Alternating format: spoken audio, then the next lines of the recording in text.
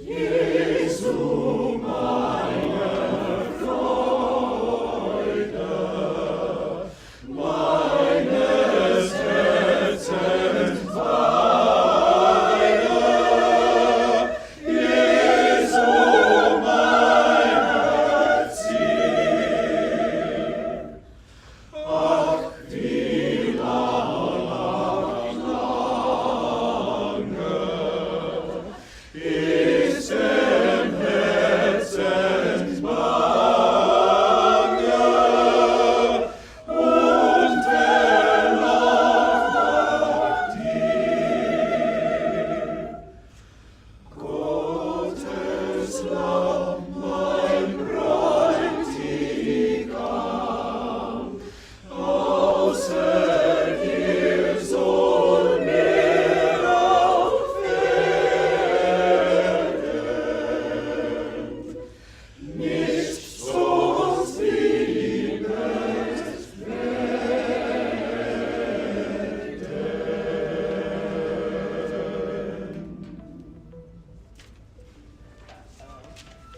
Fine, fine. That's a $250 Sare for Senate donation. I'll And tell that's David for to pay it. anybody whose cell phone goes off in the meeting. It's $250. Okay. She means it. Okay.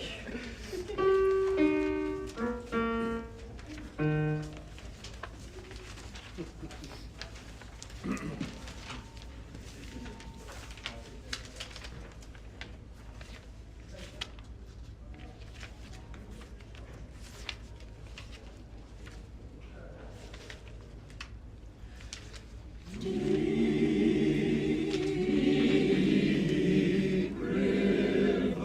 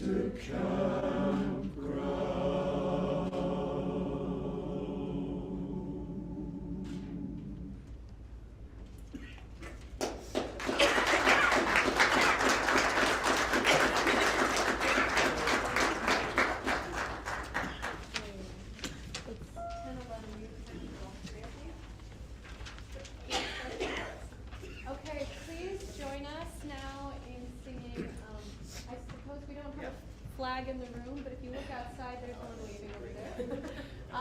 In the national anthem, the Star Spangled Banner, we'll be singing 3 verses of the poem.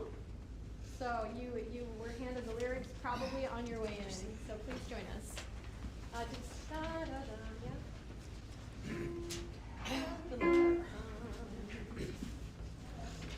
Okay.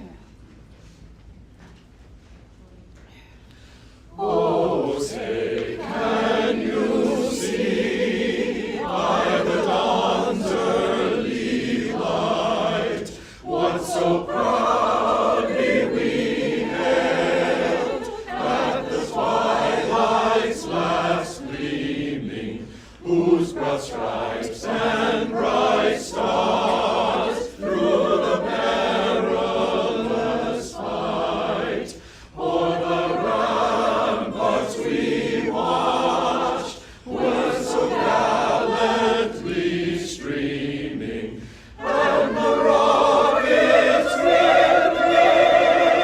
the bombs bursting in air gave proof through the night that our flag was still there. Oh, say does that star-spangled banner yet wave o'er the land of the free and the home of the brave?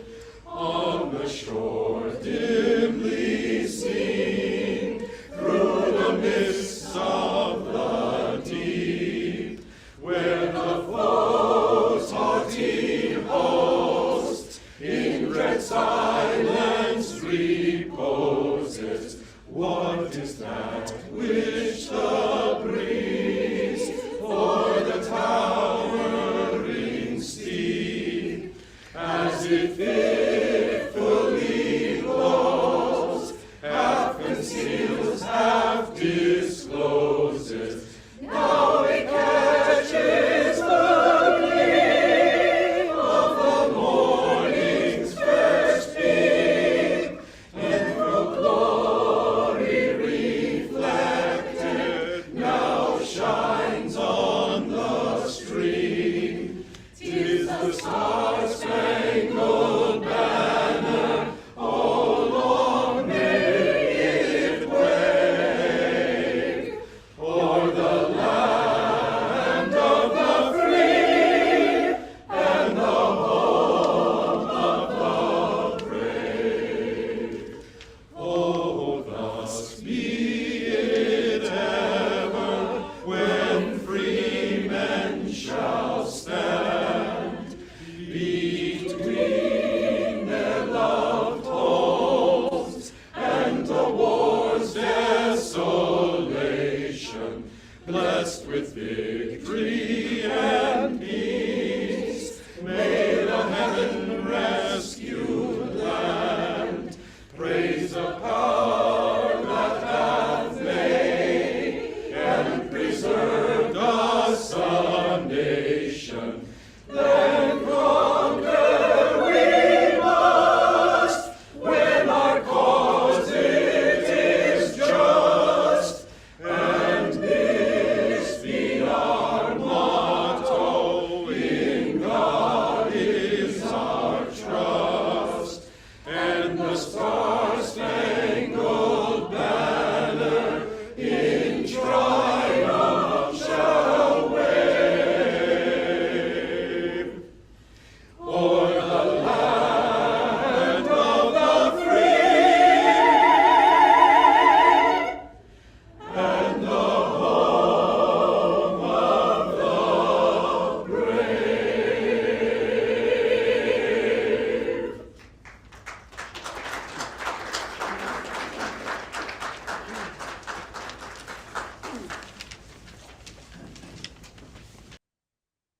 Hello and welcome to the Diane Sare for U.S. Senate President's Day Conference, America's Next 50 Years.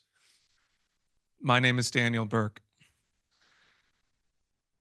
I have here a document Peace Through Development for Palestine and Israel.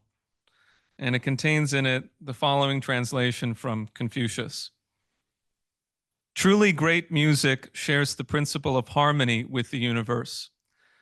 Therefore, the superior man tries to create harmony in the human heart by a rediscovery of human nature, and tries to promote music as a means to the perfection of human culture.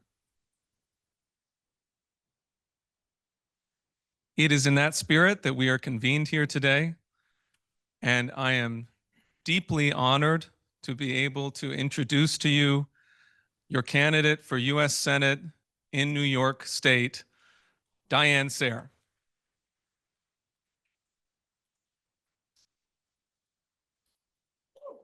Well, thank you. Thank you very much. Am I speaking close enough to the mic? Okay, good. So actually, I would like to begin by playing an excerpt from Lyndon LaRouche, who set this up nicely, and me nicely, as he always did, by putting you out on a limb. And we're going to hear from him a few minutes about the question of leadership. Well, the first thing you have to do, which is my special principle, you start from the future and work backwards. That's the only way to do anything competently. And the problem is people will say, well, try to work their way from today to the future. That's a mistake. You have to work backwards from the future. Now, of course, that's been my practice in business matters and relevant matters since the 1950s, when I was first in the forecasting business. And it worked then, and it still works. The principle always works. Human beings, unlike animals, start from the future. Now, I admit an egg does tend to grow. It does tend to hatch. But the point is, it also happens in the future. The hatching comes in the future. So the point is, you have to start from the future. You have to come up with an estimate of what is possible.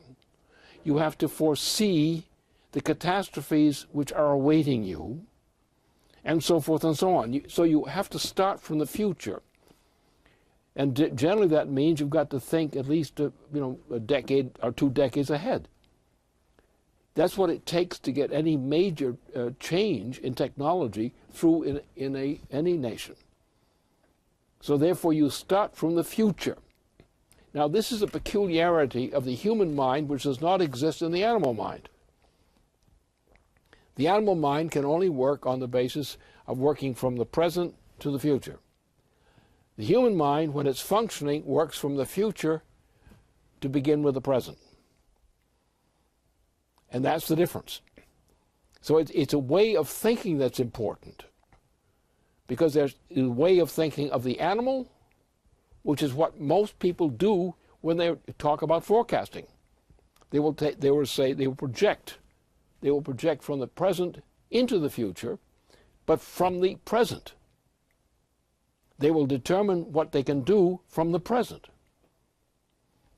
The scientist, who's competent, works from what he can do from the future to the present. And the difference between the two for a human being is credit. In other words, what happened? Kennedy started a space program. How does the space program work? How does it continue to work? The space program operates only on the basis of proceeding from the future goal to the present achievement. You get to Mars, or you get to the moon first. Now, we didn't finish that job, but the intention was to finish it. And the intention has been that the way you can live on the moon, under any condition, you're going to go underground. You're going to be an underground movement on the moon, because all this garbage keeps coming down on the surface of the moon, and it's not a good place to play. So you have to take these tunnels that you can get in the moon, and you put your apparatus in your system inside these tunnels, and hope that you've got them down deep enough so that you're going to resist any of the kinds of things you expect might hit on the surface. So you will plan, first of all, to build a myriad on the moon in tunnels. And there you will begin to build up largely with some human participation, because it's sort of a short hop to the moon if you've got good systems. But the point is, you're going to have to build up a complete apparatus in the tunnels of the moon. And this is going to be the way you're going to build economically the kinds of devices that will go to places in space, among the asteroids and things like that out there. And that's the way you're going to do it. You must start from planning from the future to the present. Now, I did a little thing like that on the Woman on Mars. It was exactly just a kick in the butt for some people who were too lazy about getting on the horse on this one. But that's the way it works. You have to plan for a point in the future where something is going to happen. You will then work your way backward from the future to see if you can do every step on the way to that point.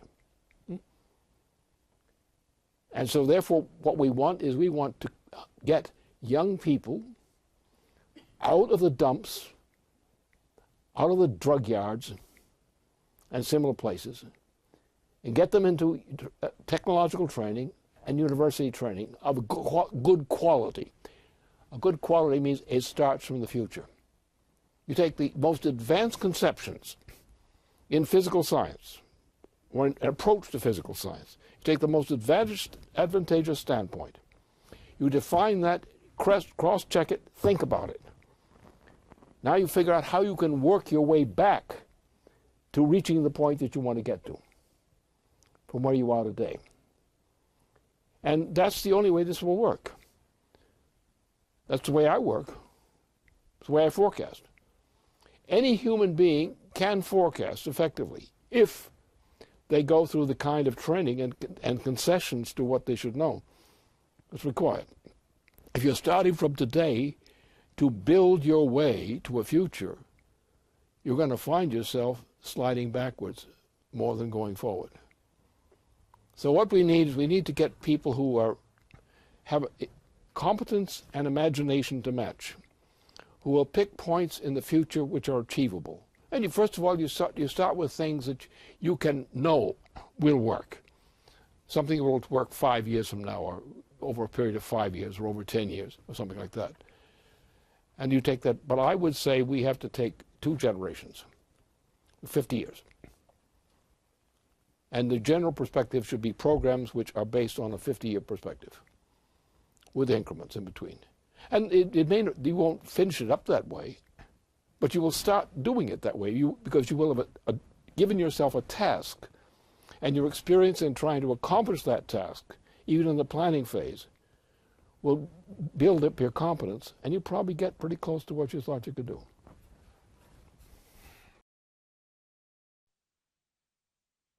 I imagine that sounded shocking to many people here. Why would this person running for Senate have Lyndon LaRouche talking about building a manned colony on Mars? And LaRouche said at a conference some years ago, he said, the fact that people find this odd, that people attacked me as crazy for saying we're going to Mars, shows how much less moral the population is than when Kennedy was president and announced the crazy plan to land a man safely on the moon and bring him safely back to Earth. Why does this sound odd today? And it didn't sound odd to Americans in 1961. And I think we have to consider that, and because I have to dispense with a few things that are occurring, which we can do our own kind of forecasting in both directions and see whether LaRouche is right about this. So what are we looking at today? We are looking at a situation where, thanks to the identity of the United States being lost in such a way as I just said, thanks to us having a culture which in no way reflects the intentions of our founders, the world is on a precipice. We are just one mistake away from thermonuclear annihilation.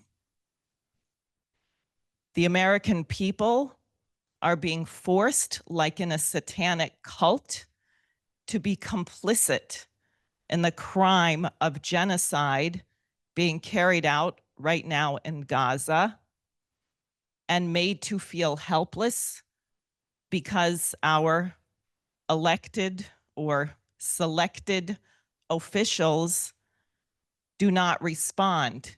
Is there anybody in the world who doesn't know that a phone call from Joe Biden to Bibi Netanyahu could stop the slaughter in about 5 minutes? But that is not happening. So then what? How do you get out of this?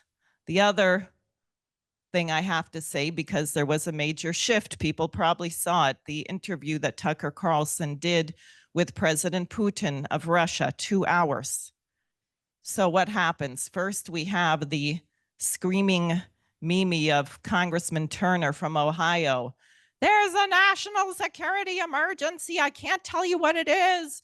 Everyone has to come to my office if you want to know what it is, but I can't tell you, but maybe Biden will declassify it. Oh my gosh.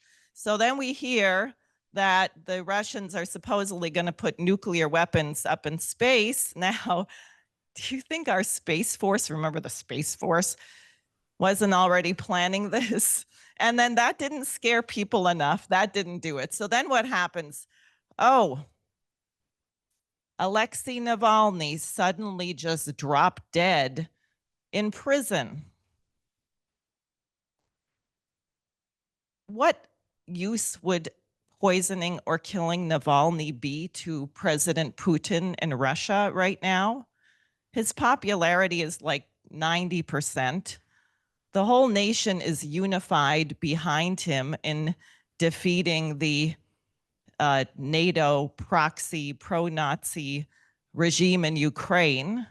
He just did a 2-hour interview with Tucker Carlson. You think that he would want to undermine all of that by bumping off a so-called opposition leader who, by the way, is a horrible racist himself, which no one here ever talks about. And it was so conveniently timed because Navalny's wife was at the Munich Security Conference. So she got to get up and give a speech blaming Putin. They don't even know the cause of death. There hasn't even been an investigation. And then the United States is completely enraged that the Chinese dared to say that this was an internal Russian affair, that there had been no investigation, and therefore they are not commenting. How dare those Chinese respect the sovereignty of some other nation?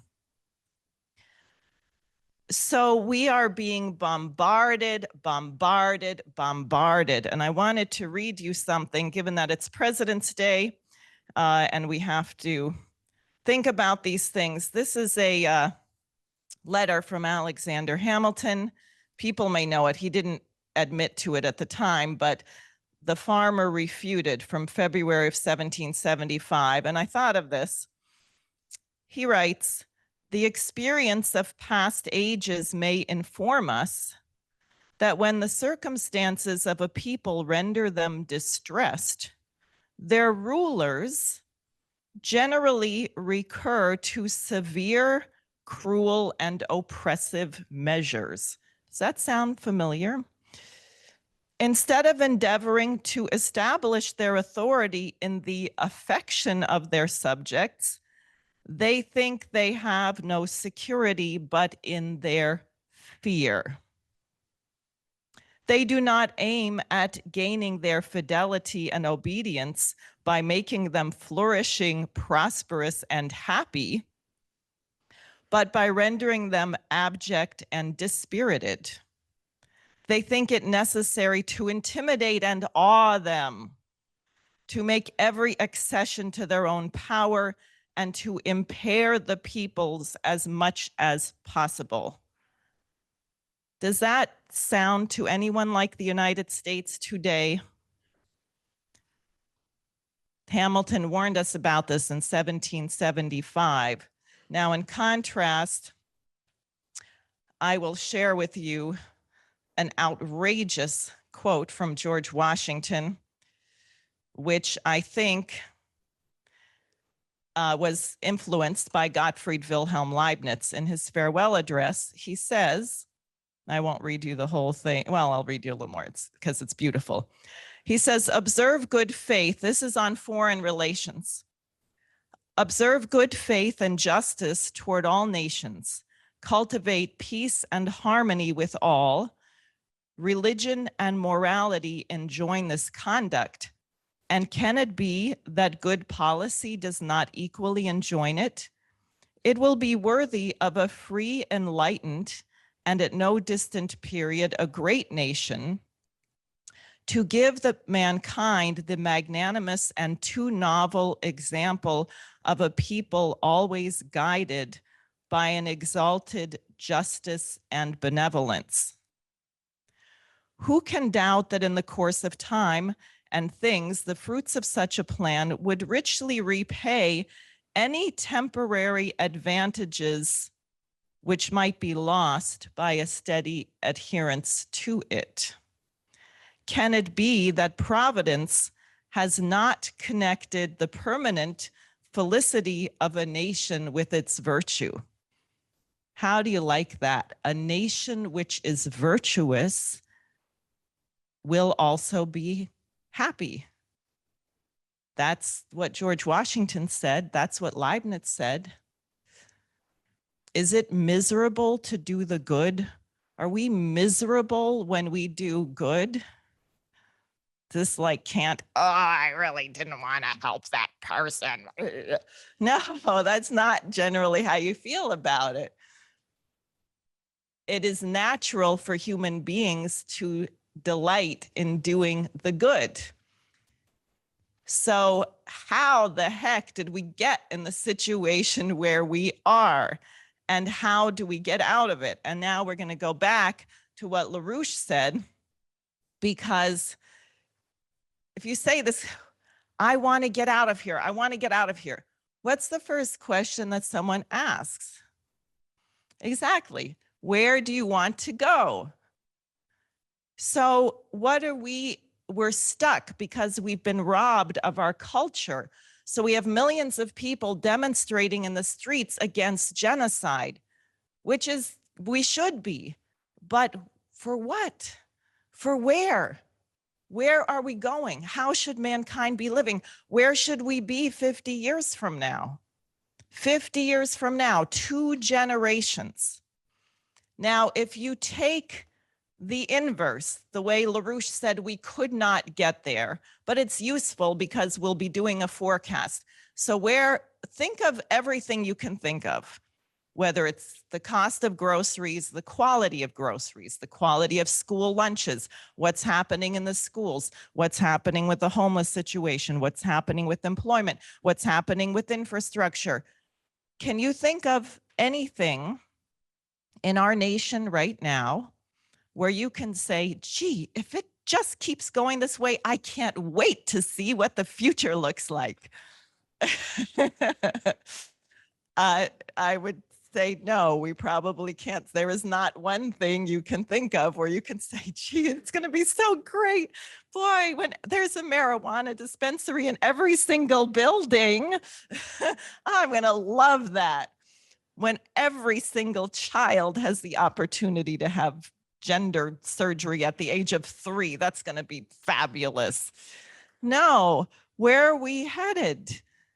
And if you think about the projection, probably in 50 years, most of us won't be here. We may end up just annihilating ourselves with a thermonuclear war or biochemical something or whatever, and all not be here. I hope not. If we are here on this trajectory, the US might have 1 million or 2 people, and the life expectancy will be about 35. And you'll be illiterate. Now, you might get a rebound because the good thing about having no electricity, no clean drinking water, and living in the mud is that your cell phone won't work. And that might force people to read books again. And lo and behold, we might have a renaissance if we can get to the point where all the iPads and cell phones and all this garbage that we're bombarded with by people who just want to control us is stopped. So I suppose we could have that to look forward to if you are interested in going through the hell to get there. Now, my proposal is we actually don't do that. We don't go there, but that means you have to think about where we are going to go.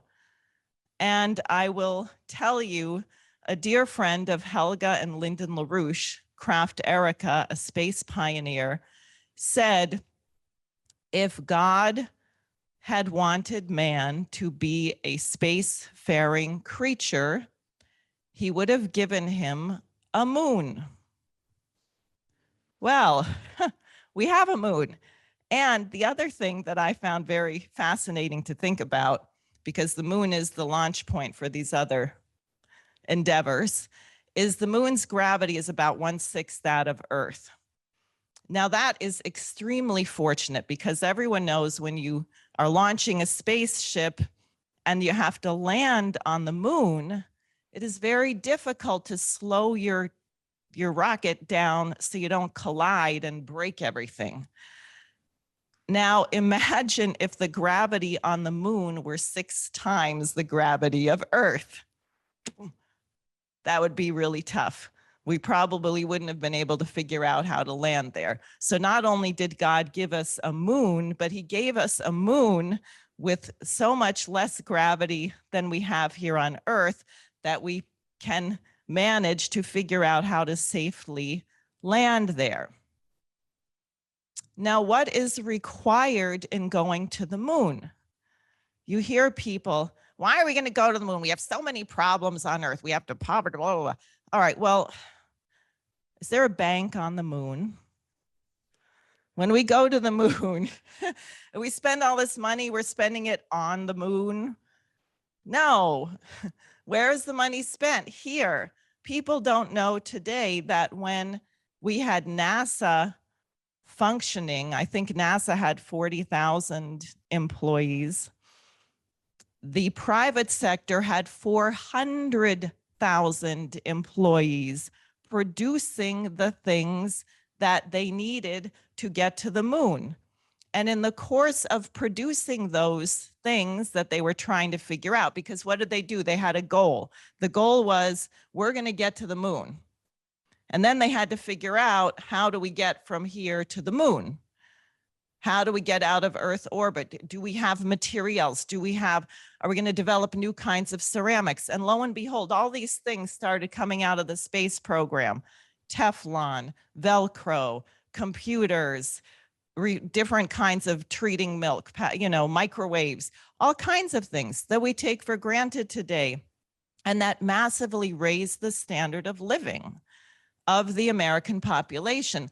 LaRouche said that if we had a 40-year plan to colonize Mars, within about a decade, the purchasing power of the average American household would increase by an order of magnitude. So instead of having the experience that every time you go to the grocery store, your $100 gets you a smaller and smaller little bag of groceries, you would discover that you did not have to spend 6 weeks' income to pay your rent or your mortgage plus property taxes. And then by the time the next month comes around, you're already in debt from the previous month. which is what people are experiencing. And I would say is part of why people in part find themselves incapable of thinking and why the government has to resort to these vicious tactics, because everybody's already under it. Everybody's already stressed out. Everybody's wondering how they're going to survive. Oh, but they raised the interest rates. That helped, right? Didn't that help? You like paying 29% interest on your credit card? How about trying to get a house? They're already completely out of control. And then the interest rate on a mortgage or it's crazy. So we are being looted and looted and looted and looted. Everyone here in New York, they're going to put the cameras in and start charging $15 extra if you want to go south of 59th Street, the congestion pricing. And that's going to really help everything.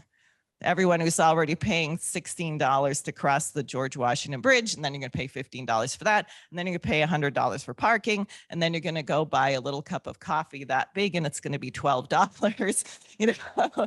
And then someone's going to give you a ticket and impound your car, and then you're homeless. I mean, that's basically the situation. So it's a little rough, and you have to ask yourself, the question I think we all should be asking is, why did we put up with this? Why did we allow it to get to this point? And there's a couple inflection points. One is the Warren Commission, the cover-up of the assassination of Kennedy, because everyone knew it was a cover-up, but they were too scared to overturn it. And therefore we had other assassinations. We had Malcolm X, Martin Luther King, Robert Kennedy.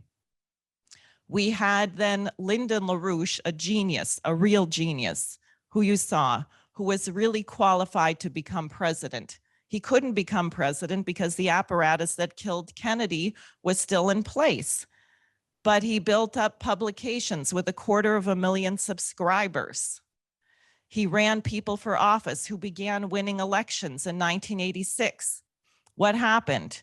US Marshals, FBI agents, armored vehicles, helicopters, 400 people surrounded LaRouche's home in 1986 with the intent to assassinate him, as we found out later through Freedom of Information.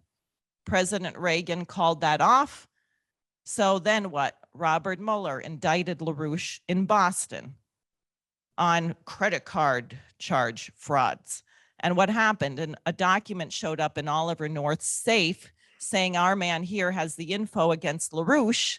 And the judge in Boston said, oh, gee, it looks like you might be right. This might be a political witch hunt. I give you permission to search Vice President then Bush Sr.'s files, because it looks like you may be getting targeted, as you said, because LaRouche was offered, if he would go along with Iran-Contra, they'd let him run for president. And he said, no. I know it will come as a shock to everyone here that as soon as we got permission to search Bush's files, the case ended. That case. They said, oh, the jury's too tired. We can't continue with this case. Well, the very tired jury went out and had a press conference saying they were so outraged. Had the case continued, they would have acquitted LaRouche and everyone of all charges. And what did they do? They moved the case to Virginia, the rocket docket. You know who lives in Arlington, Virginia, the FBI. See, it's an alphabet soup, and that's what's on the jury. And after exhausting every strike, there was still an FBI agent as foreman of the jury. And lo and behold, LaRouche was given a 15-year jail sentence on conspiracy charges. And a dozen of our associates were sent to prison with long sentences, one with a 77-year sentence, Mike Billington, who served 11 years. And what else did they do? They shut down LaRouche's publications. They declared them involuntarily bankrupt, seized everything, cut off communication. So come to the future. Do you think anyone who worked with LaRouche would be surprised by what's happening with the two opposition candidates who aren't even that good? Donald Trump, who's got like 7 million lawsuits. They're clearly trying to bankrupt and destroy the guy. Or Robert F. Kennedy Jr., who can't get Secret Service protection in the Democratic National Committee. They refused to count his vote, so he became an independent.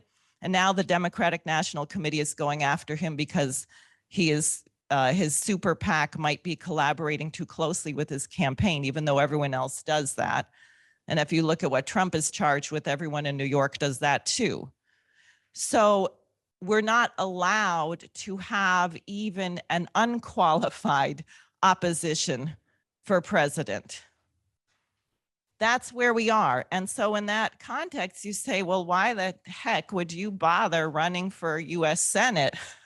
Why would Jose Vega bother for running for US Congress? And I guess you would say someone's got to do it. Someone has to actually act like a senator, maybe demonstrate to some of these people on Capitol Hill what a real senator should be doing in this country. Maybe we can change our standards. So back to where we are, our forecast. So we already discovered, if we look at the trajectory of what we're doing right now, we're going to be dead and eating maggots, and it's not going to be very nice. If we, on the other hand, say we have to figure out how to get to Mars in 50 years, what is required? One of the first things that's required is the development of thermonuclear fusion. You cannot move human beings to Mars using chemical rockets. It will take months. There are all kinds of things we don't know about the radiation and things that affect you besides zero gravity of traveling. And with fusion rockets, what seems to likely be possible is you could actually accelerate at the rate of gravity and then decelerate at inverse the rate of gravity. So you could have a luxurious Earth gravity your entire trip to Mars, and it would only take a number of days as opposed to months.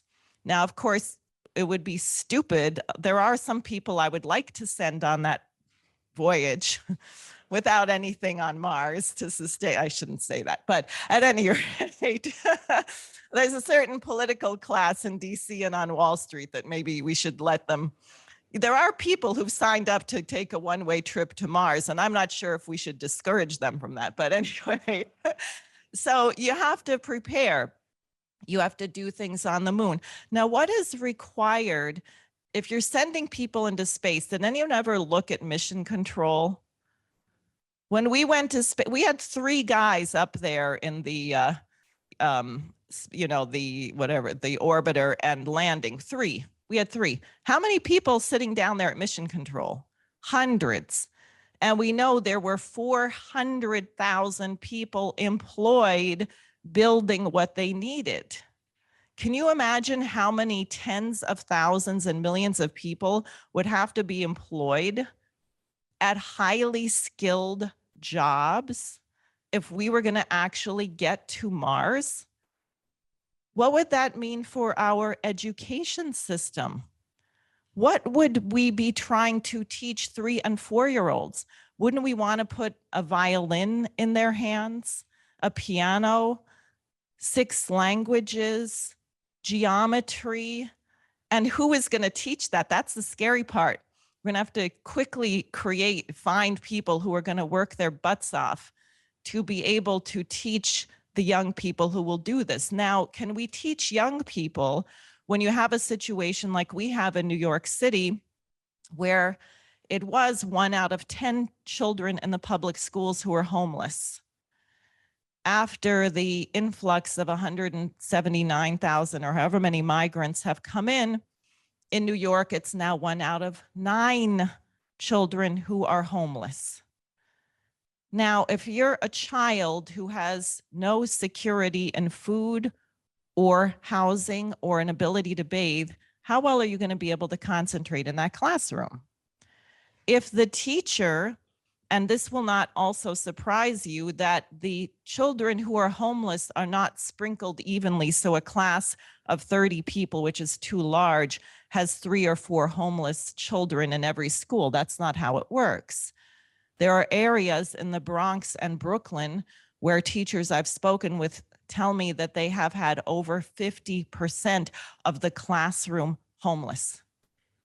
And the teachers are trying to figure out, do we have toothbrushes? Can the child do their laundry here? I had a substitute science teacher tell me the body odor in the classroom was unbearable. Is that a society that allows that? Are we going to survive? That's our future. What we do to the children of this country is our future. So if we say that we have to get to Mars in 50 years, and then we look at the way that we are teaching the people who are the ones who are going to do this, we are going to have a radical change. And that is not only what is taught, but the condition of the schools. Do they have clean water? We heard, I spoke with teachers during the COVID pandemic. Well, one of the things they say is you want fresh air circulating through the schools. You want to they couldn't open the windows. You're supposed to wash your hands. The faucets didn't work. Again, what does that say about the future of the society? So this has to change. Now, last, who is working on fusion right now? There are some private people in the US, frankly, doing an amazingly good job for no government fund. I mean, doing an amazing job. And we have a little bit. We have the National Ignition Facility. We have a facility right here in Rochester that's working on it, University of Rochester. But China is working on fusion. They're planning to have a prototype, a hybrid, and by 2030. Korea's working on fusion. A lot of people are working on it. Now, we have an idiotic amendment in our Congress called the Wolf Amendment that American space scientists are not allowed to even talk to Chinese scientists. Well, that's really good. That's really going to help us. We actually were caught sending people to spy on students in China. You don't hear that in the news. What are the Chinese stealing from us? Well, I don't know. Learning how to be impoverished, how to destroy your infrastructure? I don't think so. So if we are going to actually get mankind to Mars, then we are going to have to work peacefully with other nations. What role are the children of Gaza going to play in our space mission? Well, we're going to have a huge reconstruction plan for that whole region. We're going to have a Palestinian state. A two-state solution right now seems to be the most appropriate. That's the last international laws, the 67 borders. And what is that going to look like? And who's going to design the cities, the beautiful new cities that we are going to see in Israel and Palestine? And what will be the dynamic of the relations among these people? And will they look back to the work of Ibn Sina and Al-Farabi, and in India, Tilak, and in China, the ancient astronomers? I was in China not that long ago, and I saw that the first, what do you call those armillary sphere was a Chinese scientist in 75 AD. That's pretty early, 75 AD. And he had invented an armillary sphere. So if we're actually going to move mankind in this direction, we are going to have to talk to each other. We're going to have to take all these companies that are producing missiles and poison gases. And by the way, because it is unnatural for human beings to be cruel and destructive, the morale is low, and the things we produce are junk. You have heard our great F-35 fighter jet, I think that's the one, 29 of them have crashed. It's great. So because we're doing things that are stupid, who grows up and says, gee, when I grow up, I really want to produce missiles that kill lots of people? Nobody says that. The people working at these places would be thrilled to do things to transform the educational system of every single child on the planet. They would be thrilled to say, we're going to green the deserts. We're not going to have floods and droughts anymore. We're not going to have California washed off a cliff every time it rains. We're not going to have subways turning into waterfalls every time it rains here in New York. We're not going to have lack of food because we don't know how to, we're going to solve all these problems. And people would love to do that. So we are in a war. This event that myself and Jose are addressing is, and we're asking you to join, is a declaration of war, that we have to crush the financial interests that have done this to us and our nation. And we have to revive in the United States immediately and urgently the intention of our nation to be good, to do good, and that requires each of us personally to change what we are doing and become better. Thank you.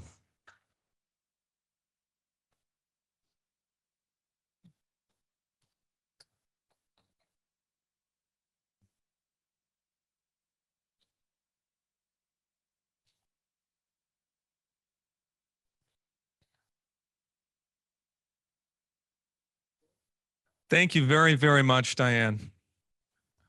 We have next my very good friend and candidate for U.S. House in New York's 15th Congressional District, Jose Vega.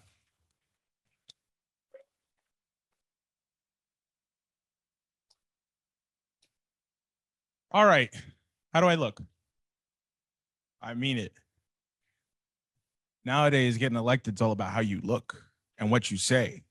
So I feel like a monkey in this suit, but and if anyone is like a barber or a hairstylist, let me know. I like the curly hair, but I'm really trying to figure out what I should do with the hair. I'm supposed to talk about something serious. Okay. People may know this image. People have seen this image. This is the Bronx in the 1970s. This is at a time when there was something called the Bronx is burning. This might be a very famous line that people associate the Bronx with to this day. Thankfully, it's not like that anymore. As you can see in the next slide. Oh, actually, sorry, I forgot I put this one in. So this is the gang called the Savage Skulls, also dominated the Bronx in the 70s too. And the Savage Skulls, on top of other gangs like the Ghetto Brothers and others, were notorious in the Bronx in the 70s. I mean, these were violent gangs. Okay, there was no such thing as law in the Bronx in the 70s. And I'm friends with some of these people who ran in these gangs who are reformed today. One of them owns a boxing gym in the Bronx, El Maestro. But anyway, thankfully, it's not like that today. You know, there's no, it's not like the 70s. So if we can go to the next slide. Oh, well, yeah, except this, I guess, this happened in December of 2023, only a couple months ago, where a building completely collapsed just out of nowhere, right? Because it has not been maintained. And did anybody bother to look into whether or not this building was suitable for people to live in? It just fell apart. And next slide here. What we see here, this happened just actually not even a week ago, at the Mount Eden Avenue train station. I used to live near this train station. 7 people were shot between the ages of 12 and 17 years old. Children just shot at a subway station, right? Now, I'm not telling you anything you don't already know about the Bronx. We know the Bronx is a messed up place, and I'm running in New York 15. This is the South Bronx, of course. But there's something about the Bronx that people do not know that they actually have to know about. We can take the slide down for a second. In the 1970s, there was a city planner named Roger Starr. And the idea that he had, his brilliant idea, was there's a lot of minorities in neighborhoods, in poor neighborhoods like the South Bronx and Brownsville, Brooklyn, parts of Queens, Harlem. They're already killing each other. Why do we need to waste city resources on keeping them alive? Hey, how about this? How about we just cut 2/3 of the police force in these areas and we shut down a lot of their fire departments or fire stations, and maybe we defund teachers there too. Let's just accelerate it and we'll call it planned shrinkage. So this is the early 1970s, right?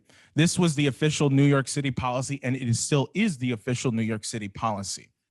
And this is an offshoot of something that President Nixon at the time, he coined this term, he called it benign neglect, or as Helga Zepp-LaRouche calls it today, depraved indifference.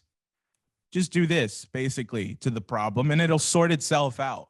Kind of how some people are dealing with the Israel-Gaza situation today, where they just do this and say, well, maybe it'll fix itself. Now, can we go to the next slide? Because I want to tell you a story about something in this time in the Bronx.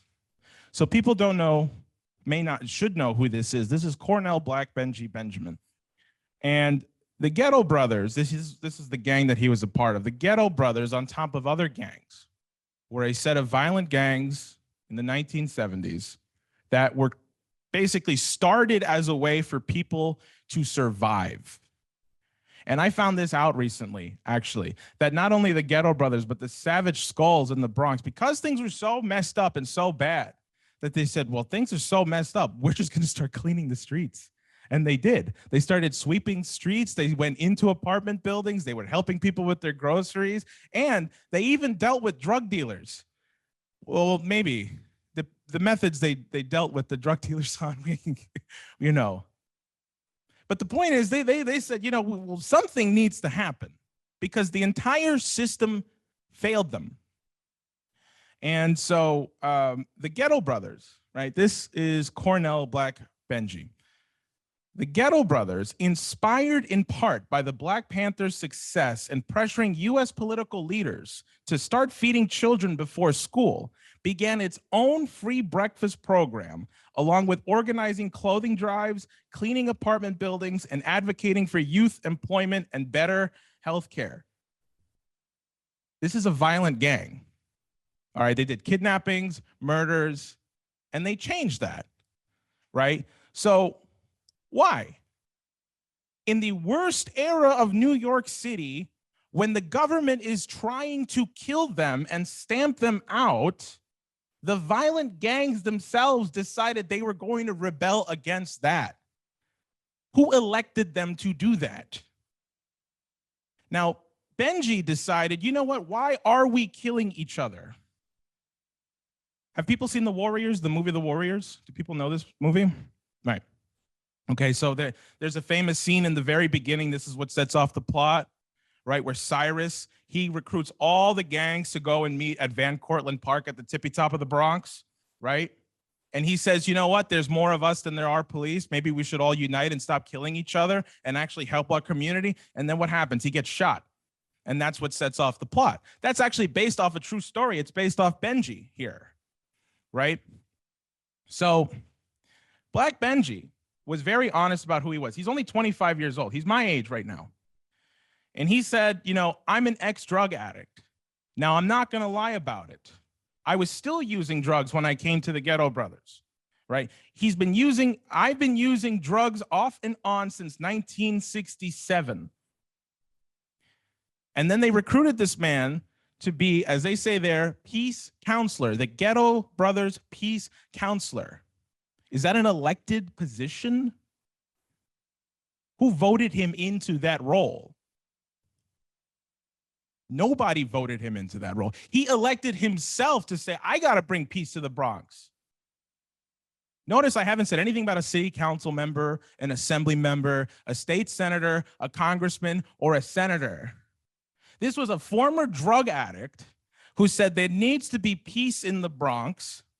I'm not going to rely on other people to do it, so I'm going to elect myself to do it. So here's what happened. Black Benji is mediating peace between these different gangs He's going to different representatives. He's saying, listen, we need to figure out some kind of truce between our gangs. And I think it was in 1973. He was shot, mediating peace between two gangs. He's trying to bring peace and he's shot. And so after Black Benji's killing, this is what the former First Lady of the Savage Skulls says: I knew we were going to war. And indeed, the Ghetto Brothers started assembling an armory. They kidnapped 5 members of rival gangs, of other gangs, including a member named Julio, who they viciously beat on the belief that he was one of their friend's killers. But that was before the gang's leaders visited Gwendolyn Benjamin, that's Black Benji's mother, who told them, I don't want war. I want peace. My son died for peace. So the founder of the Ghetto Brothers and Karate Charlie reached out to Felipe Mercado, president of the Savage Skulls, one of the Bronx's biggest gangs. And after lining up his support, they got the leaders and warlords of 40 gangs to meet in neutral territory at the Hoe Avenue Boys Club of America. Cops and reporters waited outside as more than 150 gang members, almost all of them Black or Puerto Rican, gathered to discuss the killing and a plan for peace. And at the end of the meeting, gang leaders shook hands in the middle of the Boys and Girls Club gymnasium, and every member in attendance signed the Hoe Avenue Peace Treaty. Okay, their response to one of their own getting shot and killed is peace. That doesn't sound like the Bronx, does it? And yet this happened in one of the worst eras of New York City, which, like I say again, every elected official wants them dead. They don't want there to be a Bronx. Who elected Benji to do that? Who voted him in? So when you think about the Bronx today, and then you think about what happened, what this man was able to do. So, and then the Ghetto Brothers went on to make music. I'm not kidding. They went on to become a hip hop group. It's that, you know, that, and that's actually the story of how hip hop was created in the Bronx. It was because people had more free time. Instead of shooting each other, they decided to produce music. That's a whole other discussion. I'm not going to go there. But like I said, there was no mention of a council member or anything. Can we go to the next slide, actually? Because it's been almost 50 years since that happened. And they renamed the street after him on 165th Street. I forget the intersection.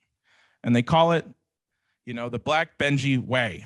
And people were wearing shirts that day that said, I live the Black Benji Way. I live the Benji Way. Now, I'm a federal candidate.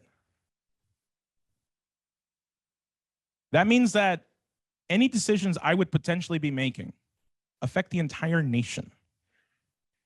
But today, I'm not here asking you to support me. I'm not here asking you, oh, please help me get elected. What are you prepared to do? Are you prepared to be the Black Benji of your community, of your country, of the world? Can we go to the next slide? This next part of my presentation I had to throw in here because this was this was made by somebody who lives in Hunts Point right now. I had no idea he was this talented. Not this, what I'll show you in just a second, but this next person who I'm going to talk about, he lives in Hunts Point, which is where the Ghetto Brothers were founded. I had no idea he was an artist, and he was telling me about Goya. I didn't prompt him to tell me anything about Goya. He just told me, just started in the Bronx. Never talked to him before. He just started talking to me about Goya because he saw one of my interventions. And so he told me about this. I already knew about this image, but he showed me this. Now, people may know this capriccio. So what you see is you see a lady dead and people around her looking at her body. And the caption underneath is in Spanish. It says, Murió la verdad. The translation is, truth has died. Okay. Truth has died and people are looking around her. She, you know. Can we go to the next one? And then this one is also, again, truth, dead. And the caption underneath is, se resucitará? Will she be revived? Not a perfect translation, but you get the idea. Will she be resurrected? Excuse me. Thank you. Thank you. Now, I show you these two images because this is what my friend showed me, because some of you may have seen my palm cards outside. Can we go to the next image? He made this image inspired by those two images. This is what he told me. And I was blown away. And I said, he studied Goya in school. And he's lived in Hunts Point his whole life. I had no idea that there were people in the Bronx that understood Goya. And he made this image. And so now I want to pass off the challenge to all of you. Can we go to the next slide? This is an image that was taken. I think this is Code Pink, where they held up bloody hands as Tony Blinken was testifying about what's going on in Gaza. Can we go to the next image? This is the Chicago high school kids who walked out of school to pressure the mayor and the city council to pass a ceasefire resolution, which they did. Can we go to the next slide? That should be the New York City high school kids. Recently, last week, all walked out. I think it was on Friday, actually. All these high school kids walked out of school. These kids are not voting age. These kids can't run for any kind of public office. Yet why is it that this is more potent than anything anyone's doing right now? Who elected them to do this? They elected themselves. So the story I tell you about Black Benji and what we see going on today with the Israel-Gaza question is that when people are presented with a great injustice, something inside them that's greater will be moved to act. I struggle with this sometimes. I'm just being transparent with you and believing that people are good. But I know, like all of you, people are good. People are inherently good and beautiful and capable of love, because when they see something ugly, they want to make it beautiful. No matter where in the world they are, they want to do something. So people have been telling me, Jose, you need a slogan. You need a congressional slogan, something that people think of when they think of you. And I've been throwing a couple around. And so my official, subject to change, official campaign slogan is vote Vega, elect yourself.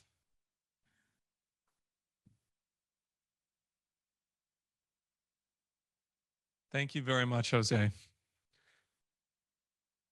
Up next, I'd like you to welcome Vanessa Beeley, independent investigative journalist.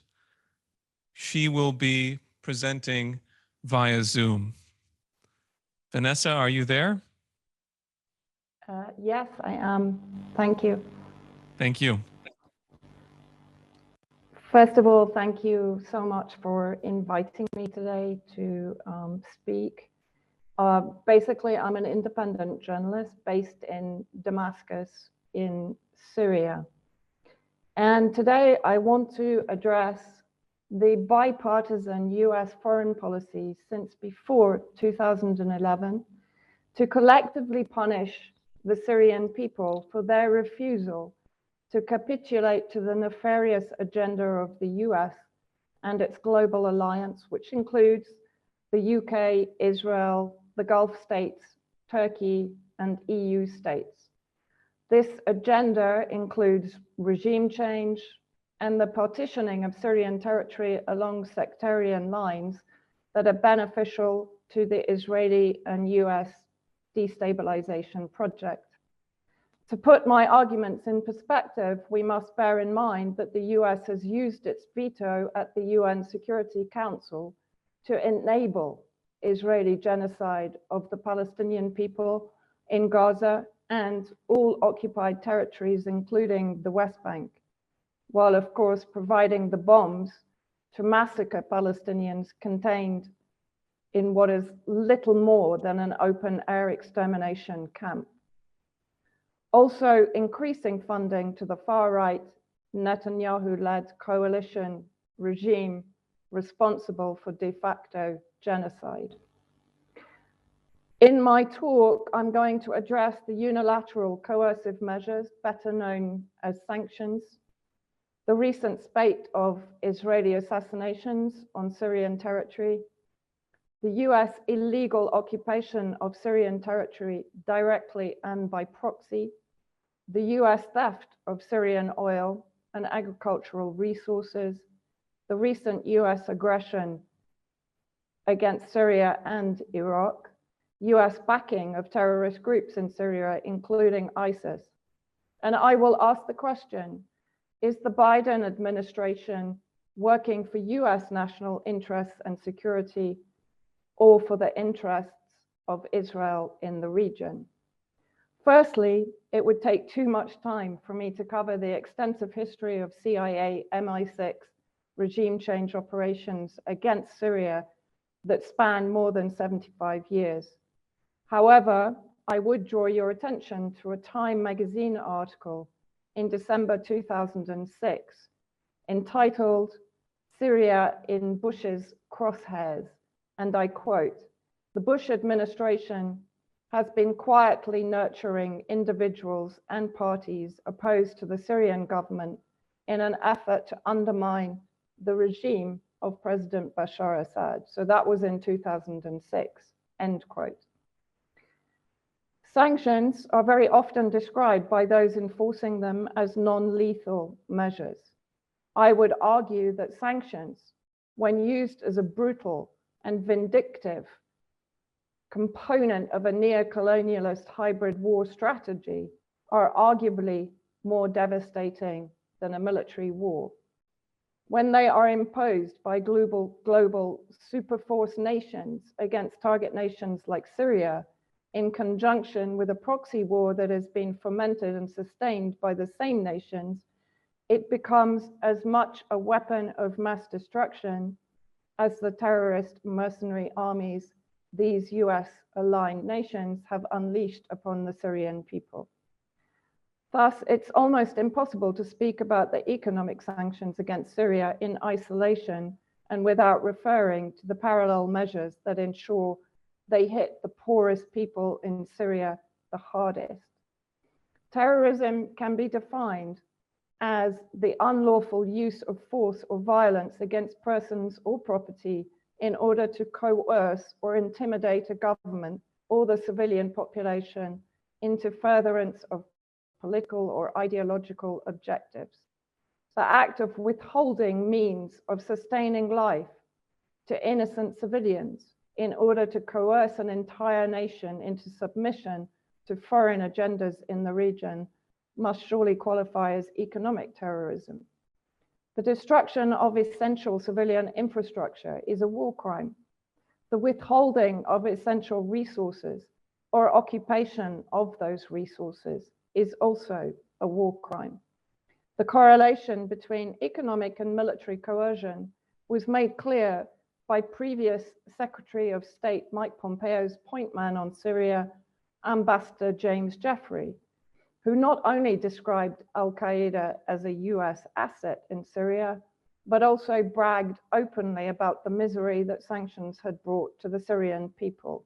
Quote, "And of course, we've ratcheted up the isolation and sanctions pressure on Assad. We've held the line on no reconstruction assistance, and the country's desperate for it. You see what's happened to the Syrian pound. You see what's happened to the entire economy. So it's been a very effective strategy," end quote, as people are dying of starvation in Syria.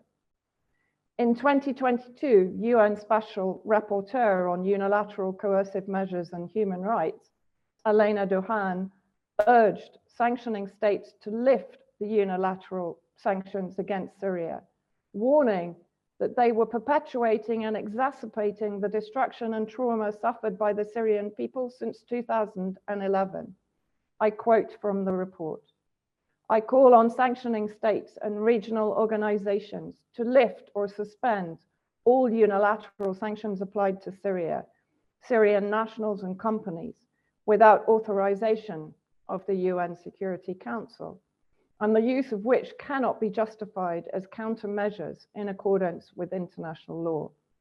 I urge the US government to cease the state of national emergency regarding Syria as being contrary to Article 4 of the ICCPR and to bring national legislation into accordance with international law. I urge the immediate lifting of all unilateral sanctions that prevent early recovery, rebuilding, and reconstruction of critical infrastructure and services, including water and electricity, bank transactions, access to fuel, electricity, sewage, shelter and housing, transportation, education, health, agricultural and industrial machinery, to give hope to the Syrian people and establish conditions for the return of refugees, end quote. What has been the response of US lawmakers to the UN recommendations? In the last 2 days, to pass the Anti-Assad Normalization Act in the House in a 389 to 32 vote. The bill expands on the Criminal Caesar Act, which was introduced under President Trump in order to extend sanctions to punish any nation that came to the assistance of the Syrian people and society already crippled by 12 years of war and devastation of essential infrastructure. The bipartisan bill was spearheaded by Republican chairman of the Middle East Foreign Affairs Subcommittee, Joe Wilson, who perhaps coincidentally received $40,000 in sponsorship from AIPAC, the Israel lobby, in late 2023. Since 2011, Israel has actively participated in the regime change war against Syria, arming and providing medical treatment for extremist fighters in Syria, including Al-Qaeda and ISIS. Another sponsor of the bill was Republican French Hill, who has been active in visiting and expressing support for the so-called opposition in northwest Syria in 2023, an area controlled by Al-Qaeda and affiliates. Idlib was described by Brett McGurk as the largest Al-Qaeda haven since 9/11. Many in the US are not aware that US forces occupy 1/3 of Syrian territory illegally. The justification of being in Syria to fight ISIS is dishonest. In 2016, in a closed UN session with Obama's Secretary of State, John Kerry, and Syrian so-called opposition activists that was recorded and published by the New York Times, this recording confirmed 3 things. 1, the Obama policy in Syria was the removal of the Syrian government and President Bashar al-Assad. 2, in order to accomplish this primary goal, the White House was willing to watch the rise of ISIS in the hope that ISIS would advance on Damascus and pressure President Assad into stepping down. 3, weapons that were for the so-called rebels under the Obama Train and Equip program mysteriously ended up in the hands of ISIS.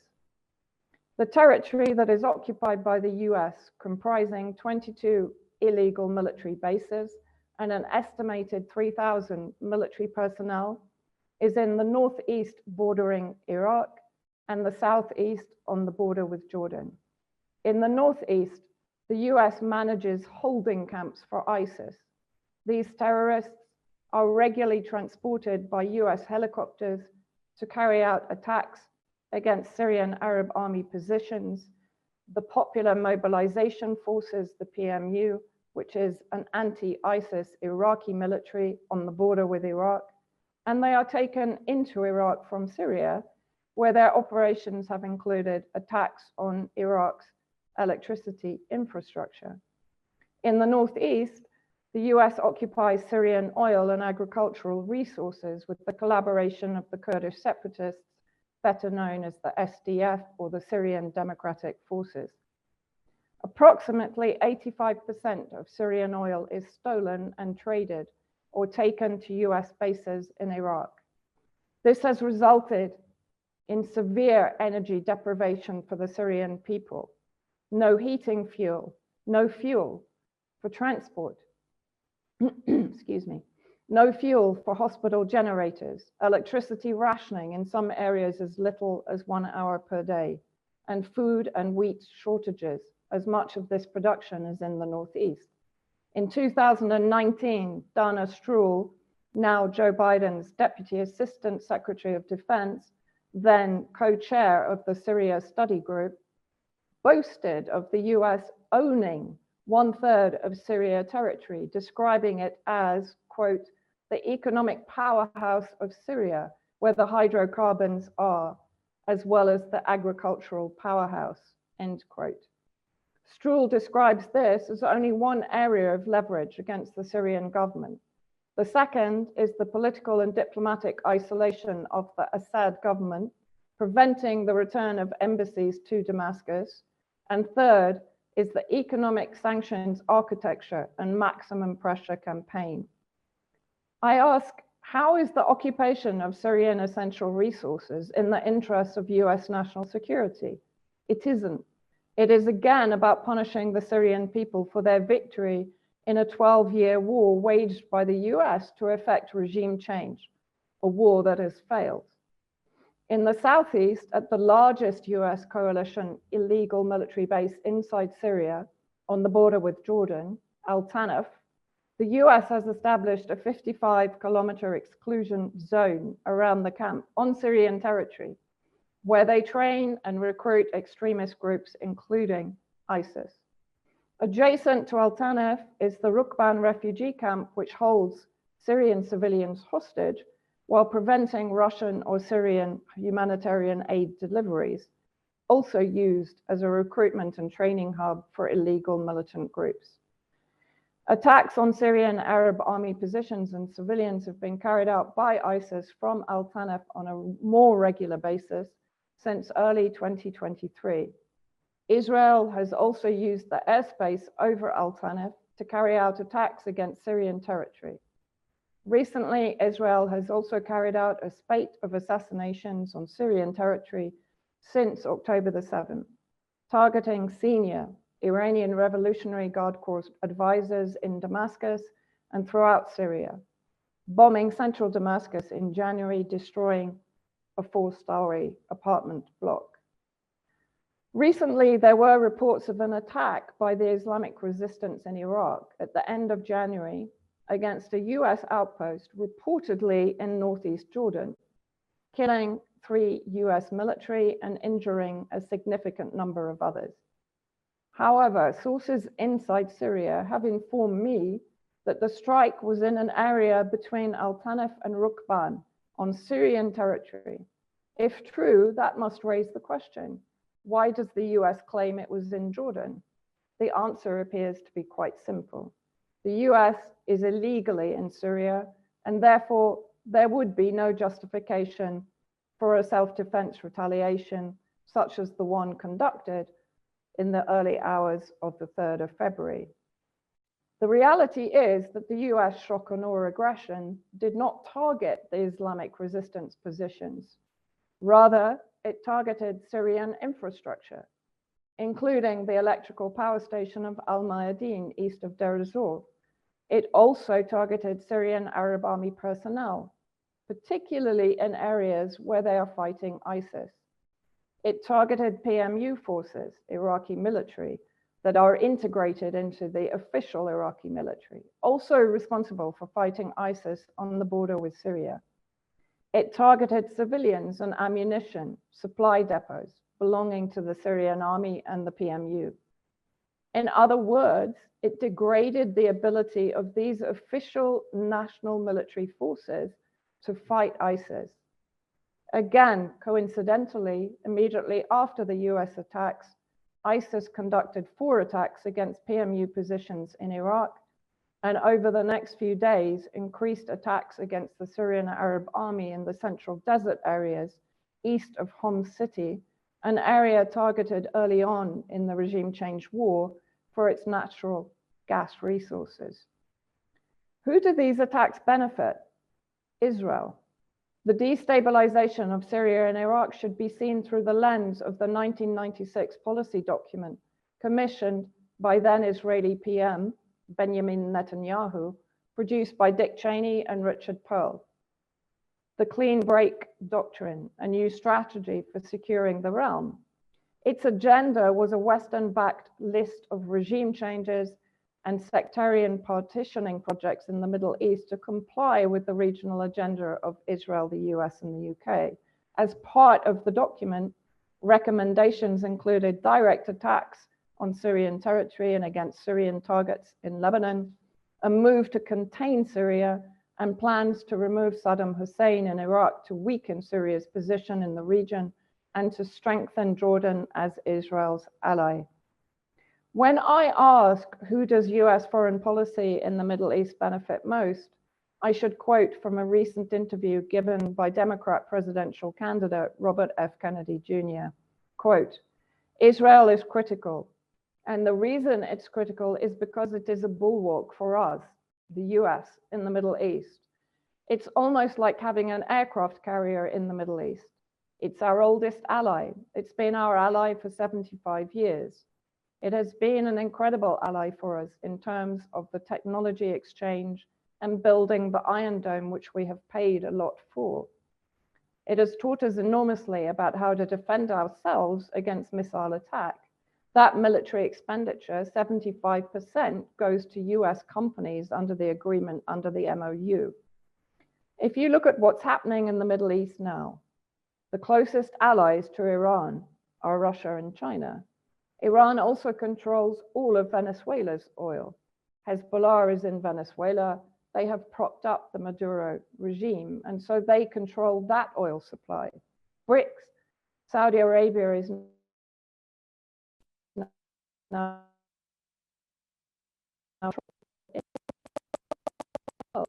if Israel disappears, it leaves a vacuum in the Middle East. Israel is our ambassador, our beachhead in the Middle East. It gives us eyes and ears in the Middle East. It gives us intelligence. It gives us the capacity to influence affairs in the Middle East. If Israel disappeared, Russia and China would be controlling the Middle East and would control 90% of the world's oil supply, and that would be cataclysmic for US national security. End quote. What is clear from this statement is that Israel is little more than a policy instrument for the US. The Israeli population is irrelevant, and the Palestinians are to be made extinct. For most in power in the US, national security translates into the control of world resources that will only benefit a tiny percentage of the US population. What is cataclysmic for US military personnel deployed illegally to countries where they are not invited is the legitimate and increased resistance against US policy in the region that has grown exponentially since the 7th of October. There were already 160 attacks on illegal US bases in Syria and Iraq prior to the alleged Tower 22 attack, which had also resulted in casualties. Why are US troops in Syria uninvited, enabling ISIS to maintain maximum pressure on an already exhausted population, stealing resources and facilitating the starvation of the Syrian people? Why is anyone surprised that there is now significant pushback? Why are US troops still in Iraq after they have been asked to leave? It is not for the benefit of the American people. It is for the benefit of Israel and the prevention of a global South recovery from decades of US allied military adventurism and neo-colonialist ravages. The world is transforming, rapidly, however, since October the 7th, and US unipolar hegemony is no longer a viable foreign policy. What is the solution? For the Biden administration and the bipartisan war hawks, it seems to be more war instead of peace and negotiation. I can only ask people to campaign for an end to US interference and military presence in the region and force an end to the support and arming of the Zionist settler colonialism project. The consequences of not doing so, with escalation as it is now in the region, those consequences are too terrible to contemplate for global security. Thank you very much.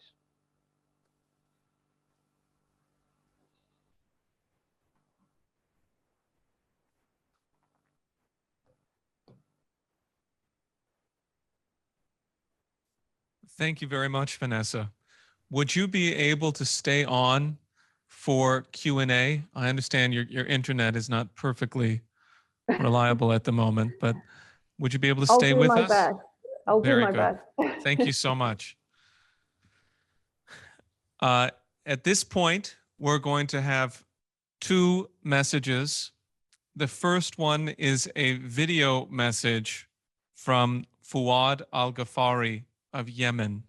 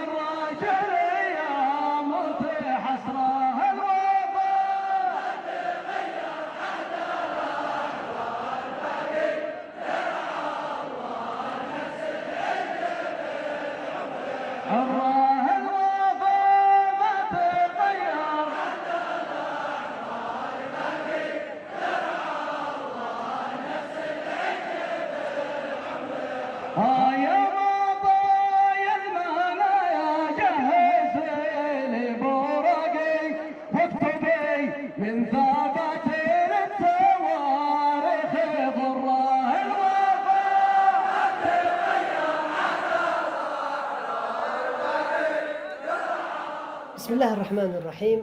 من صنعاء عاصمة الجمهورية اليمنية، محدثكم فؤاد الغفاري، مستشار رئيس الوزراء لشؤون دول البريكس. أشكركم على دعوتي في 3 فبراير للمشاركة في مؤتمركم المقبل في 18 فبراير، ونحن هذا العام 2024 قد وصلنا للعام البرونزي العاشر في أعمال بريكس اليمن، الذي تأسس معنا في 2014 على إثر تدشيننا حضوريا معكم تقرير من طريق الحرير الجديد إلى الجسر البري العالمي. أتذكر يومها أني تواصلت مع الأخ الأستاذ مهدي المشاط، وهو حاليا رئيس المجلس السياسي الأعلى، الذي شجعني على المضي في هذه الفكرة، وهذا يدل على الانفتاح المبكر لجماعة أنصار الله في مشروع الدولة والتواصل الدولي والحضاري، الأمر الذي يعني أيضا ضرورة التمسك بموقف جماعة أنصار الله وحكومة صنعاء لتصريف الأعمال دون المقارنة بأي موقف لحكومة الفنادق التابعة لمعسكر العدوان على اليمن. في هذه المشاركة اليوم اسمحوا لي أن أبعث 3 مبادئ إلى مؤتمركم الموقر. الأول أننا نشارك معكم نصرة لغزة أولا وأخيرا، وهذا موقف بلادنا الرسمي والشعبي مع دعوة السيد القائد عبد الملك بدر الدين الحوثي بأهمية ميناء غزة لحياة أهل غزة. المبدأ الثاني أن هذه المشاركة معكم تسير أيضا مع شعار بريكس روسيا هذا العام للتعددية على أساس الأمن والتنمية العالميين، وهو شعار رئيس المجلس السياسي الأعلى الأسبق، وشعار بلادنا يد تبني ويد تحمي، كما هو شعار المبادئ 10 لهيكل أمني وتنموي جديد الذي قدمته للعالم السيدة المناضلة هيلغا لاروش. والمبدأ الثالث هو مبدأ المواطنة العالمية. أنتهز هذه المناسبة لأعلن إهداء كتيب مواطن من العامة للسيدة هيلغا لاروش باعتبارها الملهمة لنا لفكرة المواطنة العالمية. أرجو أن تجدوا كثيرا مما نود قوله في الكتيب المهدى إلى السيدة هيلغا لاروش على أني أطرح على طاولة مؤتمركم 3 رسائل أيضا في هذه المشاركة الهامة. أولا أن العدوان الأمريكي المباشر على اليمن الغير شرعي والغير دستوري في الكونغرس الأمريكي كشف حقيقة العدوان على اليمن منذ 9 سنوات وحقيقة عسكرة أمريكا للبحر الأحمر وعدم قدرتها على أي حماية وحقيقة وقوفها مع الكيان الإسرائيلي في جريمة الإبادة الجماعية الواقعة الآن على سكان غزة. ثانيا ننوه إلى مبادرات متعددة بضرورة الأمن الجماعي بدءا من مبادرة اليمن ومرورا بمبادرة الصين وروسيا. ويعرف الجميع أن العدو الإسرائيلي لا يقبل العيش مع الآخر، لكن نذكر أن خطة الواحة للراحل لاروش كانت محل نقاش مع معهد الاستشراق الروسي في 94 بعد مدريد 91 وأوسلو 93، وقد ظهرت بعد ذلك بريكس في 98. ولربما حاجة بريكس اليوم هي لمؤتمر وإعلام بوتسدام بعد الحرب العالمية الثانية. وإذ نتابع الجهود الحثيثة لمبادرة روسيا لإنشاء منظمة أمنية في الخليج منذ التسعينيات، فإن المبادئ العشرة للسيدة هيلغا لاروش لنظام أمني وتنموي جديد مناسبة اليوم لطرحها على طاولة بريكس، لا سيما أن غزة وصنعاء في المستوى القريب لن تتقبل منطق مشاريع الإغاثة التي لا يليق الحديث عنها بمنطق العقل المحترم والمبدع. الرسالة الأخيرة إذا ما تحدثنا في سياق رئاسة روسيا لبريكس هذا العام وهو عام التنين الصيني أيضا، فإن الموقف الجديد في البحر عامة يبعث بالضرورة الحديث عن التنمية في المنطقة وتحديدا دعم مبدأ الائتمان المالي، الأمر الذي ندعو من خلاله لبذل جهودكم الكبرى لعقد مؤتمر بريتن وود جديد يكون للعالم والعرب خصوصا بوابة للاستقلال الحقيقي اليوم. وشكرا لإتاحة الفرصة، والسلام عليكم ورحمة الله وبركاته.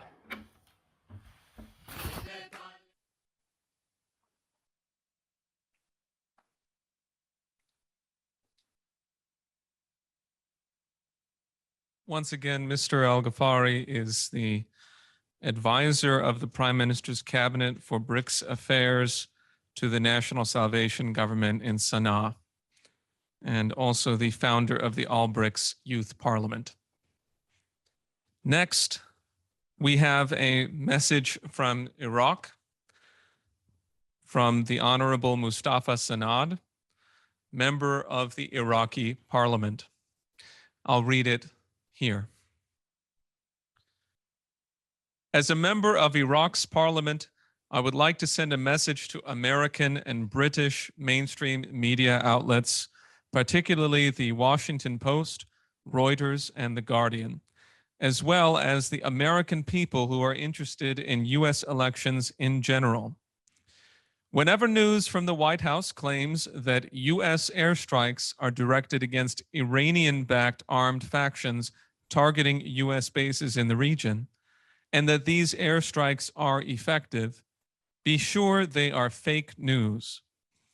All of the strikes are aimed at Iraqi national forces associated with the Popular Mobilization Forces, an official government entity. These strikes have no negative impact on the resistance factions, but rather on the Iraqi people, who hold the Popular Mobilization Forces in high regard. Drone attacks against US bases continue, and US airstrikes are ineffective at deterring them. What is clear is that the hallmark of electioneering is written all over this latest operation by the Biden administration, which is desperate to show the Republicans that President Biden is a steadfast and fierce commander. However, this may prove counterproductive because rather than stopping attacks on US forces, they are increasing and spreading beyond Iraq. And instead of defeating terrorism, the US is targeting the same national forces in Iraq and Syria that are fighting the remnants of ISIS. This will strengthen the terrorists' resolve. At the same time, these airstrikes are having a negative impact on bilateral relations between the United States and Iraq, which the Biden administration claims to be working to improve at all levels.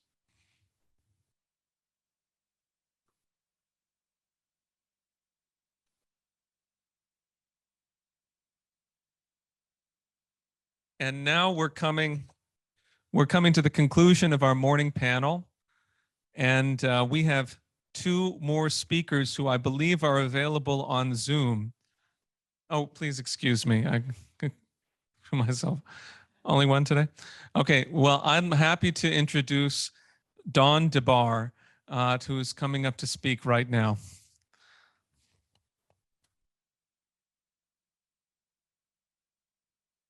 Hi, Dawn. Good to meet you. Thank you. You probably want to hold it close to the mouth. First, I appreciate this presentation a lot. I was surprised pleasantly to see Vanessa, who I work with from time to time. She sends stuff over here. I'm a journalist, by the way. Even closer, do not. Is that better? I wanted to speak just very briefly about the way U.S. propaganda has us worse than ignorant of what goes on in the world. One of the propaganda points that you'll see frequently in the media here points directly at China. While we're watching an actual genocide take place in Gaza, where daily you see, whole villages, whole chunks of cities bombed out, debris of children, 10,000 and counting, 15,000 perhaps by now, murdered by U.S. Military equipment, U.S. proxies. I mean, that's essentially what the so-called State of Israel is. We heard that as an admission from Bobby Kennedy Jr. just now, as a matter of fact. China stands accused of committing genocide in the northwest part of the country, in Xinjiang province. I visited there this past summer. I spent about 3 weeks in China, beginning in Urumqi, which is in the northwest part, in the heart of the so-called Uyghur part of China. This is the group that is supposedly being exterminated. Also, aside from the Uyghurs, there are other Muslims that are, part of the Chinese population that are supposedly being, de-Muslimified. I guess, I don't know what the term is that they want to sell, but the idea being that Islam is being banned in China, and their way. So, if you think of a map of the United States, China looks generally the same shape without Florida. I don't know how they manage that. And about where Seattle or Oregon would be is where Urumqi is. That's the first city that I went to. And then I went to Xi'an, excuse me, it's X-I-A-N, which is about where Chicago is, maybe. And then to Nanjing. And then to Dunhuang, about where Salt Lake City is, and then to Nanjing, which is about maybe between Atlanta and Memphis on a map of the United States. I stayed in the Muslim Quarter in each one of these 4 cities, almost a week in each case. Went to the mosques, the main mosques. China has, like the European cities and some American cities, to the extent that they're old enough, an old town in the center. Some of these are 1,000 years old or more, and sort of built out in rings, with the most modern stuff on the outside. These cities are on what they call the Old Silk Road. We had from Madrid or Lisbon, all the way to Beijing, trade going on back and forth over the 1,500 years, perhaps, or more. And over the period of time that this happened, people from Europe, people from the Middle East, people from the eastern part of China, and everyone in between and back, trading, people would stop. I like this place. It's kind of nice. I think I'll stay here. And some of the cities in the interior part of China are a product of 1,000 years or more of that. And so these cities are like that. And the bulk of the population in these cities are, in fact, Muslims. In fact, they were there before there was Islam. And the last point, so I'm setting the stage for something that's going to be a very brief point. The border, even now, in the northwest part of China, with the rest of the area, with India, Bangladesh, and Nepal, and Mongolia, and whatever the hell else is there, is very porous. It's not been enforced at all. You have huge mountains. Himalayas, one of several mountain ranges there, and desert. And so it's just over the long period of time, people just freely go back and forth across these things, and they still do. So I have a friend who is a teacher. She's a college professor at North-South University in Dhaka, Bangladesh. She was a member of the U.S. Congress for 12 years. And she teaches political science, grad and undergrad level. She has students who are Muslims. Bangladesh is a Muslim nation, who have relatives all in the area, in Uzbekistan, Kazakhstan, China, and back and forth. And a year ago, they asked her, they said, basically, why is your country lying about China, China trying to exterminate the Uyghurs, China with concentration camps for Muslims and all of this? And she said, well, look, you got a question. This is college. The answer to that is we design a study and we go study it. So let's do that. So they put together a questionnaire, and she and I and another friend of ours went and brought the questionnaire to people in this part of China, asking them, what is your life like? And what are your prospects? How do you feel expressing this and doing that? And all the details that are part of the propaganda package here. Some good detail. I can't tell you the vector between what's presented here and the reality of it. But if you walk through the old towns or the new parts of town in any of these cities, and you meet people every day who are Uyghurs and Kazakhs and Uzbekis and Muslims from the entire, from that whole, from all of Islam, really, from his native territory anyway. They run the place. It's not just that they're not oppressed. It's not just that they're not in concentration camps. They own and run it. And so this is what, when Malcolm X said, the media here will have you believing that the oppressed are the oppressors and the oppressors the oppressed. Said first time, I've seen this in different parts of the world that I've traveled before, but I never saw it manifest like this. These cities you would die to live and work in, coming from New York, okay? If people saw the Tucker Carlson interview and the follow-up to it where he's walking around Moscow saying, holy shit, look at this place. It's like that. These even the backwater cities in China, like Urumqi, they're in the interior. They're not the face of China to the world. They're beautiful.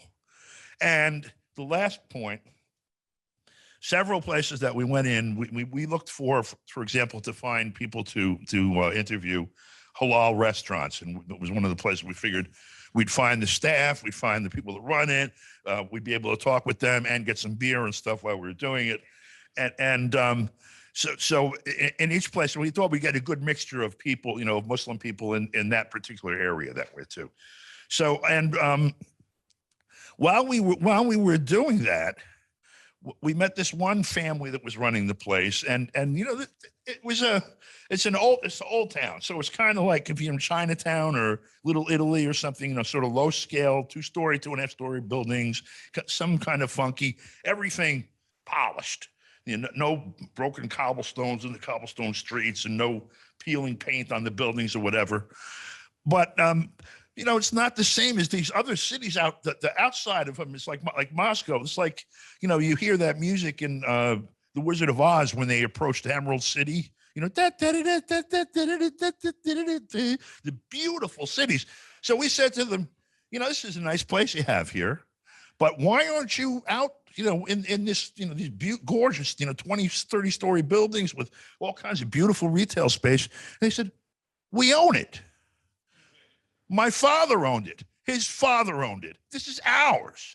And they had that sense of ownership of the place. So my point, I'm sorry for rambling with this. I wasn't really prepared to speak this long, but they tell us the world is one way. We know I'm going to use a term of political science, bullshit. And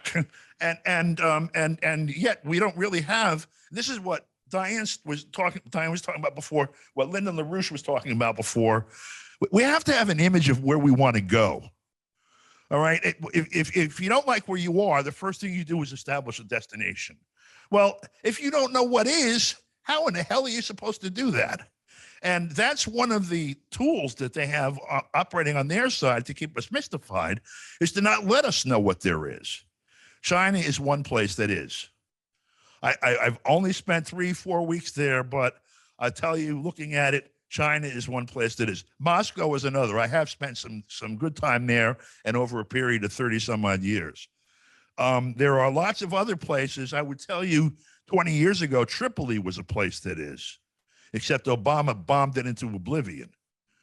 But we have to figure out where we want to go and plot a course to get there. And I think there are some examples on this planet that we can learn from. And I think we need to find ways of bringing those to the people, because that'll help open their eyes some to what's going on. And thank you very much.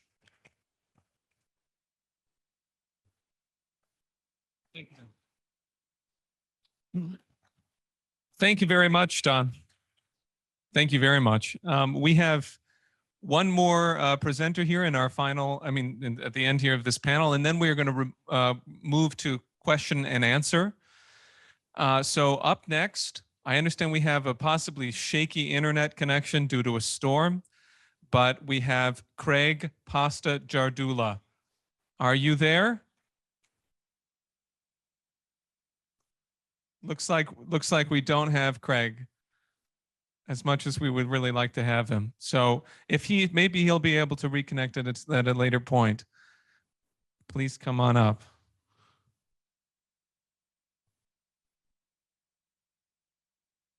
Well, I just want to thank Don for bringing it back to this question of destination. That is so important.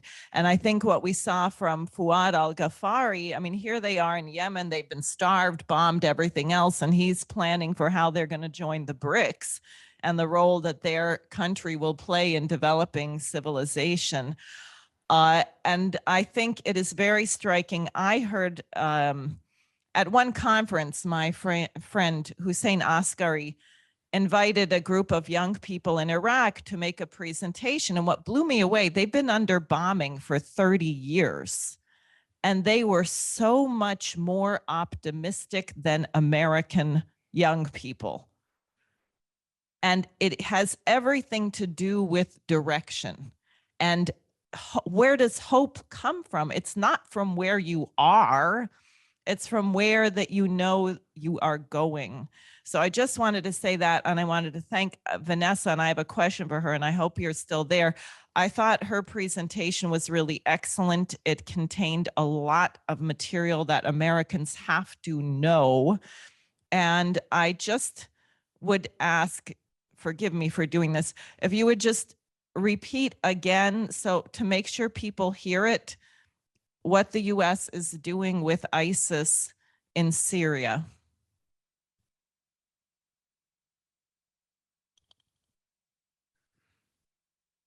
She's still there?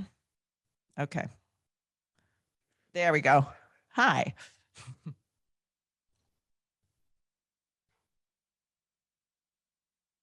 You're muted. Right. She... Am I unmuted? There we go. I'm There we go. Thank you. Sorry. Oops. Oh, could you hear what I was asking? I heard a little bit of it. Sorry, the internet is unstable at the moment. Okay, just I asked if you could please repeat what you said was invaluable for emphasis here, what the US has to do with ISIS in Syria.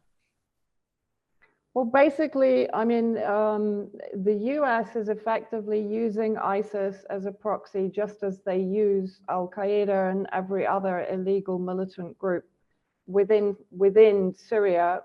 That was pretty much admitted by John Kerry in September 2016 at the UN closed session, when he said the White House allowed ISIS to flourish in order to pressure President Bashar al-Assad into stepping down. Personally, I've also reported on massacres, for example, in southern Syria, in Sweden in July 2018, which were carried out by ISIS under the full protection of the United States. I don't know if you can hear me at the moment. Yes, we can. Oh, right, sorry.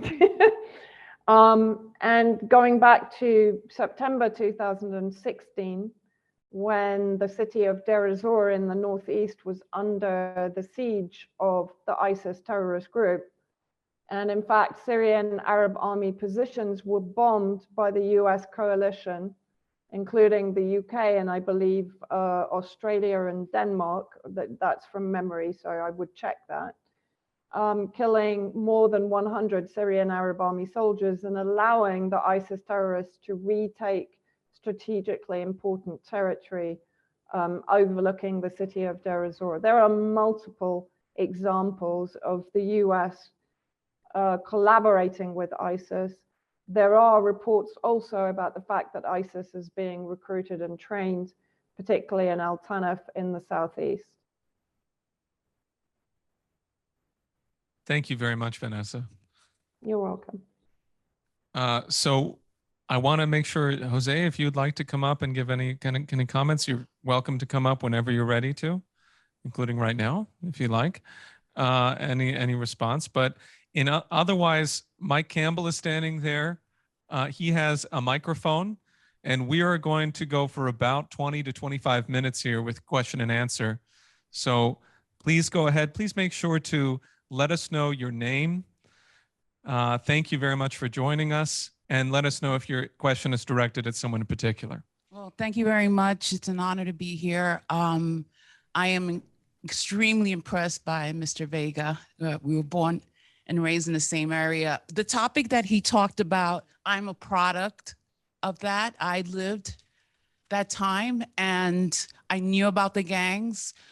What was very impressive that even in my neighborhood, I was raised in 108th Street and 3rd Avenue. My name is Josephine Aronson.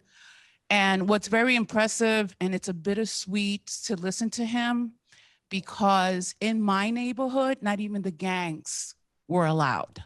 And that was because of the men in my neighborhood.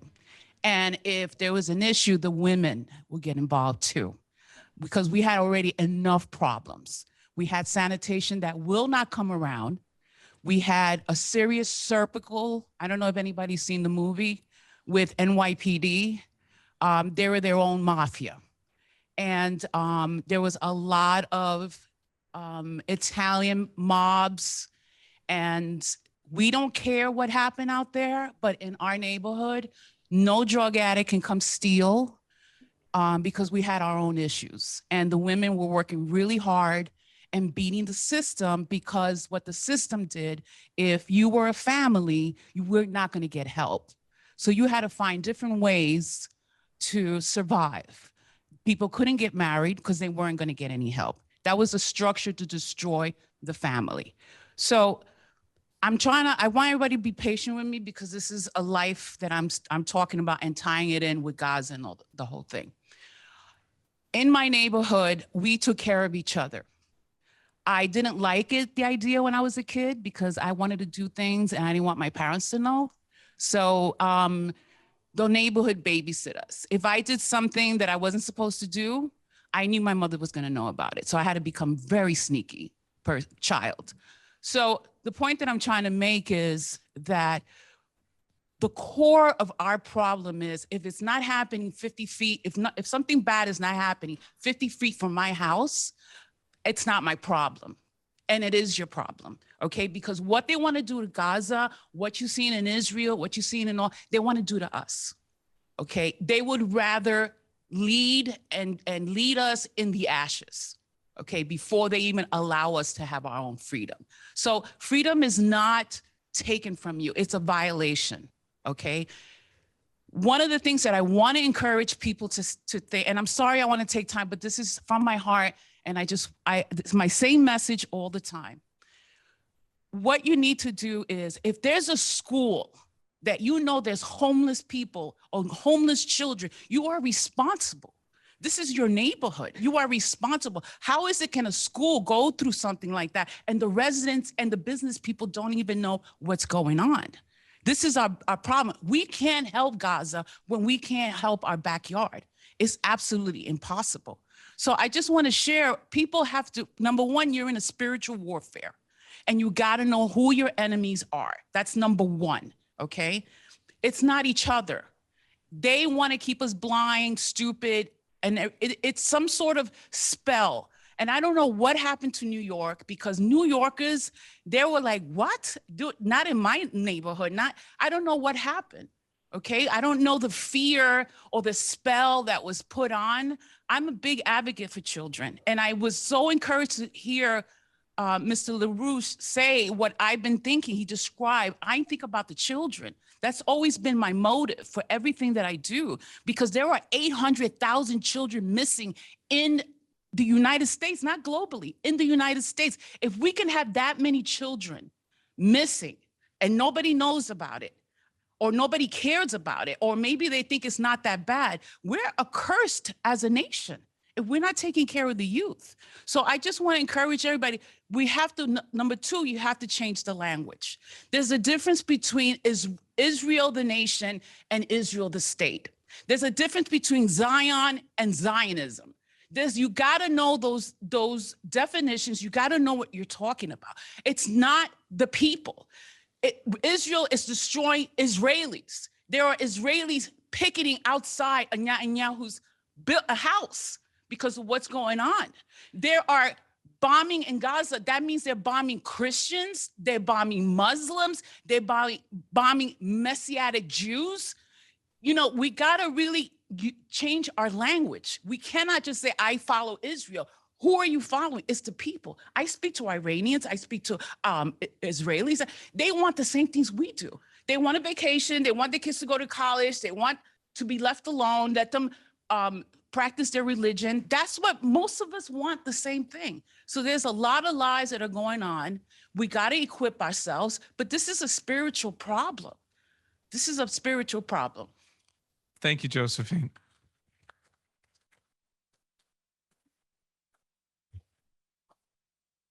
Oh, Probably one. Well, maybe not. Just make sure you're really close. oh, okay. All right. Well, I appreciate what you just said. The first thing that came to my mind was the poem by John Donne, "No man is an island, every man's death diminishes me." Do you know this one? Ask not for whom the bell tolls, for it tolls for thee. You know, I believe we can only help ourselves if we help the world. You know, you're probably familiar with the story of Khalif Browder. Yeah? Sure, no problem. It's good trying to brief people too. Nice shirt. Guy's wearing a Jimmy Dore shirt. Khalif Browder was a young man who lived in the Bronx, not too far from me, and he was wrongfully accused of stealing a purse that he did not steal, and he spent 3 years on Rikers Island for a crime he did not commit, and he solitary confinement. That's right. People know the story here. And he did not commit the crime, and only after 3 years he was released, innocent, of course. And there was a whole documentary made about him. Everybody made a big noise about him. Oh, what a tragedy. What an injustice. And he was down, they got him on video. He was down in Wall Street. He's looking at all these people in business suits. He says, all these people have a purpose or something, and I don't. What am I actually here for? And you later go on and commit suicide. Because that's something, well, what you said, you know, everyone has to wrestle with. What are we actually here for? There is no hope in the Bronx right now. So what do you have to do? You have to take people out of their neighborhood. Do I mean that literally? In one sense, yeah, because you have to take them to space, because you can only see the world from above. And I really do mean that. My friend and policy director, Kynan, who's in the back, just drafted up this legislation for me about what we're going to do for the Bronx. We're calling it a space CCC. In the 1930s, to get us out of the Great Depression, you had a bunch of young men who were illiterate, unskilled, and unemployed. That sounds like the people in the Bronx right now because 25% of them who are 18 to 26 are unemployed right now. And Roosevelt had this program where he said, well, let's just get them training and let's get them educated. And it worked. It got people out of the Great Depression. If you want to solve the violence problem, the illiteracy problem, the cultural problem, not just in the Bronx or in the United States, around the world, you have to educate people, you have to give them skills, but real viable skills, knowing that one day this 18-year-old kid who's got nothing going on in his life, you take him and you train him for 3-4 years and you say, you are going to build the next rocket that gets man on back to the moon, back to Mars, because the technologies that are used to get people to space are the same technologies that we've adopted here on the planet. People don't know this, and they should, that for every dollar we put into the Apollo space program, we got $10 back. Was that all through profits? Did we sell commercials on the moon? Are we hologramming stuff on the moon? No. It was through technological advancement and innovation. The reason you have a cell phone nowadays is because of the Apollo space program. Okay? Why is there no high-speed rail in the United States? Well, who the hell can build it? Who do we actually have in the United States right now who's trained enough to build high-speed rail that could get you from DC to New York in 45 minutes? Nobody. We need to train people, and you start in the Bronx. You start in New York City. Who drove here today? Who actually drove here today? Okay, not a lot of you. Good. It means a lot of you are local. It means a lot of you are local. That's good. That's good. The roads look like shit. I'm sorry, there's no beautiful way to put it. The roads are just terrible, okay? Your car will be destroyed if you drive here for 2 years. You think, and why don't they fix it? Because they want it to be like that. They, you know, the politicians here get off on the fact that your car has to be repaired every 6 months or 3 months, right? The subway systems barely function. You know, most of the kids who are graduating high school right now can't even pass the English Regents. They can't even read, and they're just graduating them, right? These so-called educated kids can't even read. You need a new program, policy, centered not just in their neighborhoods. Get them off the planet, literally. How much dignity will you restore in an individual when they can look at their neighborhood and say, whoa, I built a hospital. I built a school. I built housing. And now I'm working in Langley for NASA because we're building rockets that are going to go to the moon and Mars, where you're going to have people living there 500 years from now. Families are going to be born on other planets 500 years from now. And that process starts right here. Somebody's going to be living in Mars. Somebody will be born on Mars because of the work that we just did right now, if we decide to do it right now. That to me is beautiful. That to me is an expression of love. So, yeah, that's my response.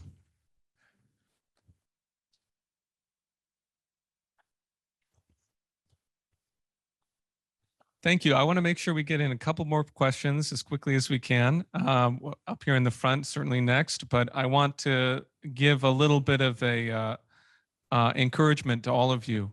These campaigns are extremely important, and I want to personally appeal to you to take the opportunity today to give as much as you possibly can, and then more than that. We need the resources. We are using the resources to recruit young people to join us in a fight to do what has not been done, including in an upcoming battle to get all of the petition signatures that we need. And so we need your financial support. Please consider giving generously, or, and as well, you should avail yourself, please, of the resources that are outside at the literature table. There is a lot of publications that you can use to educate yourself and others, including our daily alert, our daily intelligence digest, and our weekly magazine, both of which are Executive Intelligence Review. And excuse me, I mean the LaRouche publications, Executive Intelligence Review. So thank you for considering that. Please go ahead. Thank you.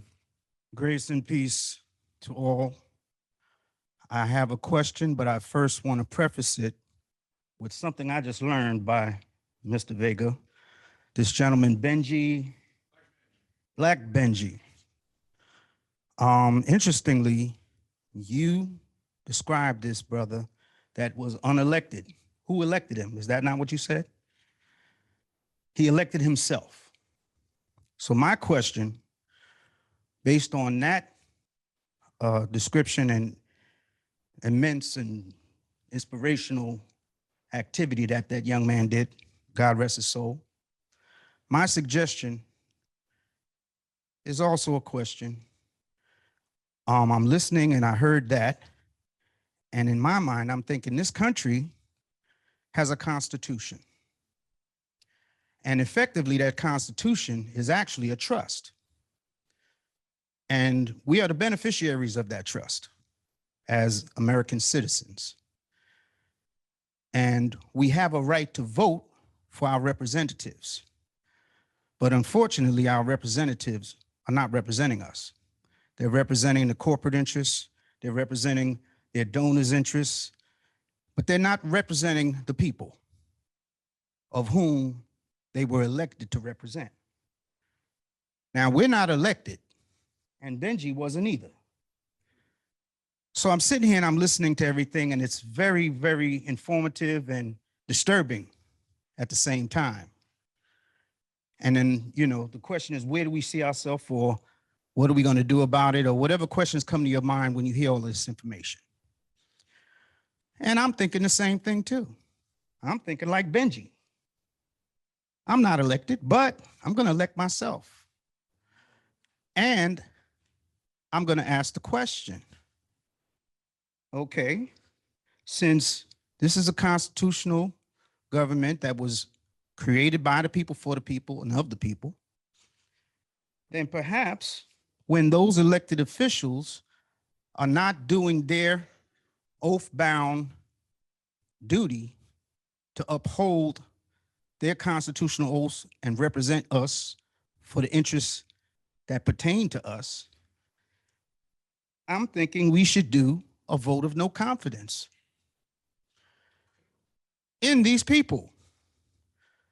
And I'm reading here about a popular referendum. Unlike a popular initiative or legislative referendum that allows voters to suggest new legislation, a popular referendum allows them to suggest repealing existing legislation. Well, a vote of no confidence of those who basically are going against their own oath, I would suggest, why don't we collectively create a vote of no confidence to impel or compel a referendum vote repealing legislation we don't like, whether it's the Roe versus Wade or whatever the heck your issue is. Put it all, list them all on the referendum that we would like to be, what is it here, repealed. As with an initiative, a popular referendum is held after given a number of signatures supporting it have been submitted to the authorities. Well, it sounds to me that we should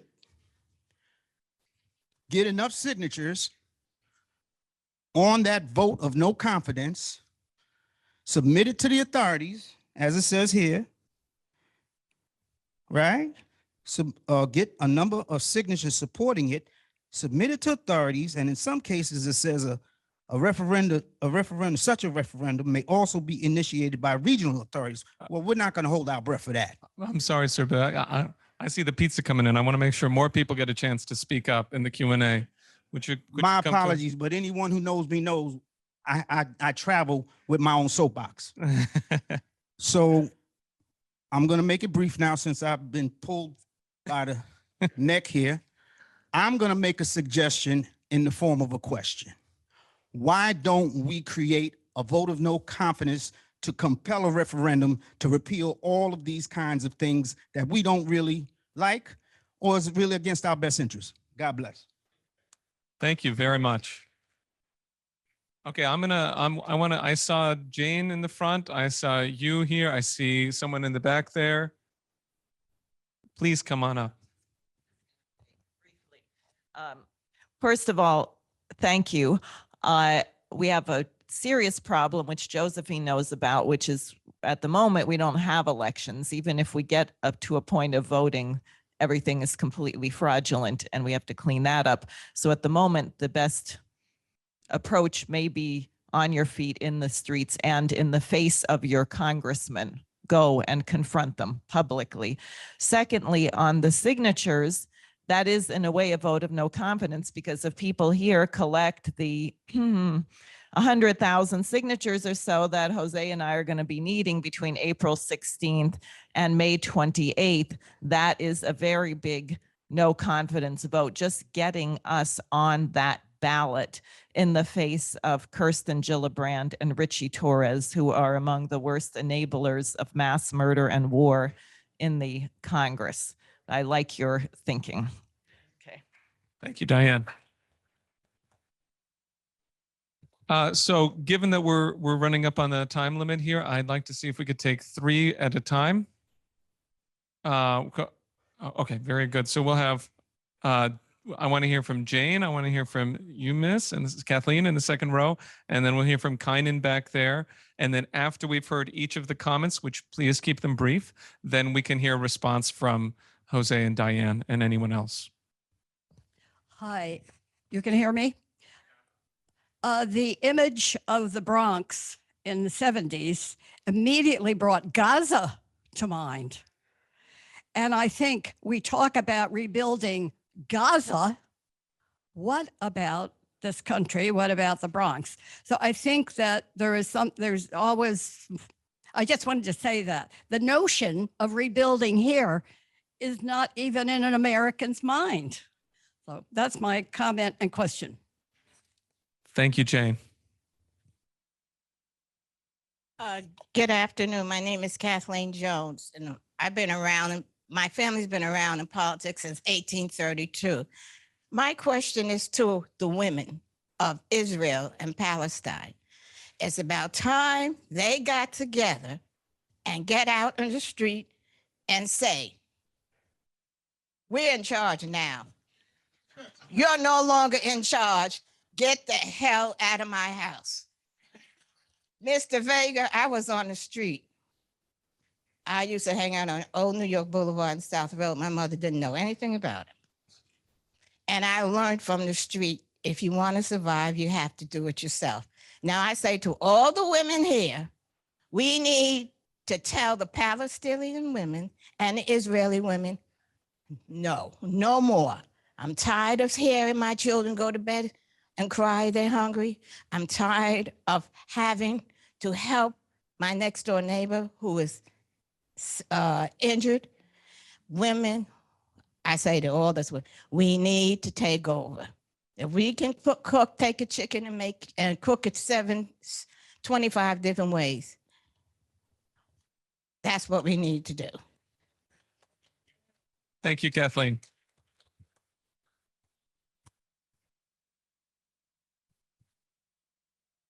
Yeah, I just wanted to ask a quick question related to what you brought up, Jose, about Black Benji and people just electing themselves and not counting on others to elect them. Because we've talked about this idea of having not necessarily candidates, but people standing up in their districts. You have 435 districts in the United States, and they need to hold their people accountable, and they need to do the kind of interventions that Jose has been doing and others. So I wanted Diane in particular to speak about that, about how people can act in their districts now. Thank you. And Jose may have something.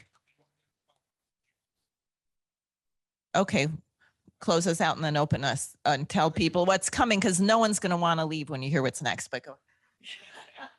I mean, close the. Go ahead. You want to say something? No. Well, just because I can speak for women as a man, so Stand up. Oh yeah. Okay. Carmen. Sorry. No. Jane. Thank you, Kathleen. Thank you for your comments. I won't speak on the women issue. I'm sorry. That's not my place. But on what Kynan said, yes, we've had an initiative, 435 voices in the country. This doesn't mean that everyone has to go and run for Congress or something, but to decide to elect yourself to be the truth teller in your district. If I pray every time I do an intervention and it gets seen by millions of people that there's one person watching in the middle of Kentucky or Kansas or South Dakota who's saying there's no one in my state that's going to do what this guy's doing. I pray that the person who's having that reaction decides to be that person. And we're seeing that too, by the way. Like there's tons of interventions happening in the last 2 weeks. You cannot keep up with all of them. There's like so many going viral, you know? Nancy Pelosi can't walk outside her house without somebody yelling at her, right? It's true for Joe Biden. Yeah, like. So yeah, that's it. You know, it's just. Go ahead, Diane. Well, I had a dream a few years ago that the state of New York and the city in particular, but the whole place, should be a place where no one can get up and lie in public. That what we actually have to create is a circumstance where anybody in whatever setting, if they get up and start lying, that someone in the audience says, no, that's a lie, and tells the truth, whether you get dragged out or whatever happens, because that's that, in a sense, that's almost all we have left. They steal your vote. They lie in the news media. They want everyone to conform. And your neighbors are scared because your neighbors think that you think what the television tells them you think. So everyone goes along not daring to say what is obvious to everyone, which is that we're on the brink of nuclear war. The economy is collapsed. I mean, you name it. We know that. You and your neighbor knows it. But if no one dares to say it, then you will never have the solidarity to change it. So you have to speak it so that people can find you and liberate themselves from their fear and join you in changing it. And every single person here has that power. Every single person here has that power. And by the way, seeing Dennis sitting there reminded me, he reminds me of what Lyndon LaRouche said. I founded in 2014 the Schiller Institute NYC chorus. And Mr. LaRouche said it was a very important initiative. And he said the chorus should have 5,000 voices, which we have not yet done. But he said part of the reason for the chorus is that people are afraid to hear their own voice. That you sing in a chorus so you can have the idea of your voice. And that's not just your voice in your chorus, it's your voice in telling the truth and changing the shape of the universe. As the coffee cantata. So for everyone who didn't get their coffee or was thinking about coffee, so the young woman in question, Isel, is in a fight with her father about her habit of drinking far too much coffee. And it's been suggested that the flute, the sound of the flute is like the steam rising off of the coffee.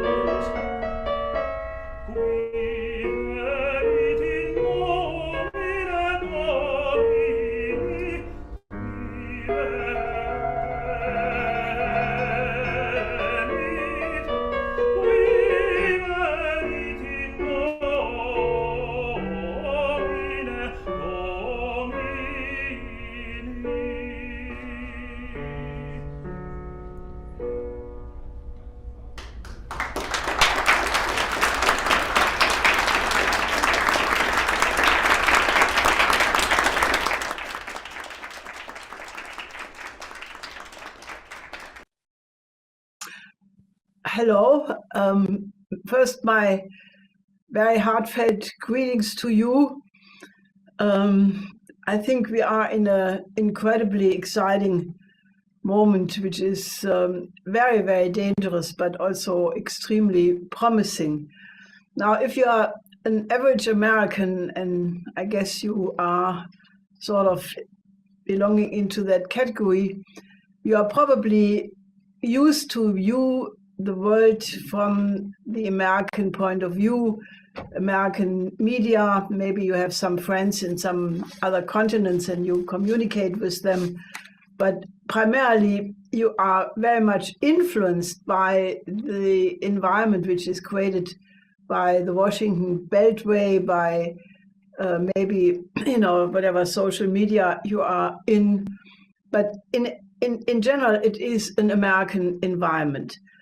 And that means, in all likelihood, and I'm happy if you contradict me in the discussion period, that you think more or less the way is more or less like the media are portraying.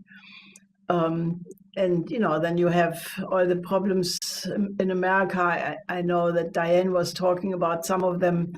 Jose was talking about some of them. But I want to tell you that there is actually a completely different world happening, and a tectonic shift in history where, you know, totally different dynamics are going on, which are actually very promising and much more optimistic than anything you can come to as a conclusion if you are just looking at it from the US or even from Europe for that matter. And most people in the West have no inkling how gigantic this tectonic shift which is taking place actually is already and how far it has developed.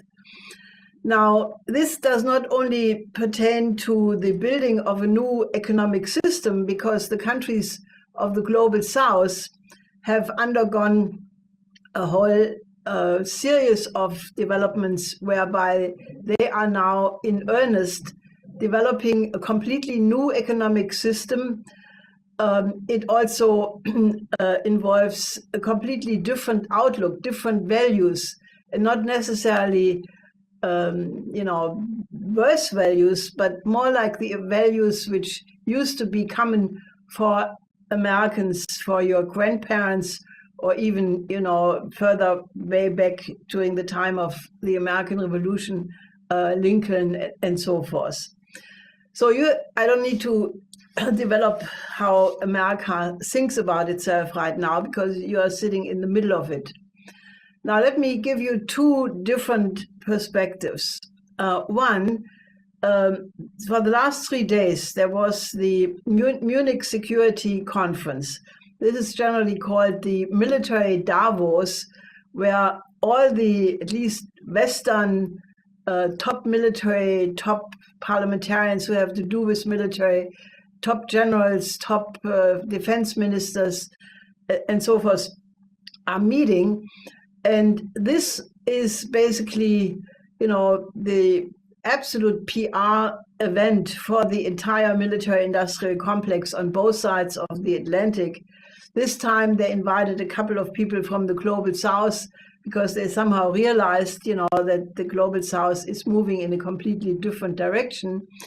And, you know, what they basically discussed at the 60th Munich Security Conference was how fantastic all the NATO countries are now have increased their military budget. The United States, you know, almost $1 trillion per year. All the other countries have raised their budget to 2% of their annual budget. Some Baltic countries even 3%. And, you know, then there was, in the previous weeks before this conference, absolute buildup about the coming war with Russia. And the only differentiation was that some people said, no, we have to prepare for the war with Russia in 2 years, in 3 years. Others said, no, we have time, 5 years and even 8 years. But the consensus is that this war with Russia will take place. And naturally, which is a sign of the times, if you have a conference which started off very positively as a forum, a platform for dialogue, naturally now Russia was not invited. There was absolutely no room for diplomacy, except the Chinese guest Wang Yi. He naturally spoke about the need to have democratic approaches and diplomacy and dialogue. So basically it was a hype, more weapons to Ukraine. Why is Germany not sending the Taurus missile? Why not bring in weapons which go deep into the territory of Russia? And naturally, like a bomb which just detonated just minutes before the conference opened, was the news about the death of Navalny. And naturally, you have a complete hype up now. NATO can only give one answer. We have to make sure that Putin gets the bill for this. So the atmosphere was absolutely unbelievable.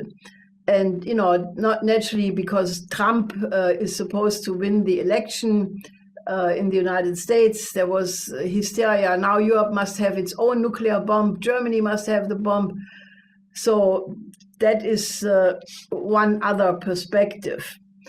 Then shifting to a completely different place, that is that over the last week, there was the Chinese New Year's, the Year of the Dragon, and the Chinese people and many Chinese communities worldwide had celebrations with absolutely spectacular and unique scenes. Basically during the Spring Festival holidays, beautiful and colorful and full of imagination, complete, amazing, the whole world.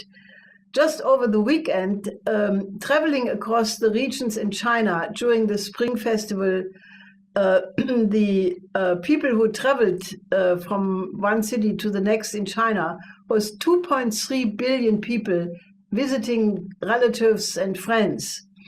There were also record numbers for the Spring Festival, for films, tourist achievements in many places, and basically, the fact that this festival is now being celebrated also in many other parts of the world shows you how the global significance of this festival is actually spreading. Then third perspective, also at the same time, there is taking place the annual meeting of the African Union in Addis Ababa.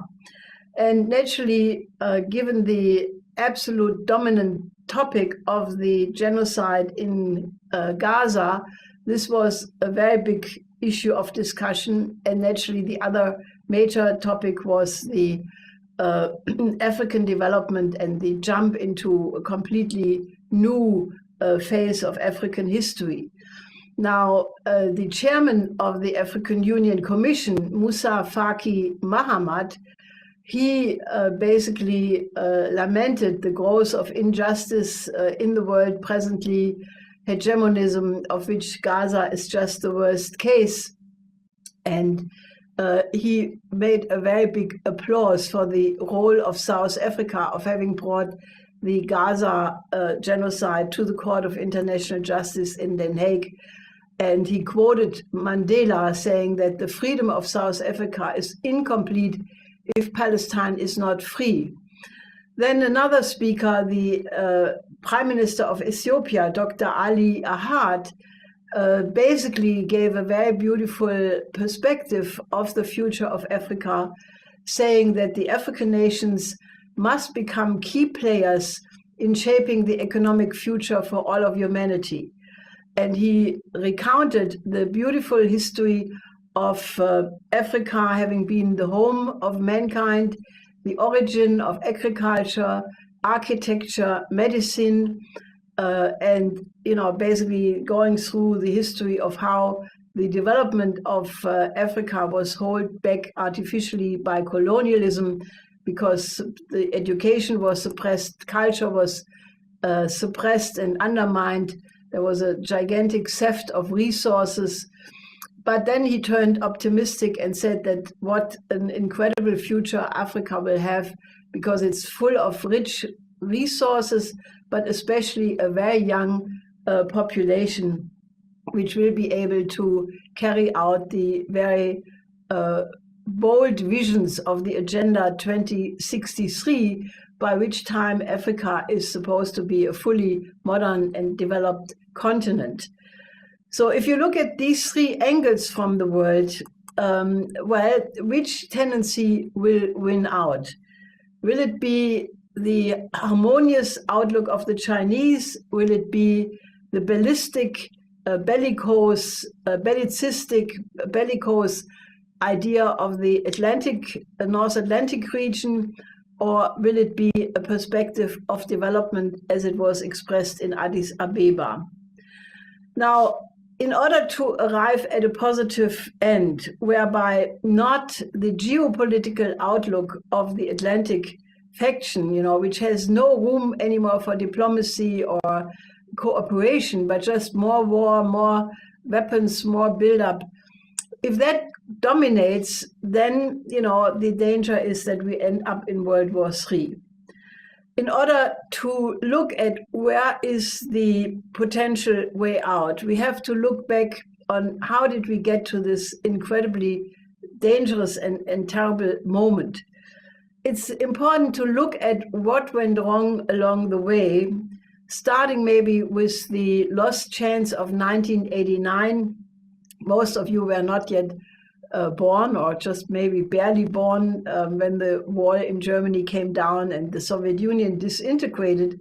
But this was an incredible moment where history could have changed to the better, because LaRouche and our movement, we proposed a peace order for the 21st century, which was the idea of the Eurasian land bridge connecting Europe and Asia through development corridors, which would then have been the basic motor for the reconstruction of the entire world economy.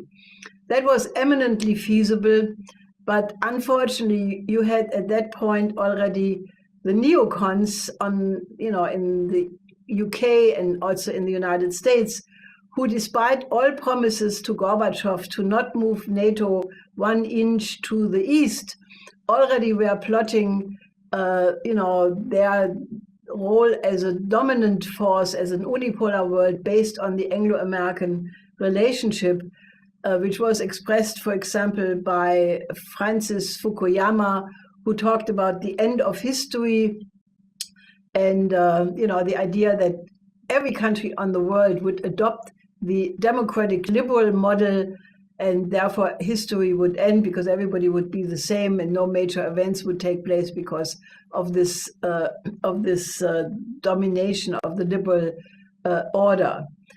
Now, we know what happened in the years following, because not all countries wanted to, by free will, submit to this idea of the neoliberal model. So therefore, there was the medicine in store: regime change, color revolution, interventionist wars, 6 NATO expansions to the east. So one part of it was Ukraine, because the neocons were completely convinced that Russia had to be reduced to, just a regional power, as Obama would say later, or even cut into pieces where other countries would have access to the vast raw materials of Russia. And in the 90s, this was not a problem, because with that government, basically Yeltsin, he went along and Russia was plundered. But when Putin came back and started to undo that, to basically work to give Russia back its role as a world leader, it's after all the largest countries in terms of territorial extension. It has 11 time zones. So, Russia has a certain reason to think that they have a right to be one of the major players in the world. But that was, attempted to undo already with the Orange Revolution in Ukraine in 2004, because the idea from the geopolitical standpoint was that once you move NATO or offensive American weapon systems to the border of Russia by basically integrating Ukraine into the Western camp, that, you know, Russia becomes indefensible. And naturally, Russia knows that, and that's why the situation is what it is today in terms of the Ukraine war. Now, Victoria Nuland bragged that for Ukraine, the NGOs alone, they spent $5 billion.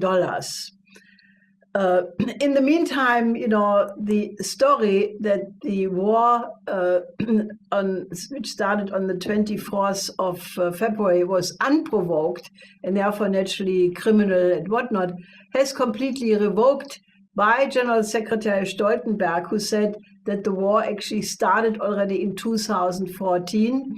Naturally, you know, there are two stories about what happened in 2014.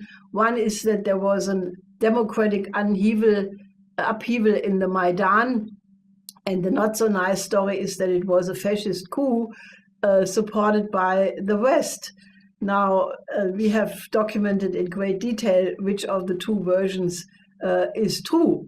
Merkel and Hollande, in the meantime, admitted that the whole Minsk negotiation were just done to gain time. Now, that was another lost chance. The first one was 89, that the peace order was not adopted. This one, not to stop, not to have peace with the Minsk II, was the second major lost chance. And, you know, basically when Putin on the 17th of December 21, after, you know, the whole situation had already become, oh, I'm not anywhere. I'm sorry, I'm too long. I try to be shorter. This was, again, a lost chance. And, you know, basically, then what followed was a very, very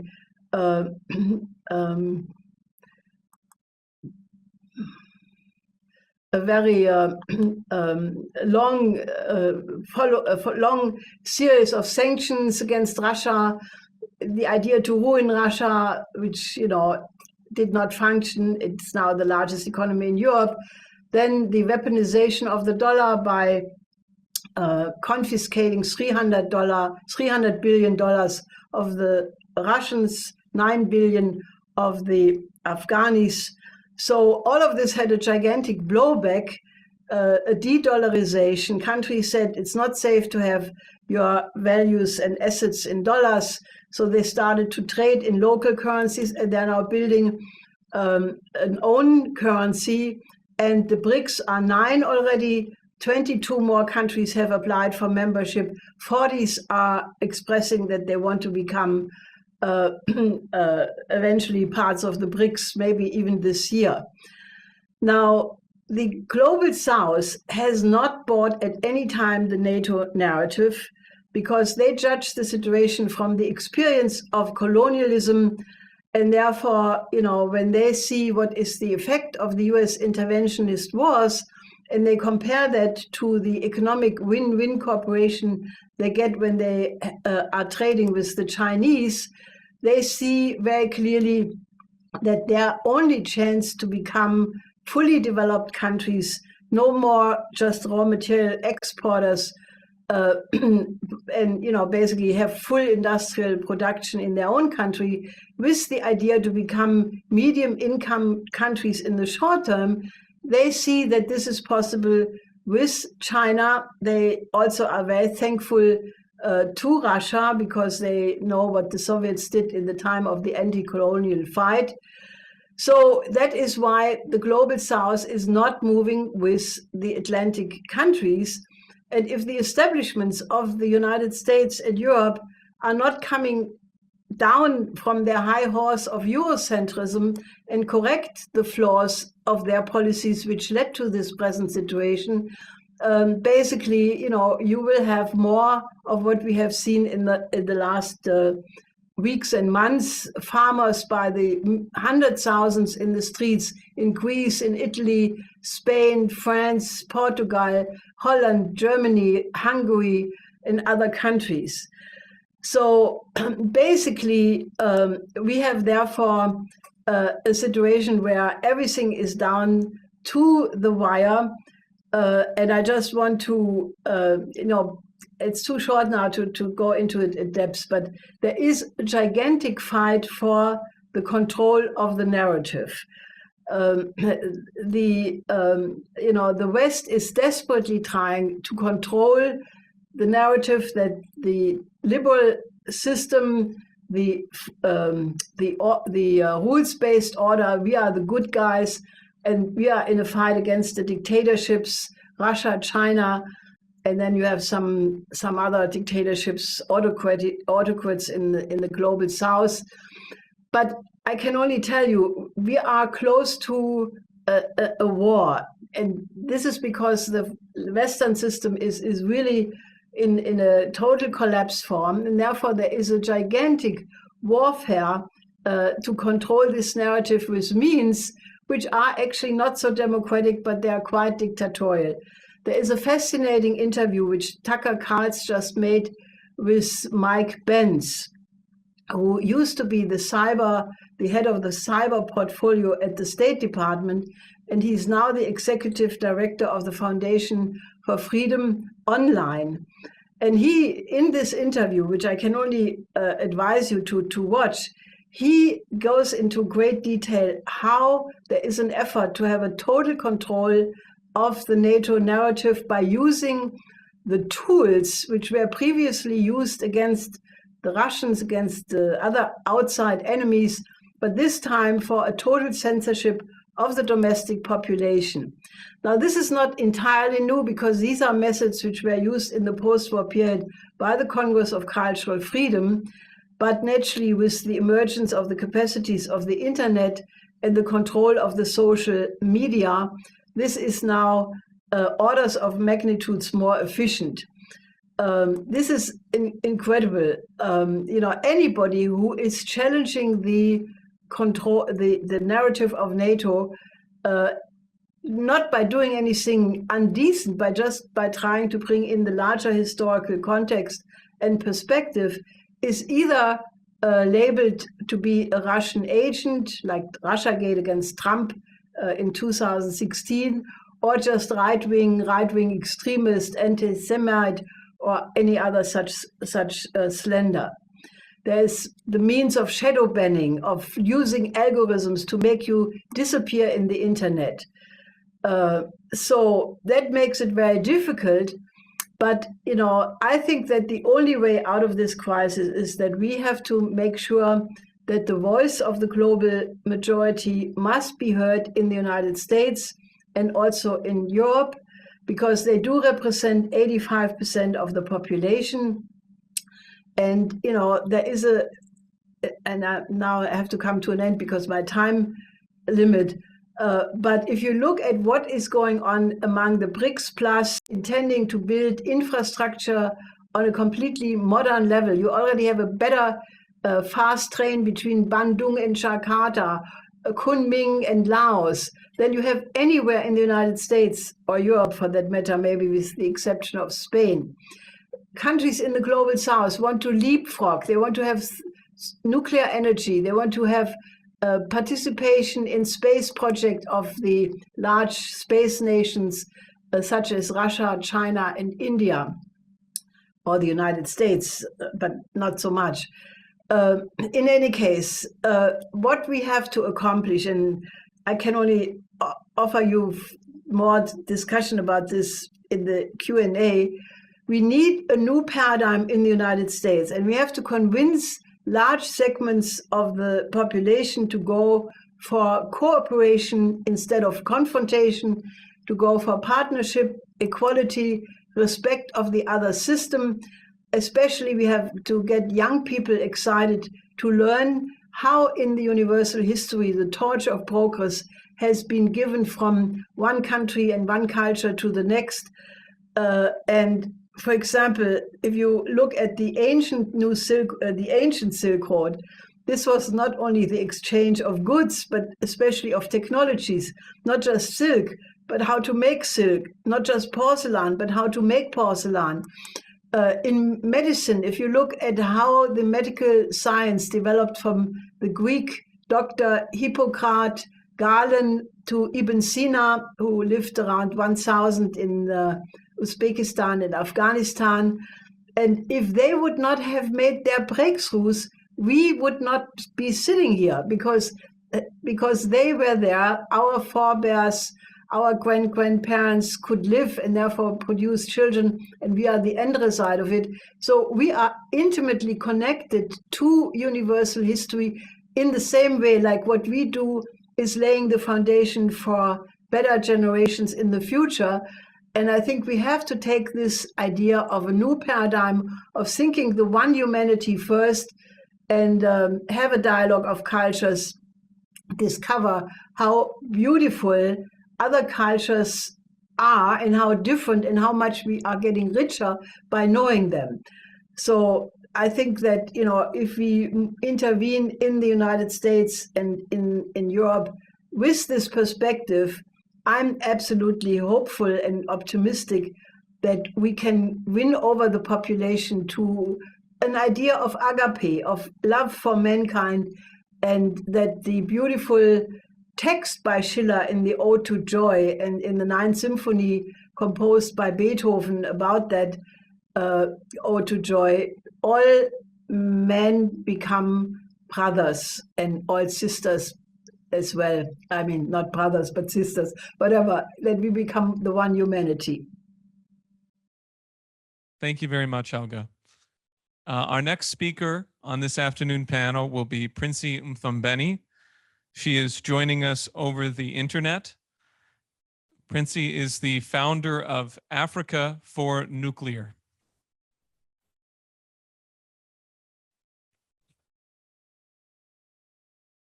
Thank you so much, Daniel. Hello, everyone. I'm coming to you live from South Africa, and I'm genuinely happy to be part of today's program. Thank you, Diane, for inviting me. I want to start by giving a clear picture of electricity access on the African continent. Africa is home to 17% of the world's population, but it accounts for just 4% of the global power, the lowest in the world. An estimated 600 million people in Africa do not have access to electricity. This is a continent of about 1.5 billion. And the United Nations predicts that Africa's population would have doubled by 2050, amounting to approximately 2.5 billion people, with electricity demand expected to triple by 2040. Now, in terms of per capita consumption of energy in sub-Saharan Africa, with the exclusion of South Africa, of course, it is 180 kilowatt hour compared to about 13,000 kilowatt hour in the United States and 6,500 kilowatt hour in Europe. Now, as the US and South Africa are heading to national or presidential elections, in any industrialized or developing economy, there are always subjects of differing opinions. Different administrations, major political parties, and presidential or president candidates, they contest for elections by adopting a certain view on economic trajectory. And one of those economic trajectories is a highly contested sector, which is energy. So today, it's important to talk about what other countries are offering African countries as a solution to the energy poverty. Countries like Russia have been very clear. They are offering affordable and sustainable energy solutions to the African countries. And those are nuclear energy plus oil and gas. Well, international cooperations of countries on economy is very, very important. A lot of people confuse things, and those of us in the nuclear advocacy, when we promote Russia-Africa and China-Africa cooperation, some people purposely misconstrue it as though we are saying African countries should not cooperate with Western countries. And that's not what we are saying. The Western countries offered many economic solutions in Africa, which include coal power, oil and gas transportation, banking and financial services, geothermal, etc. And lately, they are offering renewable energy solutions. And that is what Western countries are offering in terms of economy to Africa, and it is most welcome. And this proves that the West is well represented in the African economic sectors. Now, the question is, why is it that when African countries want to partner with other countries such as China or Russia in relation to nuclear technology development and gas for solutions, they are facing resistance? Why are people outraged about China or Russia offering Africa things that are clearly and obviously the best solution to their challenges? For example, those in the oil and gas sector in South Africa, they reckon that if South Africa takes the Russian oil and gas offer, the price of fuel would drop by half. This is where now communication and advocacy groups like us and Stand Up for Nuclear and many others like the one that Michael Schellenbecker in the US is running need to sensitize and educate members of the public to fundamentally understand these things so that when governments finally enter into partnerships with these countries, particularly for nuclear technology solutions, they find that the ground is already conducive for the smooth implementation of nuclear build programs. Especially that in many African countries, the mainstream media is biased against China and Russia. And they have adopted stance of being the gatekeepers of Western countries who are monopolizing the economic cooperation with African countries. On the positive note though, slowly but surely, the mainstream media is losing its credibility and it is being replaced by social media influencers, podcasters, and independent journalists, among others. For instance, in South Africa, there was a strong mobilization to reject Russia's offer of around 9,600 megawatts of nuclear energy deal, which would have been signed around 2016 or even 2017. However, today, many organizations and individuals that opposed that nuclear deal are leading conversations that South Africa must procure nuclear power. Some are even saying, had South Africa signed a nuclear deal with Russia in 2016, there would not be these constant power cuts that we are facing now. Even highly organized economic forum groups sprang up one day and said it wants to offer small modular reactors as a solution to rolling blackouts in South Africa. Therefore, as global community, nuclear community to be specific, we must continue playing a pivotal role in sensitizing and educating not only members of the public, but also policymakers, government officials, and political and community leaders, among others. Because once again, the mainstream media is fighting for the preservation of the monopoly of the West economic offers. But we are glad that examples like Russia, Egypt, Russia, India, South Korea, United Arab Emirates, France, UK, United Kingdom nuclear deals, and those Western countries who are rolling massive small modular reactor programs are rather pointing to the propaganda that mainstream media in Africa, which finds pleasure in writing everything that has to do with opposing nuclear energy. They never talk about how the nuclear renaissance is evolving in many Western countries, including those that I have mentioned. This just goes to show that the hope for nuclear technology development and expansion lies with nuclear communicators and nuclear advocacy groups, which, for example, have been pumping up a lot of information on some of the decisions that have been in favor of nuclear power technology in Western countries.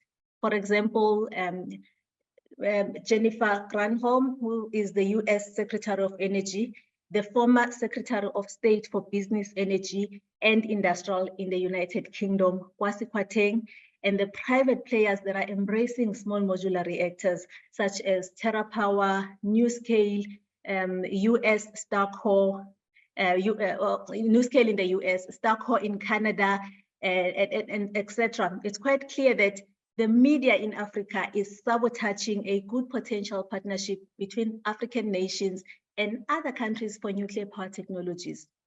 Now, let's talk about the youth. What about the youth? Because the decisions that we take today will be inherited by them as we hand over the baton. It's quite clear that we must be unequivocal about this. The only youth that would be disadvantaged, and that is currently being disadvantaged is the African countries' youth and no one else.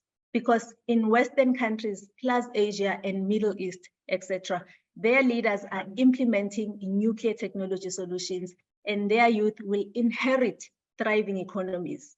Now, once again, as a nuclear community, we continue to do our part to prevent the African youth from being disadvantaged, and that as the current generation of professionals, we are on the right side of history. For example, to name the few organizations that are playing their part in educating people, including youth, about the benefits of nuclear technology in Africa are the African Young Generation in Nuclear, Women in Nuclear Africa, Eastern African Association of Radiation Protection, and many others. Over and above these interventions, nuclear advocates have taken to social media, pumping up the facts in such a way that even the youthful political parties in Africa, in African state parliaments, are now advocating for nuclear power. As you may know, last year at COP28, which is the conference of the parties, the climate change conference, about 25 nations signed the pledge to triple nuclear energy capacity in the world. And the pledge was led by the United States. So there is absolutely no reason for Africa to be refused to collaborate with any nations for nuclear technology solutions. Now, as I am about to close, having highlighted the mainstream media is hostile, that the mainstream media is hostile towards energy, nuclear energy. As advocacy groups, we are operating in a very difficult environment. We are working against a well-organized media and anti-nuclear lobby groups who are well-funded by renewable energy agents and non-government organizations, who some of them publicly announced that they oppose nuclear because it stands in a way of renewable energy. Therefore, as nuclear advocacy groups, we require all the support that we can get in order to push and promote the benefits of nuclear technology, including power, medicine, seawater desalination, industrial and agricultural applications. So when we come knock on your doors as leaders, please attend to us with humility and understanding that we are passionate people who are just trying to help our countries address socioeconomic challenges such as lack of industrialization, poverty, inequality, and unemployment, among others. But most importantly, as nuclear advocates in Africa, we want to contribute to building a prosperous Africa based on inclusive growth and sustainable development. The Africa that we want, and the Africa that we want the next generations to inherit. Thank you so much again for inviting me, Diane. And I want to join everyone in that room in saying, Diane, sir, for US Senate. Thank you so much, Princey.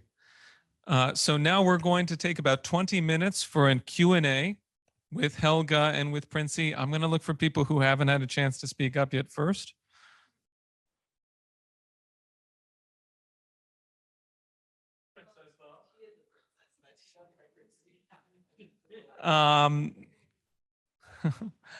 So are there any questions people would like to raise? I'll make sure that you get a chance. Why don't we go to this gentleman first? We'll hear from Jose, and then we'll go to Josephine.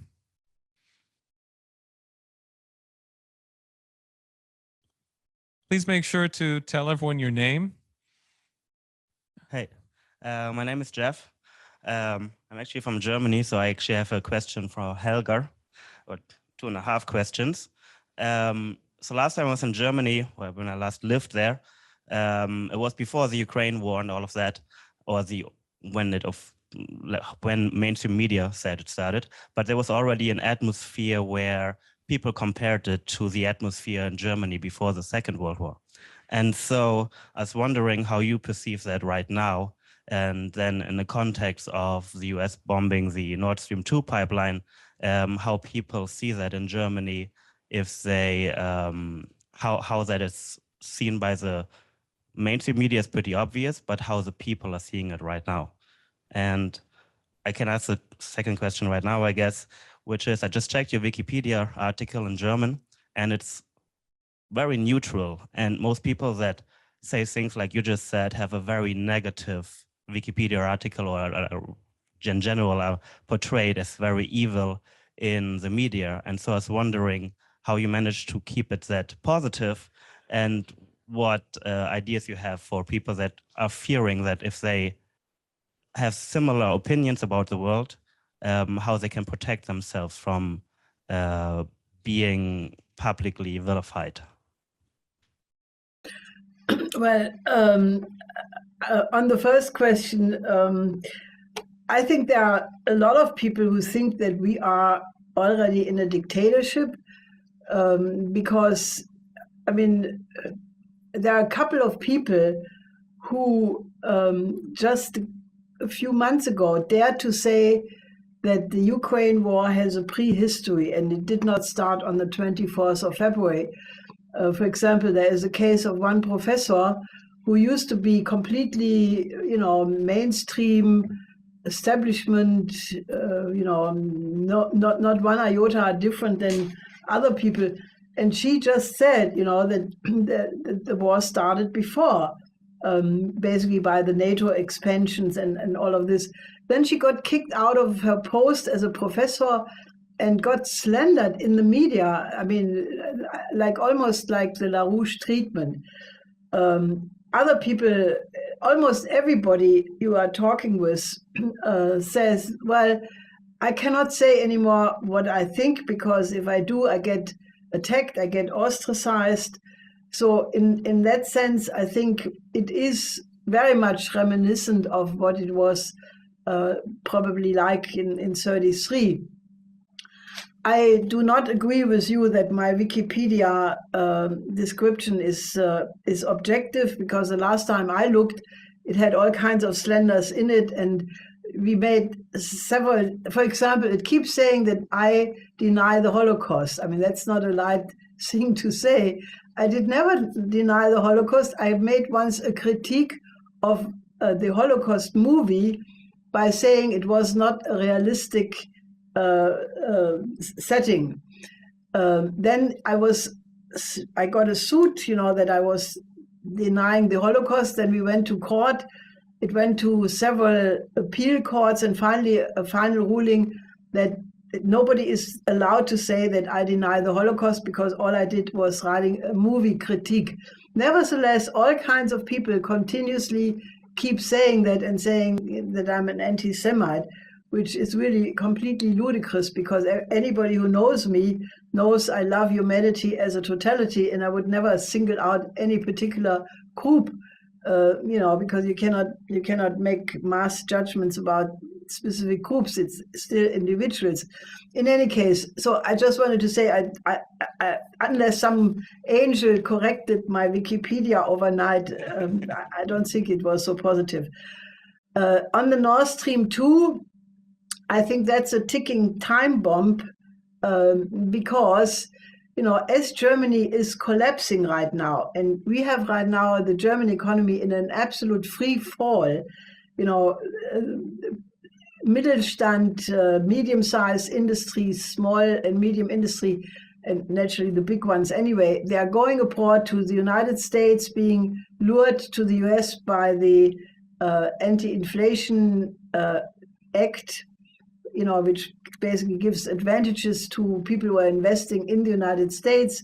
The energy prices have tripled as a result of being cut from Russian gas. So many people go bankrupt. The farmers are in the streets because the energy prices become so exorbitant, and now they want to cut the subsidies, that they fear for their existence. And I'm quite certain that at a certain point, this question of who sabotaged Nord Stream 2 will come back with a vengeance. Because, you cannot destroy the existence of an entire country.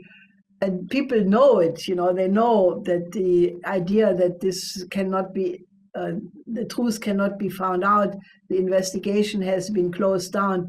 I don't think that that can be kept under the rug forever. So I'm pretty sure this will come back with a vengeance. But otherwise, I want to say, my advice for people who have to somehow survive this mind control effort, this effort to impose a truth ministry like George Orwell had in 1984 in his novel. I mean, what I mentioned only briefly, this interview by Tucker Carlson with this guy, Mike Pence, I just came across it today, and it's a long 1 hour interview, and I think it's still very much on the surface, but from everything I know, what is going on is that absolutely is a valid description as far as it goes, because there is an effort to use the internet to basically cut out anybody who has a different view, using algorithms to put them in a low position. When you Google or use some search engine, you don't find certain things. I don't find my own articles. I have to find, really look for it for an hour before I find it, because there are ways of hiding, shadow banning your webcasts and doing all of these things. And, also, to screen out who is communicating with whom. They're using AI to basically find out, they produce lists of people, they're using means of tracking your whereabouts, even threatening people and their children. It's much, much, much bigger and much more evil than it is really recognized by the public. Thank you so much. And that apparatus needs to be dismantled, because there is no individual way how you can protect yourself.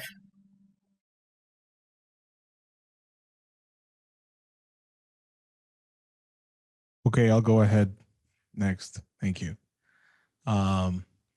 Rincy, Helga, thank you for your presentations. Helga has always been a teacher to me and a mentor, and somebody who's kicked my butt when I needed it. So thank you, Helga. Princey, I've had the opportunity to work very closely with you. And one thing I notice is that just the very fact that you are an advocate for what you are an advocate, and you being who you are and where you come from, I find that it inspires a lot of young people, especially young women in particular, who want to emulate what you do. Just from the very fact that you do what you do, you take the fact that you have a lot of young people that make up the demographics of countries. I think Mozambique right now has, I believe, 31 million people, and 56% of those people are under 19 years old right now. And you have Ghana, which the median age is 20 years old, and there's 32 million people there. So that means that half of the population is under that age, and the other half is over that age. So, these countries have such great potential for a real revolution in education, but beyond education, actual scientific advancement and technology.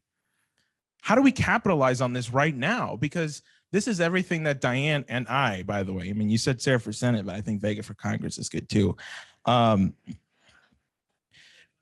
This is everything that we're talking about, because we are saying, and as Lyndon LaRouche in the beginning of Diane's talk said, we take things from the future. We start in the future and we work our way backwards. Well, a lot of these kids that are teenagers right now are going to be the nuclear engineers. So what do we need to do right now to make sure we capitalize on this potential of that there's a whole bunch of youth around the world that are just like itching and waiting to do something? So that's my question. Thank you so much, Jose. It's a pleasure to hear from you again. That's a good question you ask. How can we capitalize now in terms of making sure that our youth on the African continent, which is almost majority, they are educated. But I think for me, what is important is to start by teaching the youth in Africa that success does not mean leaving your own country or your own continent and go make it in another continent, because that's what this continent has been facing, by the way. We have a lot of professionals, skilled people, but most of them are sitting in the diaspora. They are not in Africa. And I understand why they are not in Africa, because there's no development happening. When I recently traveled to Russia, I met a lot of young people who are studying in Russia. And their concern is, now what happens after studies? Because there's no nuclear progress in Africa. And I really think that the first and foremost thing that we can do is to, I think is to convince leaders, especially in these developed nations, that the only way to help the African continent is to make sure that they implement solutions that will promote development, that will industrialize the continent and create a lot of opportunities for these young people, so that at least when they finish studying, they know that there's opportunities at home and they can stay at home and develop their own countries instead of going out and leaving their continent almost like dying. So that for me is what I would like to request, is that please let's rally towards the development of African nations and do whatever we can to make sure that everything that is implemented in Africa is for the benefit of Africans and before and anything else. Thank you. Ms. Princey, this is my first time. It's an honor to speak to both of you ladies. It's very difficult because of the censoring and the misinformation. So many of us that do search for the truth, we walk around like a file cabinet and we're trying to put the pieces together. And it's an honor to hear both of you because you're able to put some of these pieces together. I just want to pledge, and I want to let you know that there are individuals in the United States that are spreading the word about the misinformation. You guys have tons of resources. You're rich since the beginning of creation till now. I have one question for each. Ms. Princey, if you can there's a lot of rumors, and I was wondering if you can just clarify when it comes to reevaluating the currency in each of these countries, because I know that would help a lot. And also, Ms. LaRouche, it's an honor to speak to you. You're full of so much knowledge that it's just absolutely amazing. And my question to you is, there's a lot of rumors and rumbling that the Middle East already have put between Saudi Arabia, Egypt, Turkey have given Israel a notice, because I'm noticing that even though countries are not in the BRICS yet, they have all their kind of their blueprint of what they see their countries to be. They all, like you said earlier, they're trying to apply for the BRICS, and those that are trying to apply, they're already structuring their country, and I believe it will happen. It might get a little worse, but I believe that collectively it is going to happen. And I'm very concerned of the Americans because they're so way behind.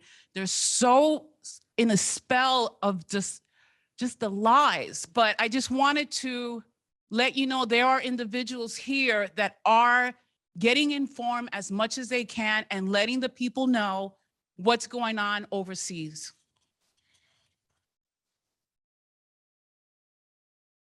First, thank you so much. I think both questions, Helga would be in a position to address them. But just to touch on a little bit in terms of trading using another currency instead of the dollar. In South Africa, particular, that announcement has not been made. We really don't know what is happening in terms of these currency changing geopolitics. So I would leave that to Helga. Okay. Well, let me start with the second question.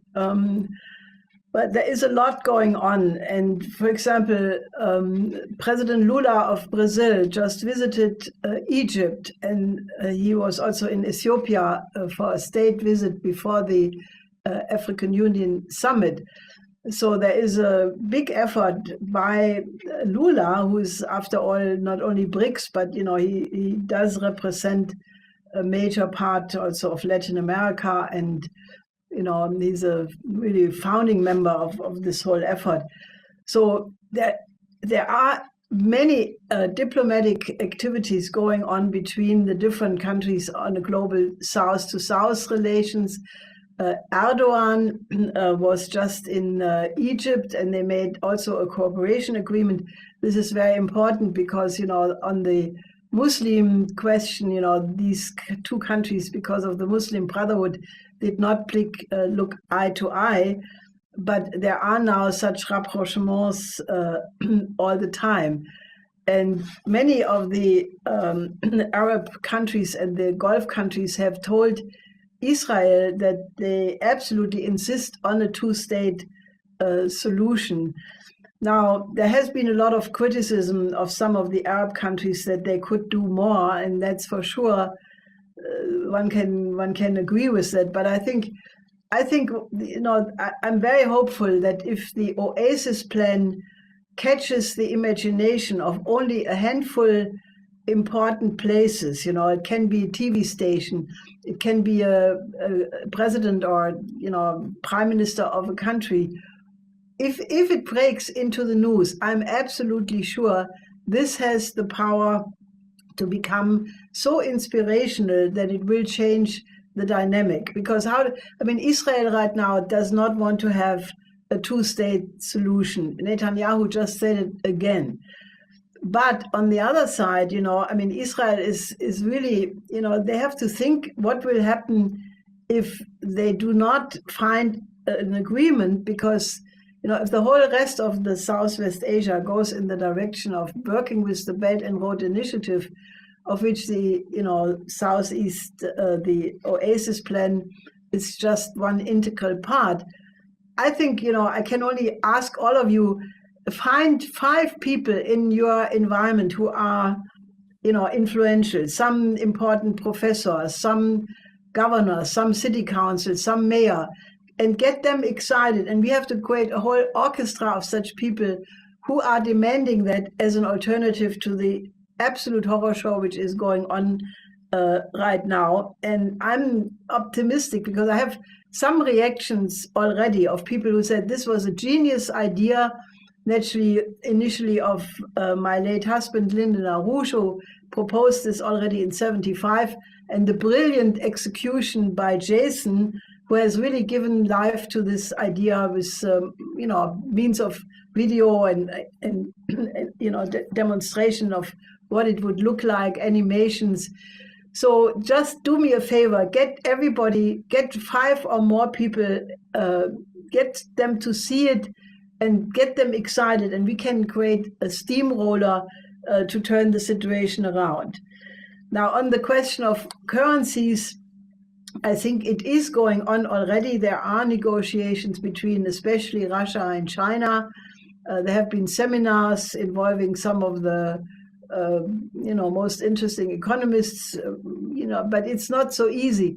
If you want to create an alternative currency based not on monetarist values, but on that is also a writing of Lyndon LaRouche, on a basket of commodities, like gold, other raw materials, the measurement of productivity of the economy, which is different in many countries. This is a complex question, but I'm actually quite confident that this is being worked on, and it will force itself on the table, because You know, I think the situation is so advanced that it will break somewhere. And hopefully, you know, it will be a positive break and not an escalation to the worst. But I can also only say, you know, I don't have a crystal ball, and I have no way of giving you an exact timetable. But many processes are so on the edge that I cannot imagine that they go very much beyond this year. You know, depending what happens with the US election, the determination of these NATO people as they expressed themselves at this Munich Security Conference, they're bananas. They're in a bellicose flight forward, and somewhere it has to give. So it's really urgent that you do exactly what you just said. You know, get more people. We will make more interviews with leaders from the global South.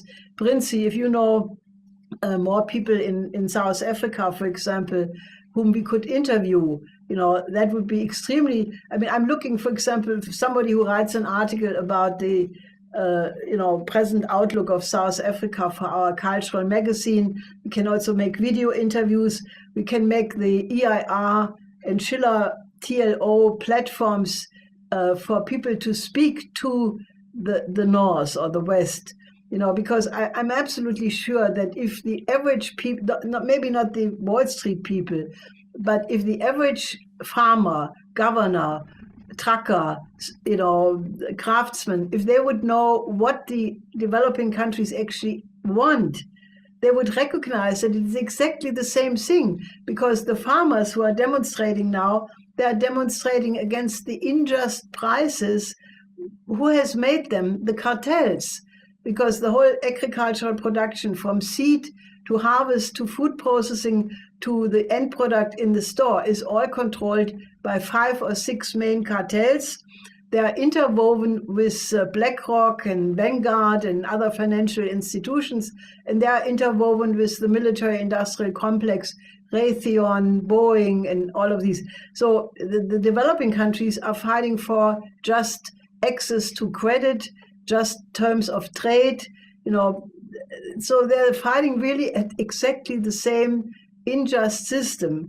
And if the two sides would understand that the people protesting going bankrupt in the North and the people who are fighting to end colonialism in the South are fighting the same fight, I think if they would unite, it would be incredibly powerful.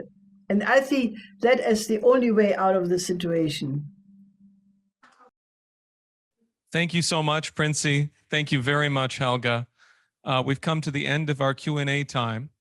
And so I want to thank you very much for joining us, for giving your presentations. And so next on our agenda, we have our friend Diane, who is a social media influencer in politics, and he's going to comment on US-China relations. All right, so thank you, Diane, for having me, and thank you all the speakers, organizers, and the wonderful audience here. So my name's Dai. I'm a columnist and a social media influencer from China. And today I will talk about some of the common misconceptions in the West about the Communist Party of China, or CPC. All right, so I was born in the 90s at the lowest ebb of socialism. The Soviet Union, or the flagship of the Eastern Bloc, had just collapsed. And things are not looking good in China either. Not long ago, soaring inflation, fractional infighting inside the party, and influx of Western idea of a social, liberal democracy had caused a widespread mass protest across the nation. And next slide. And religious extremists in Xinjiang was launching a terrorist attack almost every year throughout the 90s in China. And next year. And privatization led to 20 million people from state-owned enterprises to be laid off before the turn of the century. And China watchers in the West were preparing for the Communist Party of China to meet its demise. If you watch news during the 90s, and these are the kind of articles that you will come across. China's economic boom is on the verge of bust, and China is at the end of the golden road. A leadership crisis and regional breakups is driving China back to warlordism. But none of this happened. Today, China is the largest economy in the world, measured by purchase power parity, and China is also the sole manufacturing superpower in the world, which accounts to 35% of world's gross production. That's 3 times the US share, and 6 times the Japan's share, and 9 times the German's share. And China is also leading innovation in 5G, AI, renewable energy, and space exploration. China is producing almost twice as much STEM PhDs as the United States. At the same time, this is not growth for a certain group of people. China also managed to lifted 800 million people out of poverty, accounting for more than 75% of the global poverty reduction. And the confidence in socialism is rising among young people in China. So why didn't China collapse or balkanize in a Soviet fashion? And why didn't the CPC fail like the West had anticipated? This is due to the distinct nature of the CPC that is often overlooked or misunderstood in the West. So the first and foremost common misconception about the CPC is that it is a political party. To be clear, the Chinese Communist Party is not a political party, at least not in a Western sense. Now, what does that mean? The party has a name, the official name of the party has the name party in it. So, before we delve into this question, let's examine the meaning of the word political party. So, in the English word party, it's the same as the word partition, came from Latin partire, which means divide into parts. In reality, a community can be divided into different strata like wealth, classes, geographical regions, races or ethnicity, or interest groups. So a political party, in essence, is the political representation of one or several interest groups. So for example, in the US, the Democrats represent, at least at face value, the Silicon Valley, environmentalists, feminists, LGBTQ+ community, immigrants, and urban liberals, while the GOP mostly represents the interests of business owners, gun rights advocates, the oil and gas industry, and the conservative Christians. And both parties are controlled by the military-industrial complex and the Zionist lobby. Well, what about the Chinese Communist Party? Well, it started as a party of the proletariat, which means the exploited class of workers and peasants, or the poor people in China back then, just like any other communist party in the world. But things started to change after the communists won the civil war in China and began to rule the whole nation. In 1982, at the 5th session of the 5th National People's Congress, Chinese lawmakers passed a significant revision to the Constitution. In the previous version of the Constitution, Article 1 says, the PRC is the socialist state of the dictatorship of the proletariat. Now it becomes the PRC is the socialist state governed by the people's democratic dictatorships. The word people here has a special meaning in Chinese politics. So according to Mao's 1949 essay on the people's democratic dictatorship, the people includes workers, peasants, the urban petite bourgeoisie, and the national bourgeoisie. Note that capitalists are an indispensable part of the ruling class, together with workers and peasants. This change is also reflected in the constitution of the party.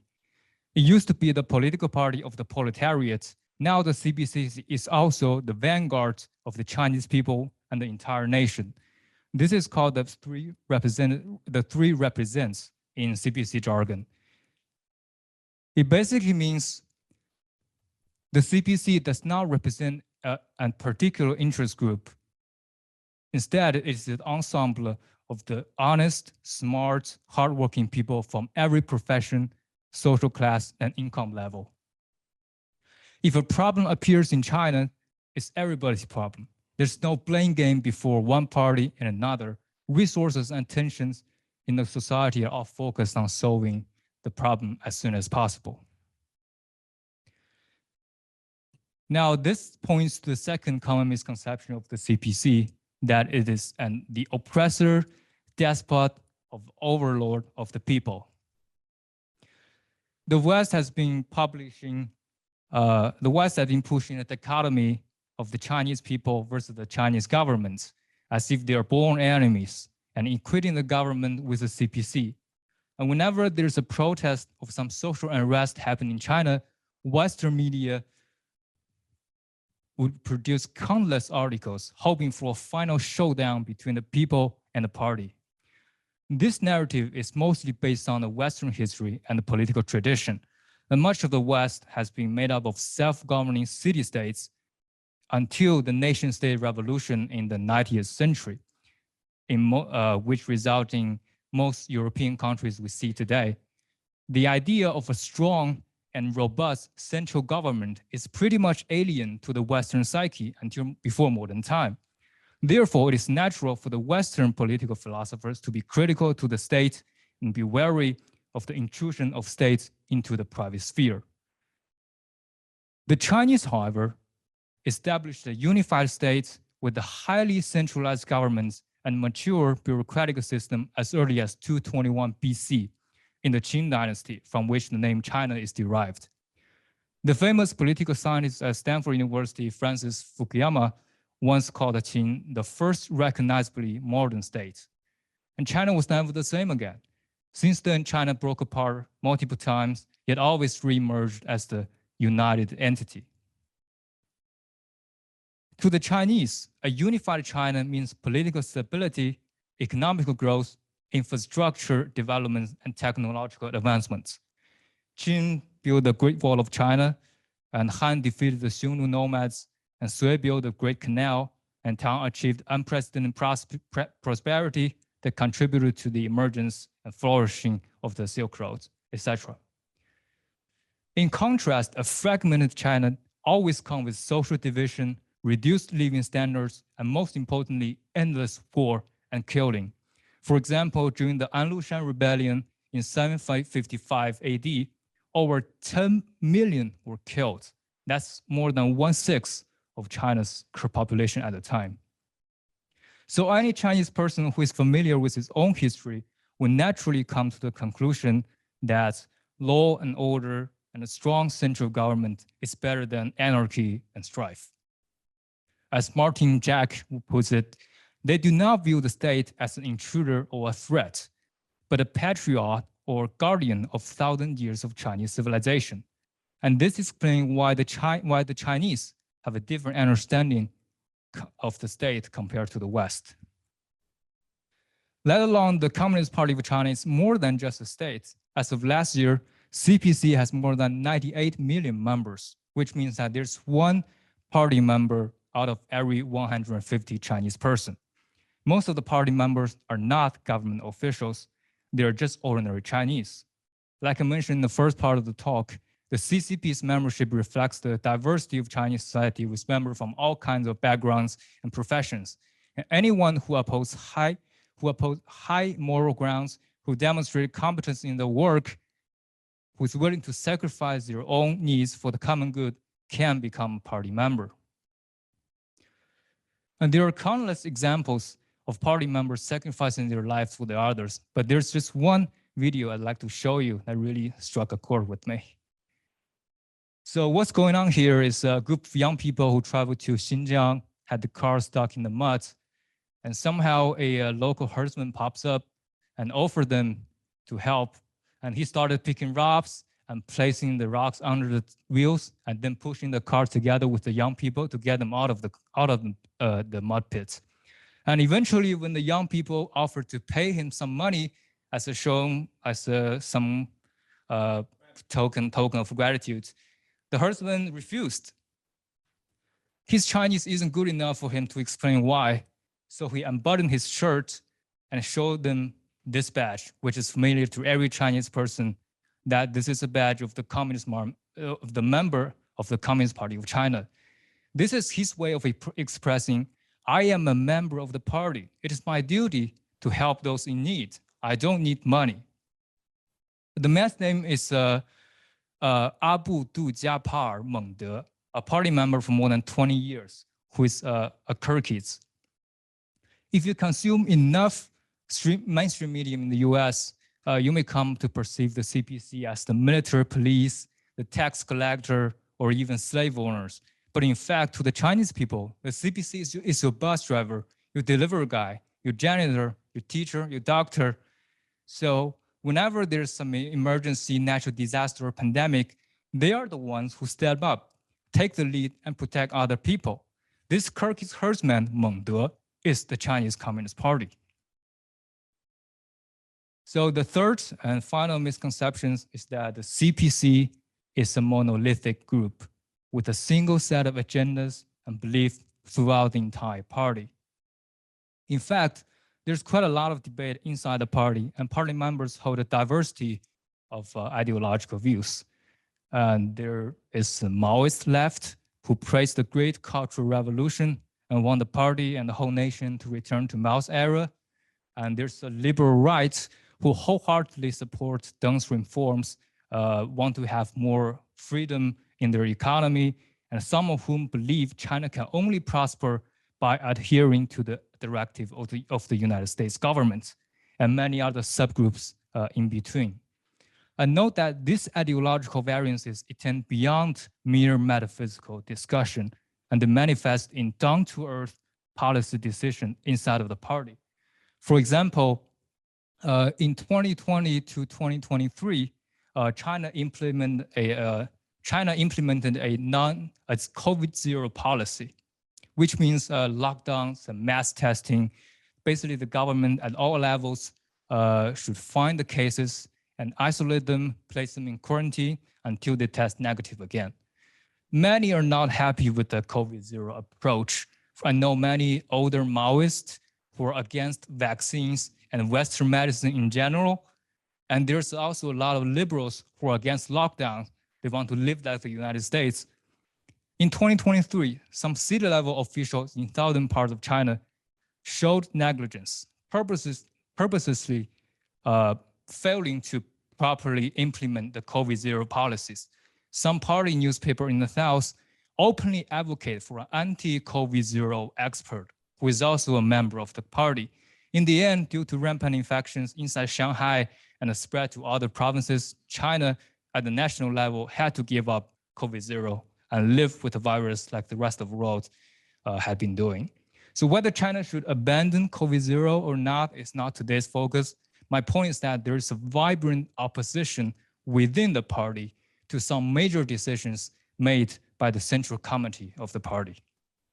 So with these 3 points in mind, I hope you may get an idea why the CPC hasn't collapsed. First, it is a group of all Chinese people from all backgrounds and professions and social strata. And second, it is regarded by the Chinese people as a guardian of the civilization instead of an intruder or a stealer or some other bad guess. Its members are willing to take the lead and sacrifice in difficult times. And the final point, it harbors a wide spectrum of ideologies. It has a lot of opposition and debate inside the party that help it constantly reform and self-correct. So this is all I'd like to share, and thank you.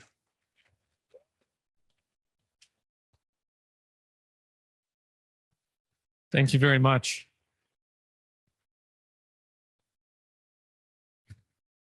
Thank you, Dai. Up next, we have Anastasia Battle, the co-founder of the International Peace Coalition, which this past Friday met for the 37th consecutive week. And I really encourage all of you to participate in those general meetings. Here is Anastasia Battle.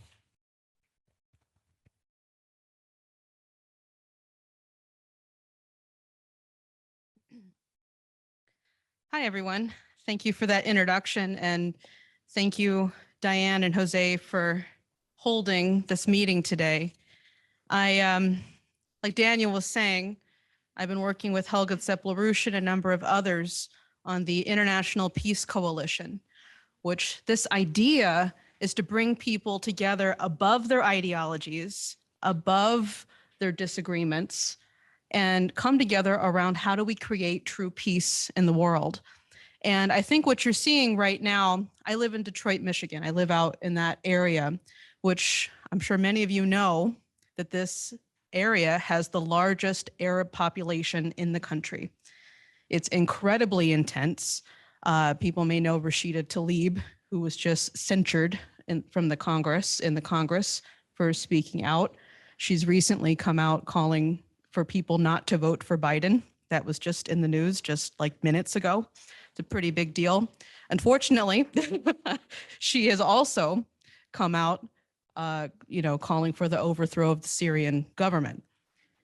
So, right. So you have to ask the question, what is the problem here? Right? Because every time we look at our political figures, we're excited that they're doing the right thing, and then they do something which seems completely insane. And you have to ask yourself, why? Why haven't things changed so far? And I think that this question is really important. And I think actually comparing what we've seen with the peace movement thus far and what we've seen from the civil rights movement is a case in point. What's the difference between demonstration and nonviolent direct action? I don't know if many of you know that term. I'm sure I'm looking at a few people in the crowd. I'm sure some of you do know the term nonviolent direct action. But this is what Jose Vega has done with his interventions, which is what brought many of you here. I'm also an interventionist. I snuck into an Obama event and intervened on Obama and asked him why he was starting World War III with Russia, right? Diane Sare has done this with her bullhorn going after a number of congressmen. I'm very proud to call her a friend. So what's the difference between, and this is not to say that demonstrations are bad. That's not what I'm trying to say. I'm not trying to say millions of people in the street going out and denouncing a genocide is bad. That's obviously a good thing, but there has to be something more. How do you have a successful movement to create real change? Where does that come from? So I wanted to actually look into that a bit because Dave, if you could pull up the slides. I've been working with a number of the people in Chicago, which I'm sure many of you have heard that Chicago just passed the ceasefire resolution to end the genocide on the Gazan people. This is now the largest city thus far to pass a ceasefire resolution. And one of the important elements that I saw in working with some of the people here there was bringing in of the civil rights networks, an activation of the civil rights networks, working with the pro-Palestine people and the interfaith networks, which I would actually lump the interfaith networks in together with the civil rights networks. So let me just read this quote here. Hopefully I'm not going off too far from the screen. But this is from Martin Luther King's paper called Pilgrimage to Nonviolence. And this has to do with the bus boycott that was going on. And there's a wonderful book that he wrote called Stride to Freedom, which I do recommend you read. I have the PDF for this particular paper that he wrote. But he says, the tension in this city is not between white people and Negro people. The tension is, at bottom, between justice and injustice, between the forces of light and the forces of darkness. And if there is a victory, it will be a victory not merely for 50,000 Negroes, but a victory for justice and the forces of light. We are out to defeat injustice and not white persons who may be unjust. So when you see an interventionist going to denounce your favorite congressman or senator or the Wall Street Journal, it's not about just being angry at that person. You're intervening on the process which created that person in hopes that either that person is going to change or the people in the room will see you in that act and they'll change. They'll become a non-tragic person. Can you go to the next slide, please? Okay, so in this paper that Martin Luther King wrote, he wrote out 6 principles of nonviolence, which he did a lot of studying of Gandhi. It's actually very much worthwhile to read the full paper, but we summed up a few things here. So his 6 principles are: Principle 1, nonviolence is a way of life for courageous people. It is active, nonviolent resistance to evil. It is aggressive spiritually, mentally, and emotionally. Principle 2, nonviolence seeks to win friendship and understanding. The result of nonviolence is redemption and reconciliation. The purpose of nonviolence is the creation of the beloved community. Principle 3, nonviolence seeks to defeat injustice, not people. Nonviolence recognizes that evildoers are also victims and are not evil people. The nonviolent resistor seeks to defeat evil, not people. Can you go to the next slide, please?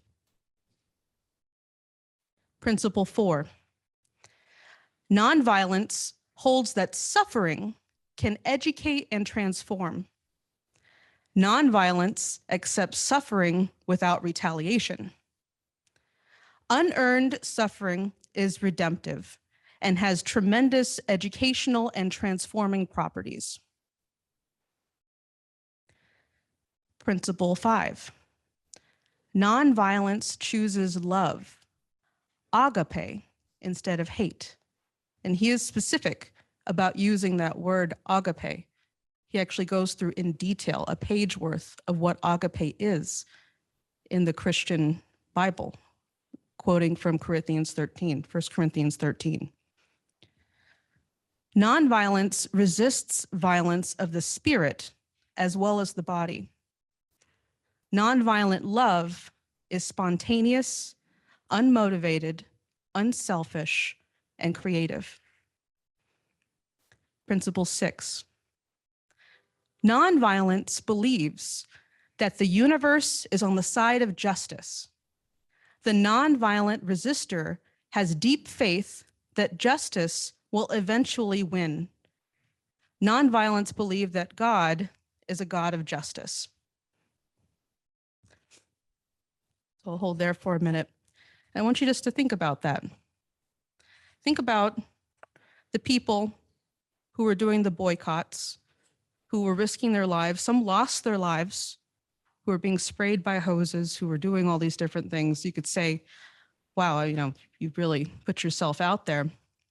But what is it that actually makes someone decide to do something like that? It's really not from a selfishness where people are saying these wrongs were done to me, so I'm angry and I'm going to take it out on the world. That is not what was expressed. You meet some of these people, Amelia Boyd Robinson, who is a good friend of the Schiller Institute, co-founder with Helga Zepp-LaRouche. She was a really beautiful person. And she expressed this nobility and dignity of mankind.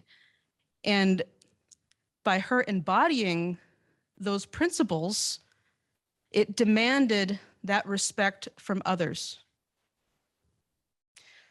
So when we go out and do what we're doing, what we're talking about organizing and generating a future, we're creating that vision in another person's mind, where you're giving them the opportunity to be able to transform into that noble, dignified person and not just be a rage ball, upset at the evil things that have been done to them. So I'd like to emphasize the importance of us joining together this interfaith network of Jews, Muslims, Christians, Hindus, people of all religions to come together to that higher idea of what does it mean to be human. Because without that, I don't believe that we're actually going to succeed. I think we actually have to have that kind of idea. So I think there was a few, they were passed out? Okay, so if you can go to the next one, Dave. So there's a very famous, it was a poem that was done by a leader in the NAACP, and it was put to music by his brother, James Johnson, excuse me. Oh yeah, John Johnson. And I just want to, before we get to actually singing it, I want to just read through the poem so people actually know what they're singing. This was sung during the Civil Rights Movement. It's also known as the Black National Anthem. If you listen to a rendition, do not listen to the Stupor Bowl. That was terrible. It was a terrible rendition. And unfortunately has caused a lot of hatred online, which is really unfortunate because it's a very beautiful song and a very impactful poem. So I'd like to just read through the lyrics of this. So it's, lift every voice and sing till earth and heaven ring, ring with the harmonies of liberty. Let our rejoicing rise high as the listening skies. Let it resound loud as the rolling sea. Sing a song full of the faith that the dark past has taught us. Sing a song full of the hope that the present has brought us. Facing the rising sun of our new day begun, let us march on till victory is won. This is the second verse. Stony the road we trod, bitter the chastening rod, felt in the days when hope unborn had died.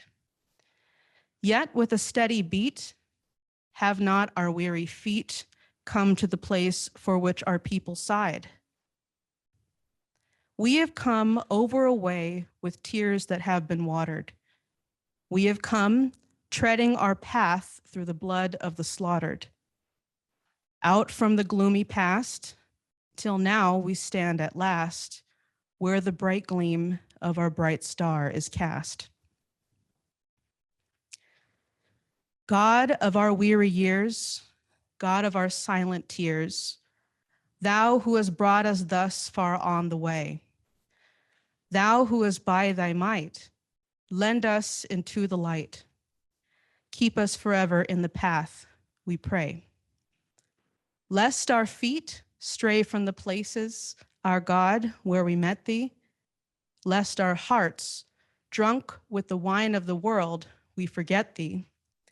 Shadowed beneath thy hand, may we forever stand, true to our God, true to our native land.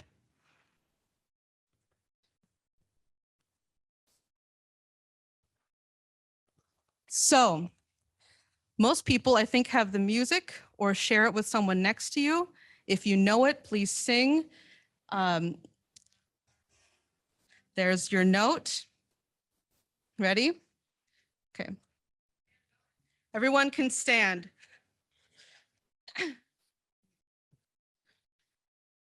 All right. All right. 1, 2, 3. Let every voice and sing till earth and heaven ring, ring with the home.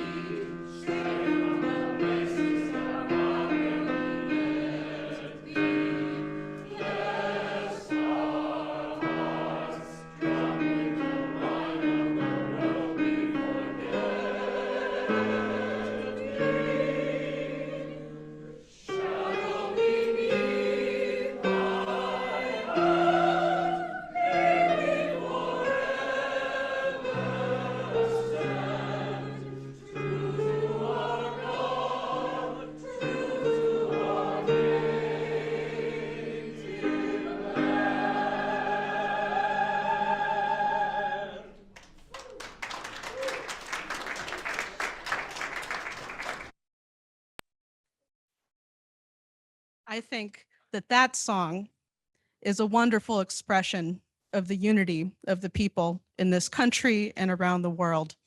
And thank you everyone for listening.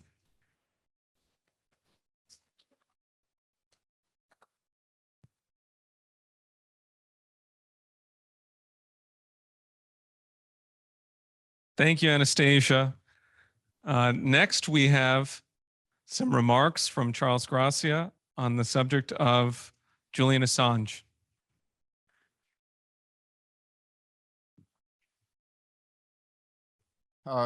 Greetings, thanks to the Sare campaign. My name is Charles Gracia. I'm an activist with Seattle for Assange. We're part of an international activist group. Oh, thank you. Thank you. Anyway, sorry.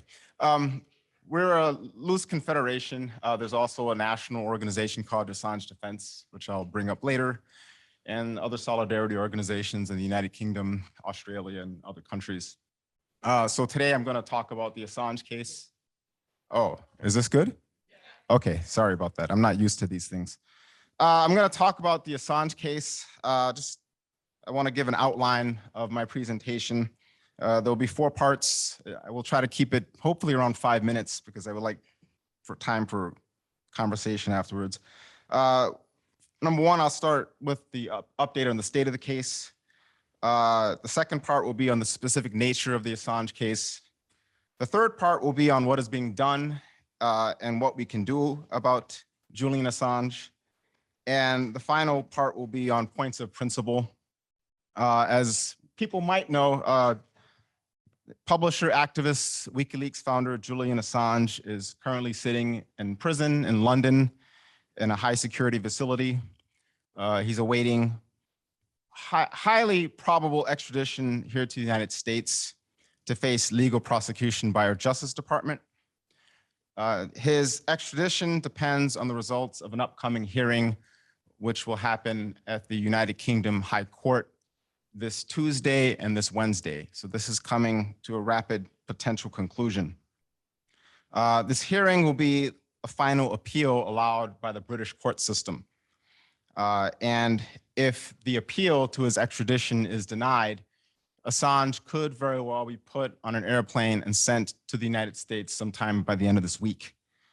Assange's legal defense team is hoping to use what's called a political exemption to the British-American extradition treaty, which basically they have what they would call ordinary crimes, for example, murder or tax evasion, which are clear cases of extraditing somebody. But in the case of political offenses, which this qualifies under, in the past, those wouldn't qualify for extradition. However, the treaty was rewritten about 20 years ago. So that's a gray area, and the legal team is hoping to exploit this. If that fails, there is one other possible avenue of going through the European court system, but hopefully we won't have to come to that. Now, I do want to talk about the specifics of the US Justice Department case against Assange, and I'll start by clearing the smoke because there is a lot of smoke around this case. So I want to talk about what it's not about, and this will be very brief. The prosecution has nothing to do with sexual assault. It has nothing to do with interfering in American elections or election processes. And it also has nothing to do with Assange working with Russia or some other foreign country that the United States deems hostile. And I will say nothing more about those things. That's just the smoke. What is the nature of the case? If you look to the screen, there is a total of 18 counts being brought against Assange. 1 count is in violation of the US Computer Fraud and Abuse Act of 1986. And there are 17 counts in violation of the US Espionage Act. Now, all 18 of these counts have to do with the activities conducted by Assange's organization, WikiLeaks, in collaboration with US Army intelligence analyst Chelsea Manning. This was around the year 2010. Now, what were these activities? Chelsea Manning, who had access to classified defense information, provided this information to WikiLeaks, and WikiLeaks published the material, and other news agencies, based on this material, wrote articles about it. Now, what was revealed in the material? Essentially US war crimes. You had military logs from the Afghanistan war, the Iraq war. One of the most infamous was a video that was entitled Collateral Murder, where a US Apache helicopter is shooting at civilians in a suburb of Baghdad, including 2 Reuters journalists. So it was these kinds of things that were revealed in the Chelsea Manning leaks.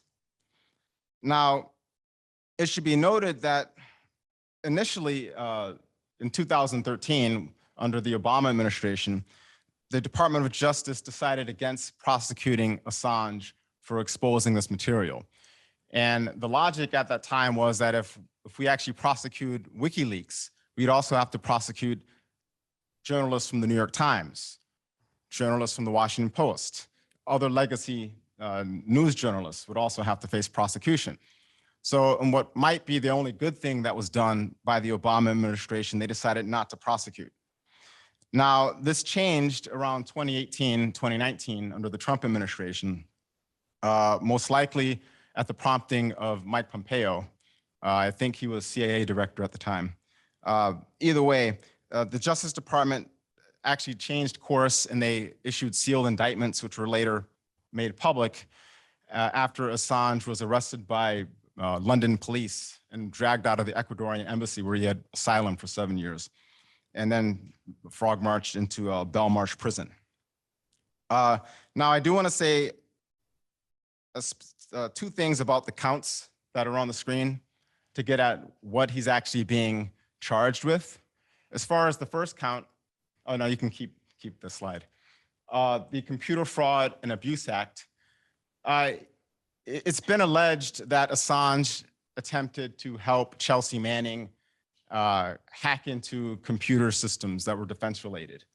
On the surface, it's an absurd charge because Manning already had security clearance and already had access to the documents that she stole and handed over to WikiLeaks. But that's that allegation. The 17 counts on the Espionage Act relate to the allegation is that Assange obtained, received, and disclosed national security information. Now, that allegation is journalism. That's normal journalistic practice. There's nothing unprecedented about a journalist doing that. But that is the charge, and if Assange is tried and convicted, he faces potentially 170 years in prison. Now, what is being done and what can we do? I have the clicker, right? Oh, there we go. Oh boy, getting ahead of myself. Okay. One of what I think is a more ludicrous thing about this whole case is the fact that Assange has a lot of institutional support. There is broad institutional support for Assange's freedom coming from press organizations, legacy media, elected officials around the world, including the president of Mexico. On the screen here is it's a snapshot from the Assange Defense website. They're like the national Assange organization that they're a good resource for having updates on the case, but they also document a lot of the institutional support. So I recommend if people want to dig into that, they can, but there's just a lot of support from him at an official level. Just this past Wednesday, there was a vote in the the Australian Parliament, where they actually passed a resolution 86-42 calling for Assange to be returned back home to be with his family. And there are other such motions that are happening at the civic level around the world. The Rome City Council made him an honorary citizen last fall.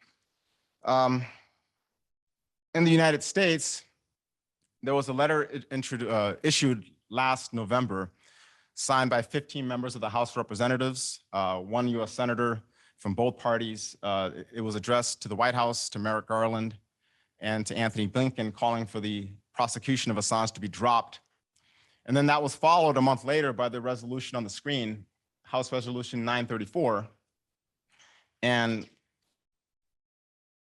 the purpose of it, I'll just read it, expressing the sense of the House of Representatives that regular journalistic activities are protected under the First Amendment, and that the United States ought to drop all charges against and attempts to extradite Julian Assange. This was introduced by Arizona Congressman Paul Gosar. There are 8 other signers to the resolution. And this is actually something that Assange defense wants to use as a spear point, because there is a certain lack of public uproar over really what is an urgent foundational issue for the United States. And I do want to say something more about that at the conclusion. Now, in terms of activity, we call the period where the hearing will happen Day X. There will be demonstrations in front of the UK High Court. There will be other actions. There's one here in New York City. That'll be Tuesday. If anybody wants this info, they can come get it from me after.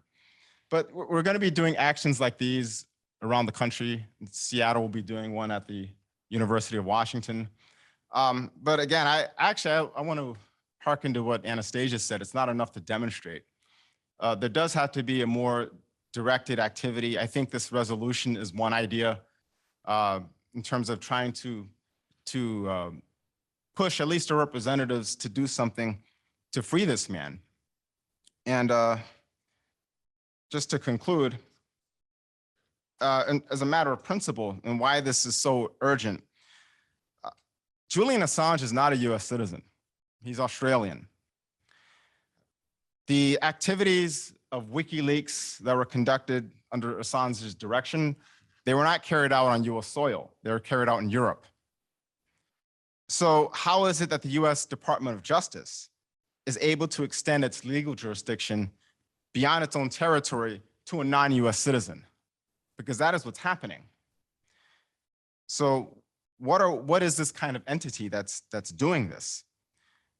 Secondly, in terms of the foundational principles of the United States, the First Amendment is perhaps the bedrock of the nation. Freedom of expression, freedom of press, freedom of thought. And it does call into question whether we can actually really run a society of self-government if what perhaps is the foundational bedrock principle of the country is undermined. And lastly, this speaks to, I think, one of the themes that's been brought up in the conference. There's a number of themes. Just the idea of the future and having a future where nations coexist in harmony.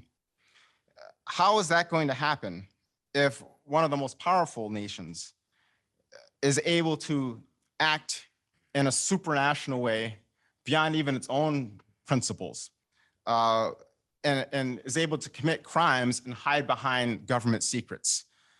So I just want to leave those questions out there as food for thought.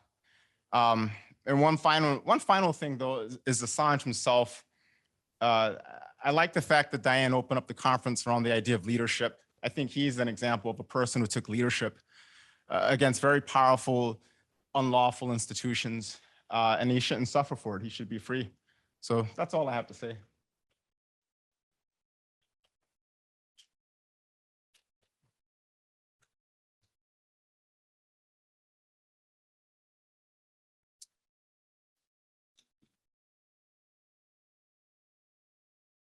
Thank you, Charles. Thank you for being here. So we're running a little bit over time, so we may have to sacrifice some of our Q&A time, excuse me. But I'm happy to introduce our next speaker, who is Eric Stevenson. Is he here? Oh, well, that may help our timing, as much as we wish he were here. And therefore, we have our final presenter for the second panel coming up. And then after that, we'll take whatever time we can have for Q&A.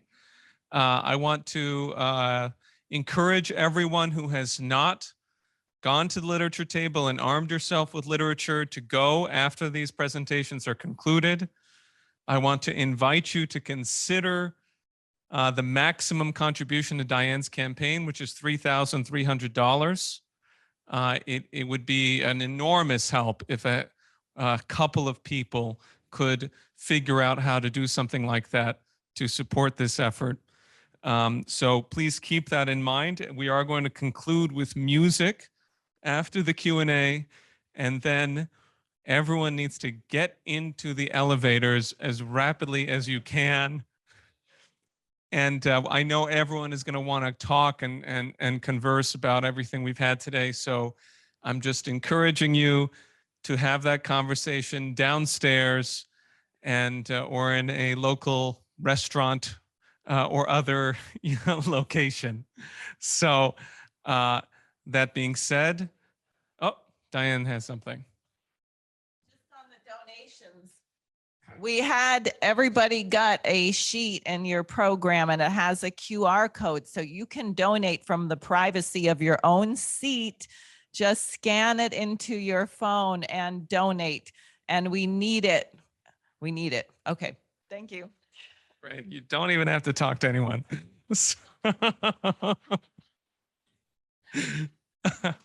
Okay.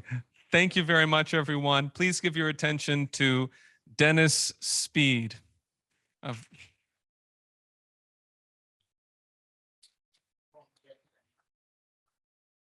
actually won't be difficult.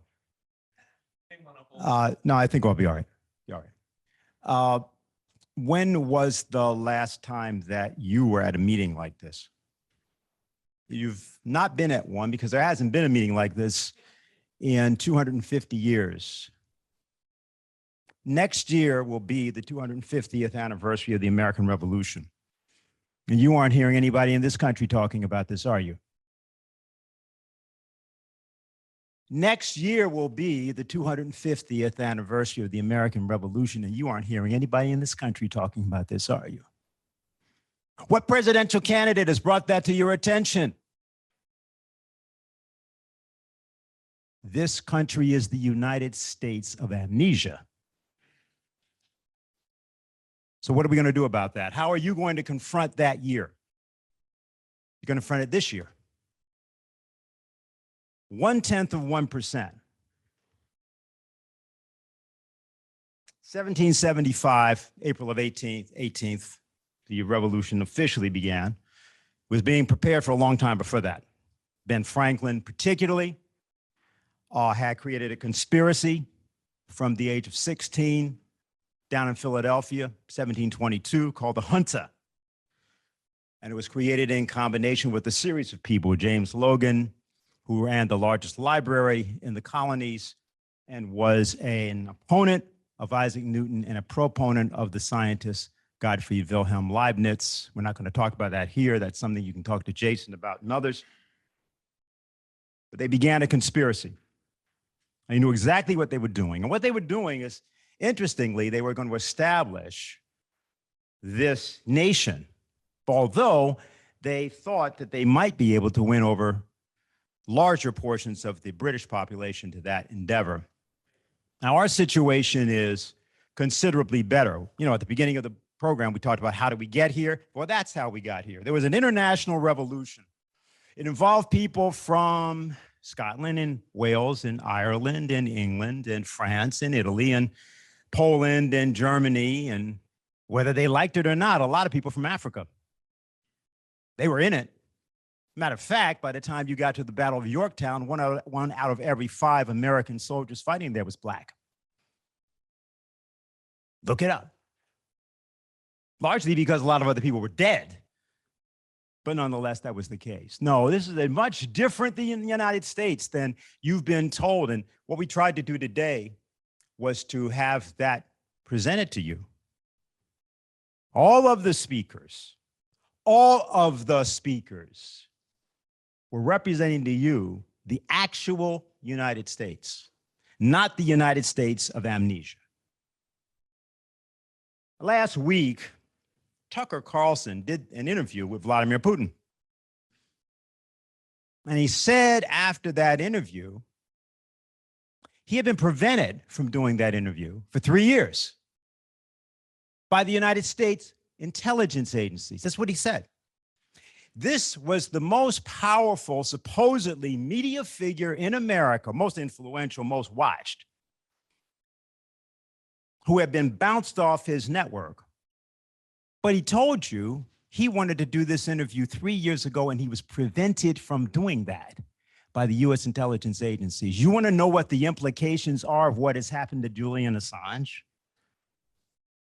The implications are what is about to happen to you and me unless we can do something utilizing the purported existence of the purported process of elections in the United States. A process that has not existed since September 11th, 2001. But there's a pretext that it exists. And therefore, what we're going to do is we're going to actualize it, and that is our American Revolution. The independent candidacies that we are talking about prosecuting in this country are a way of resurrecting that process of the American Revolution. That's what we're going to do because we owe it to how we got here. You know, people like to complain about the founders and then they talk about them being racist and slave owners and this and that and the other. You know what? But there's something important. There's a Declaration of Independence, which is written by imperfect men seeking perfection. That's who all of us are. In the course of justice, none of us should see salvation. But as a nation or as a people, as a human race, oh, now we're something different. You get a group of people together in a chorus, they sound different than they sound individually. And even the great singers emerge from that chorus. So Helga Zepp-LaRouche wrote a document, 10 Principles. And Jason has composed this video. I said 1/10 of 1% because Tucker Carlson got 1 billion people. Vladimir Putin actually got 1 billion people to watch that video. 1/10 of 1% of that is 1 million. That's something we need to do. We need to have 1 million people watch Jason's video. We need to have 1 million people discussing and dialoguing about the ideas in the 10 principles. Because why are we going to do that? Because we are instigators and we are agitators. We are trying to instigate the people to think, and we are trying to agitate the people's minds. The issue is not whether they agree with the content of what is in those documents. The issue is whether they are agitated and instigated to be caused to think about it. Now, the combination of Diane Sare and Jose Vega is a lot like the combination of General Grant and General Sherman.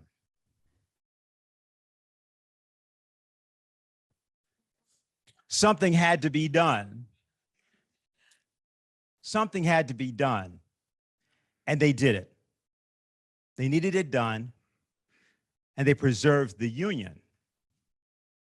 They recreated and sort of, in one sense, fulfilled what the Declaration of Independence has stated. That is what we have pulled together here. That's why the candidacies are independent. They are a declaration of independence like the one that was once made that the United States of amnesia has forgotten. In the middle of criticizing the founders that put their lives, fortunes, and sacred honor on the dock for a future that we are supposed to represent. In these candidacies, and in what you heard from everyone that was assembled here, that future is not only preserved, it's not only expanded and developed, it becomes the future of all people of goodwill everywhere in the world who will see themselves reflected in what it is we stand for if we choose to. We have a republic if we wish to keep it, and we have it under no other circumstances. That is why we are assembled here today. We thank you for being here, but we have work to do, and we need to get to it.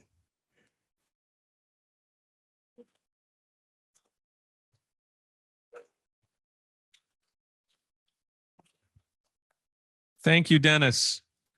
I have some final announcements to share, and then we will go to Q&A for as long as we can, and then we'll go to the music.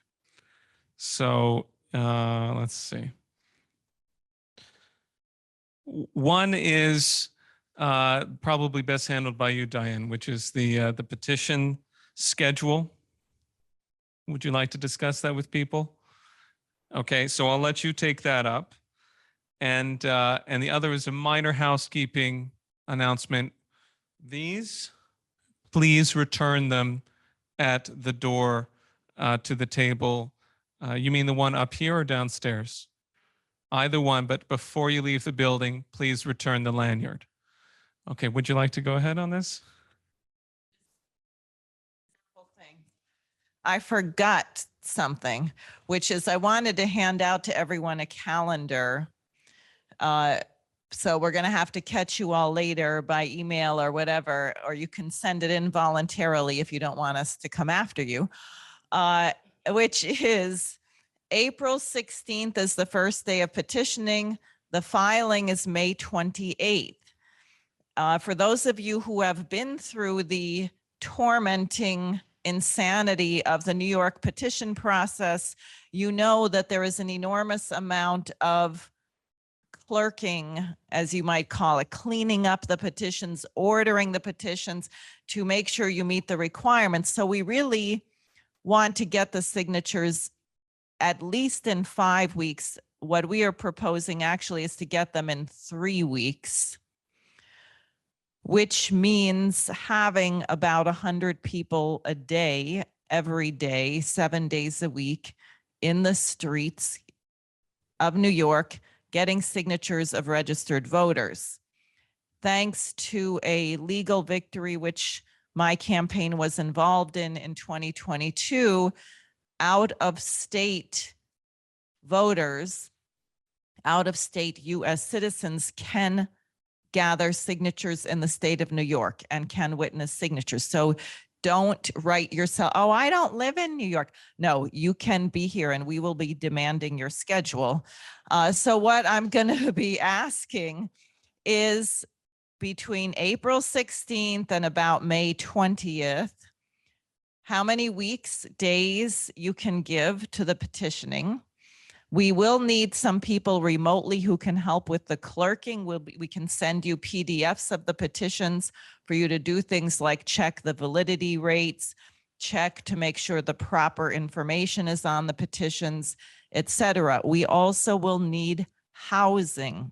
So if you would like to provide housing for any period of time between April 16th, 15th, 16th through May 28th, really, because we'll have a big party when we file. So you want to stay here for that. Please let me know if it's 3 or 4 days, if it's 2 weeks, if you have an extra in-law apartment, if you, whatever, we will need housing. Same thing, vehicles. If you have a vehicle that you would like to lend the campaign or donate to the campaign, we need vehicles. But please, April 16th through May 25th, and we will be getting your schedule in writing. It will be a contract, and you can pay to get out of it by donating the legal limit to the campaign. Thanks. Thank you, Diane. Okay, so let's take the opportunity that we have now to have some final discussion.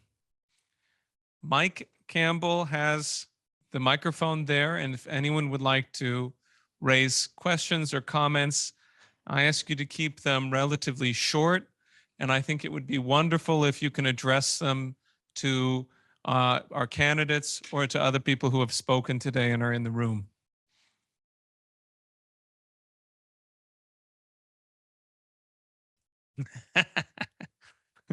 If your name starts with a J.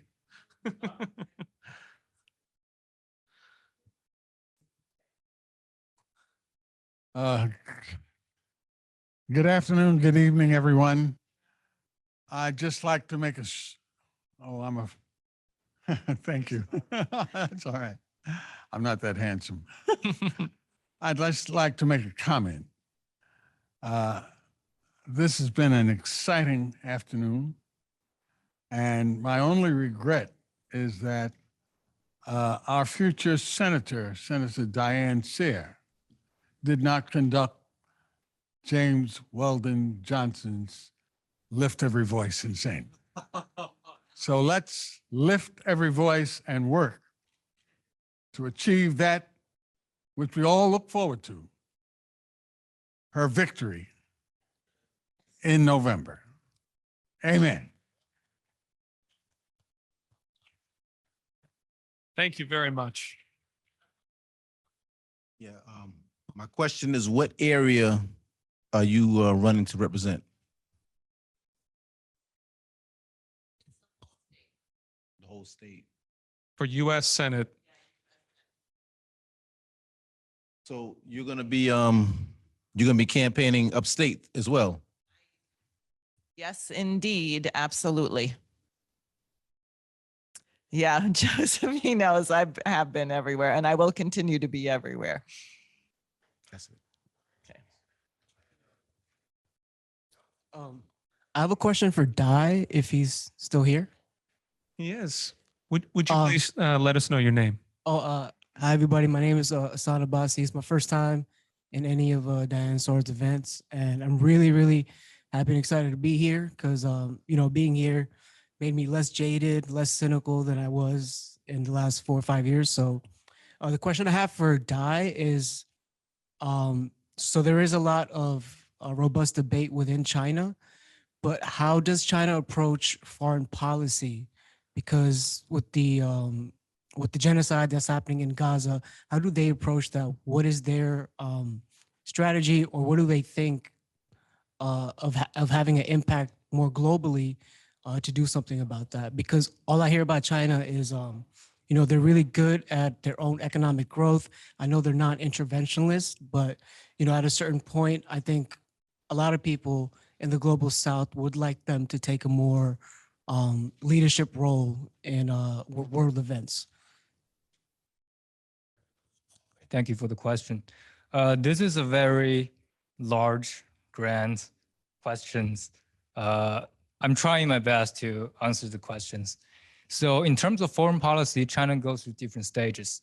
At first, when Mao was in charge, China has a policy of leaning to one side, which is the Soviet Union side. So China sided full-heartedly with the Soviet Union in almost every matter until Stalin died and the next guy took power and then refused Stalin on most of the fundamentalist policies and suggested with Chinese people, with Chairman Mao, that they build a coalition of Navy together with China. But China at that time didn't have any ships, almost didn't have any ships. So a united Navy means that the Navy or the Chinese ports will be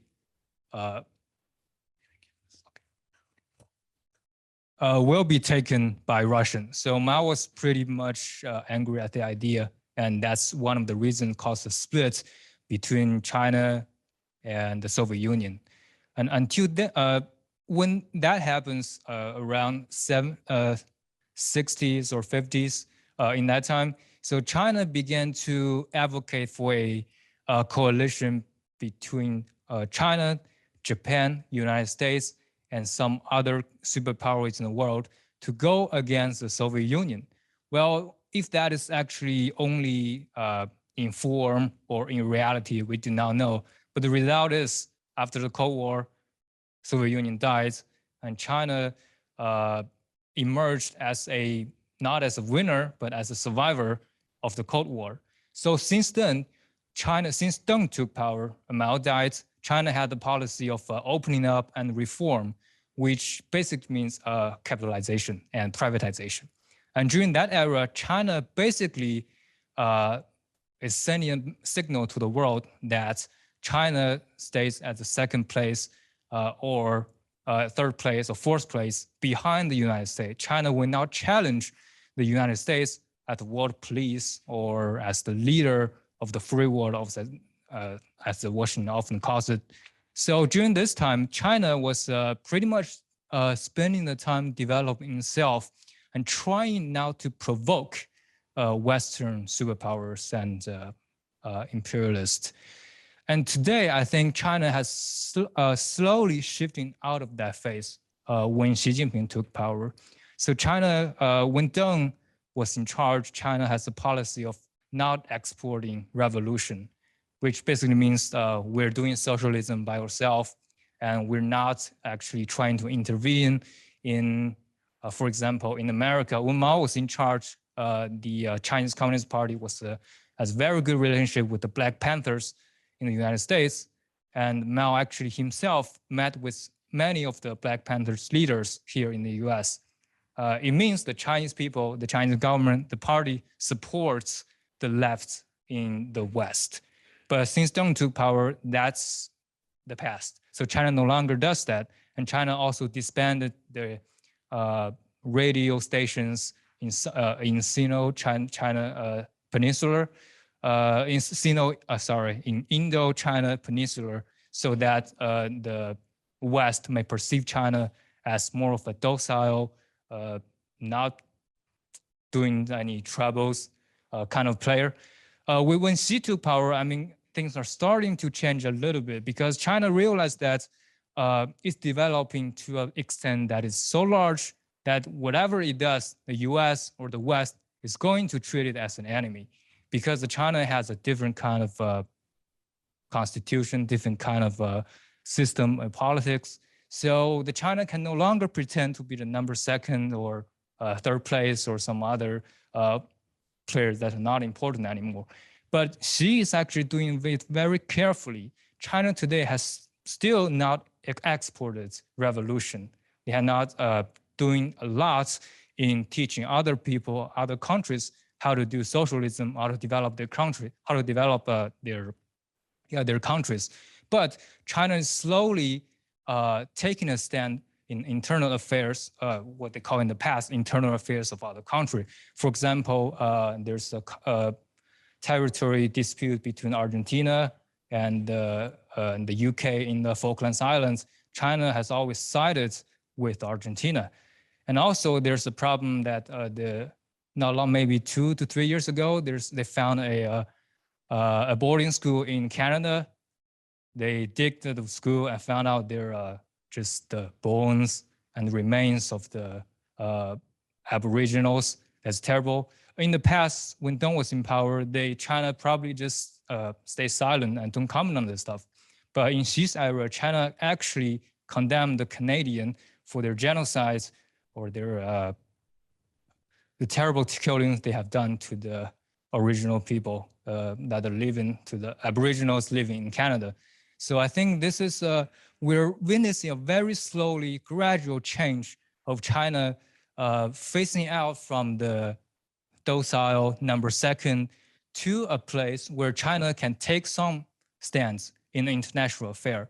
And in terms of the current conflicts, current genocide in Gaza, I think China is actively working to promote a ceasefire or finally towards a two-state solution. So, but this, it may take 10 years or 20 years, but I think China is really on that road of starting to take some responsibilities in the world and challenge the US, maybe in some small ways at first, but then some more fundamental issues later in the international stage.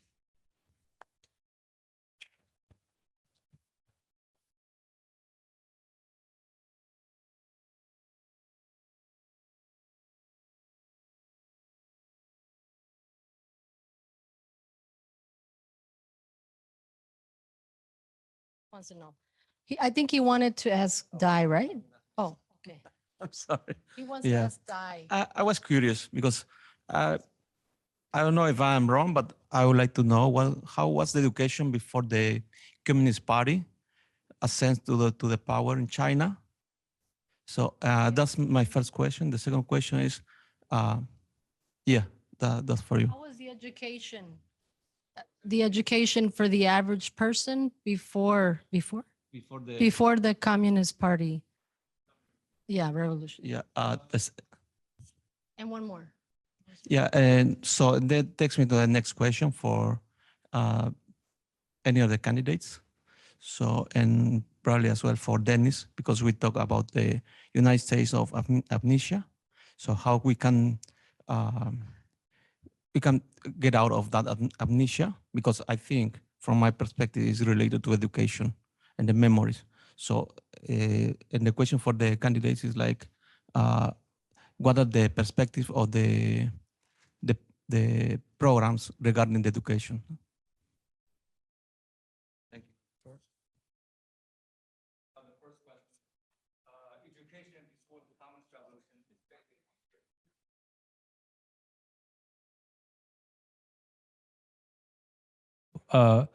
Before the communists took power, the elites in the city, for example, Shanghai or Beijing, had the privilege to actually learn something from school or get admitted to any legit schools. Most part of China, for like more than 95% of the China at that time, were illiterate. That means they didn't get any education, formal education at all for like in an extensive way. So the Communist Party's goal first when they took power was to educate the masses. And today China has almost the highest literacy rate in the world, with 96 or 97% of the people can read the newspaper, can write an article. So this is all due to, I think, thankful to the left, the idea of equality, that everybody who was born, they should be treated with dignity, they should be educated, and they should be given the chance to shine in one way or another. The communists actually, at first, when they just took power, they thought maybe there's some problem with the Chinese characters because they were so difficult that the Chinese people, the majority of the Chinese people cannot learn how to do it. And they have two solutions. The first one is simplify the characters a little bit to leave out some strokes and to make the characters simpler. And the second is crazier, is to implement the whole Latinization of the Chinese language, which means getting rid of the Chinese characters and use pinyin like any other Western countries in the world. And luckily, the second plan was too crazy for anybody who is either literate or illiterate to follow. So they took the first one, which simplified the Chinese characters a little bit, and then put the political power and the economical resources into building schools everywhere in the countryside, in the city, to educate the masses. So yeah, I think that's the question. Thank you so much. Thank you. We have time for one more question. Gentleman in the back, and but although gentleman comment on how China can help build the tunnel and bridge from Russia to America to create this 1.5 billion jobs. What a good idea. Would you like to come up? I think this is a subject that probably Diane is best equipped to respond to. But I want to let you know, Diane, Reynaldo was asking, please do, about your comments on education, your policy on education. So maybe we can have these two answers. And then Diane, you can take the opportunity to conclude before the music if you so desire. Building the infrastructure, the tunnels from where to where again? Oh, from Russia to Alaska, right? I think China, over the past 40 years, have been building a lot of stuff, both domestically and internationally. But first, for this plan to happen, China has to get a yes from the United States, which I think is almost impossible to do. The project will only be undertaken if the builder is not Chinese, if that's a decision based on the the Washington's perception of the China. Because you see, there's an app called TikTok, which is basically young girls dancing on there. And then there's some content creators sharing their knowledge on the app. TikTok has agreed to move all of this data center from inside China to Singapore, to Virginia, and then let the American company Oracle to take charge of its security and everything technical about it. But the lawmakers in Washington is still not trusting TikTok. We all heard from the hearing. They keep questioning the CEO's connection to China, although that guy is a Singaporean. It's basically like the Chinaman revived. People see an Asian person, they call him Chinese.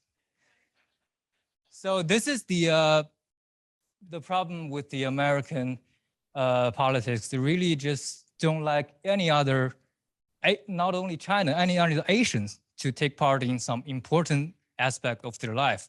So if China wants to do that, it has to get a new, entirely new US government, maybe with the LaRouche as president, that may happen.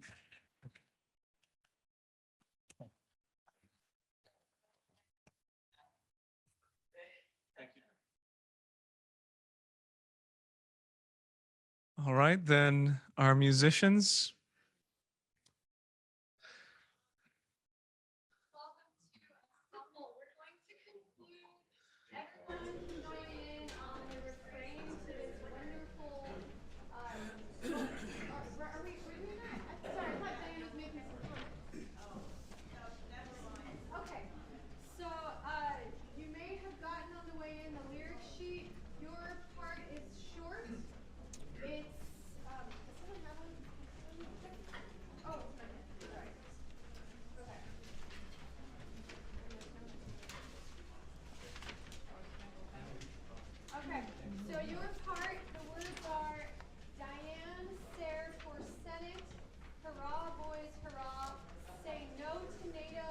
Let's go to Mars.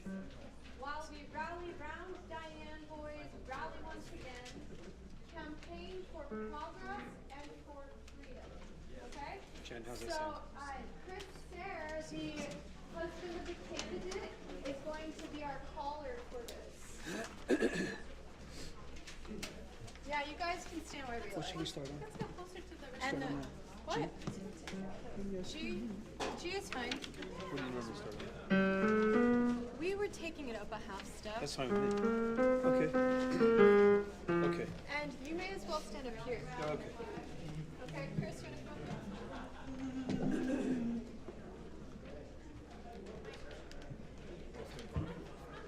You got a better voice than me. Don't be shy. Is this on? Is this on? I don't know.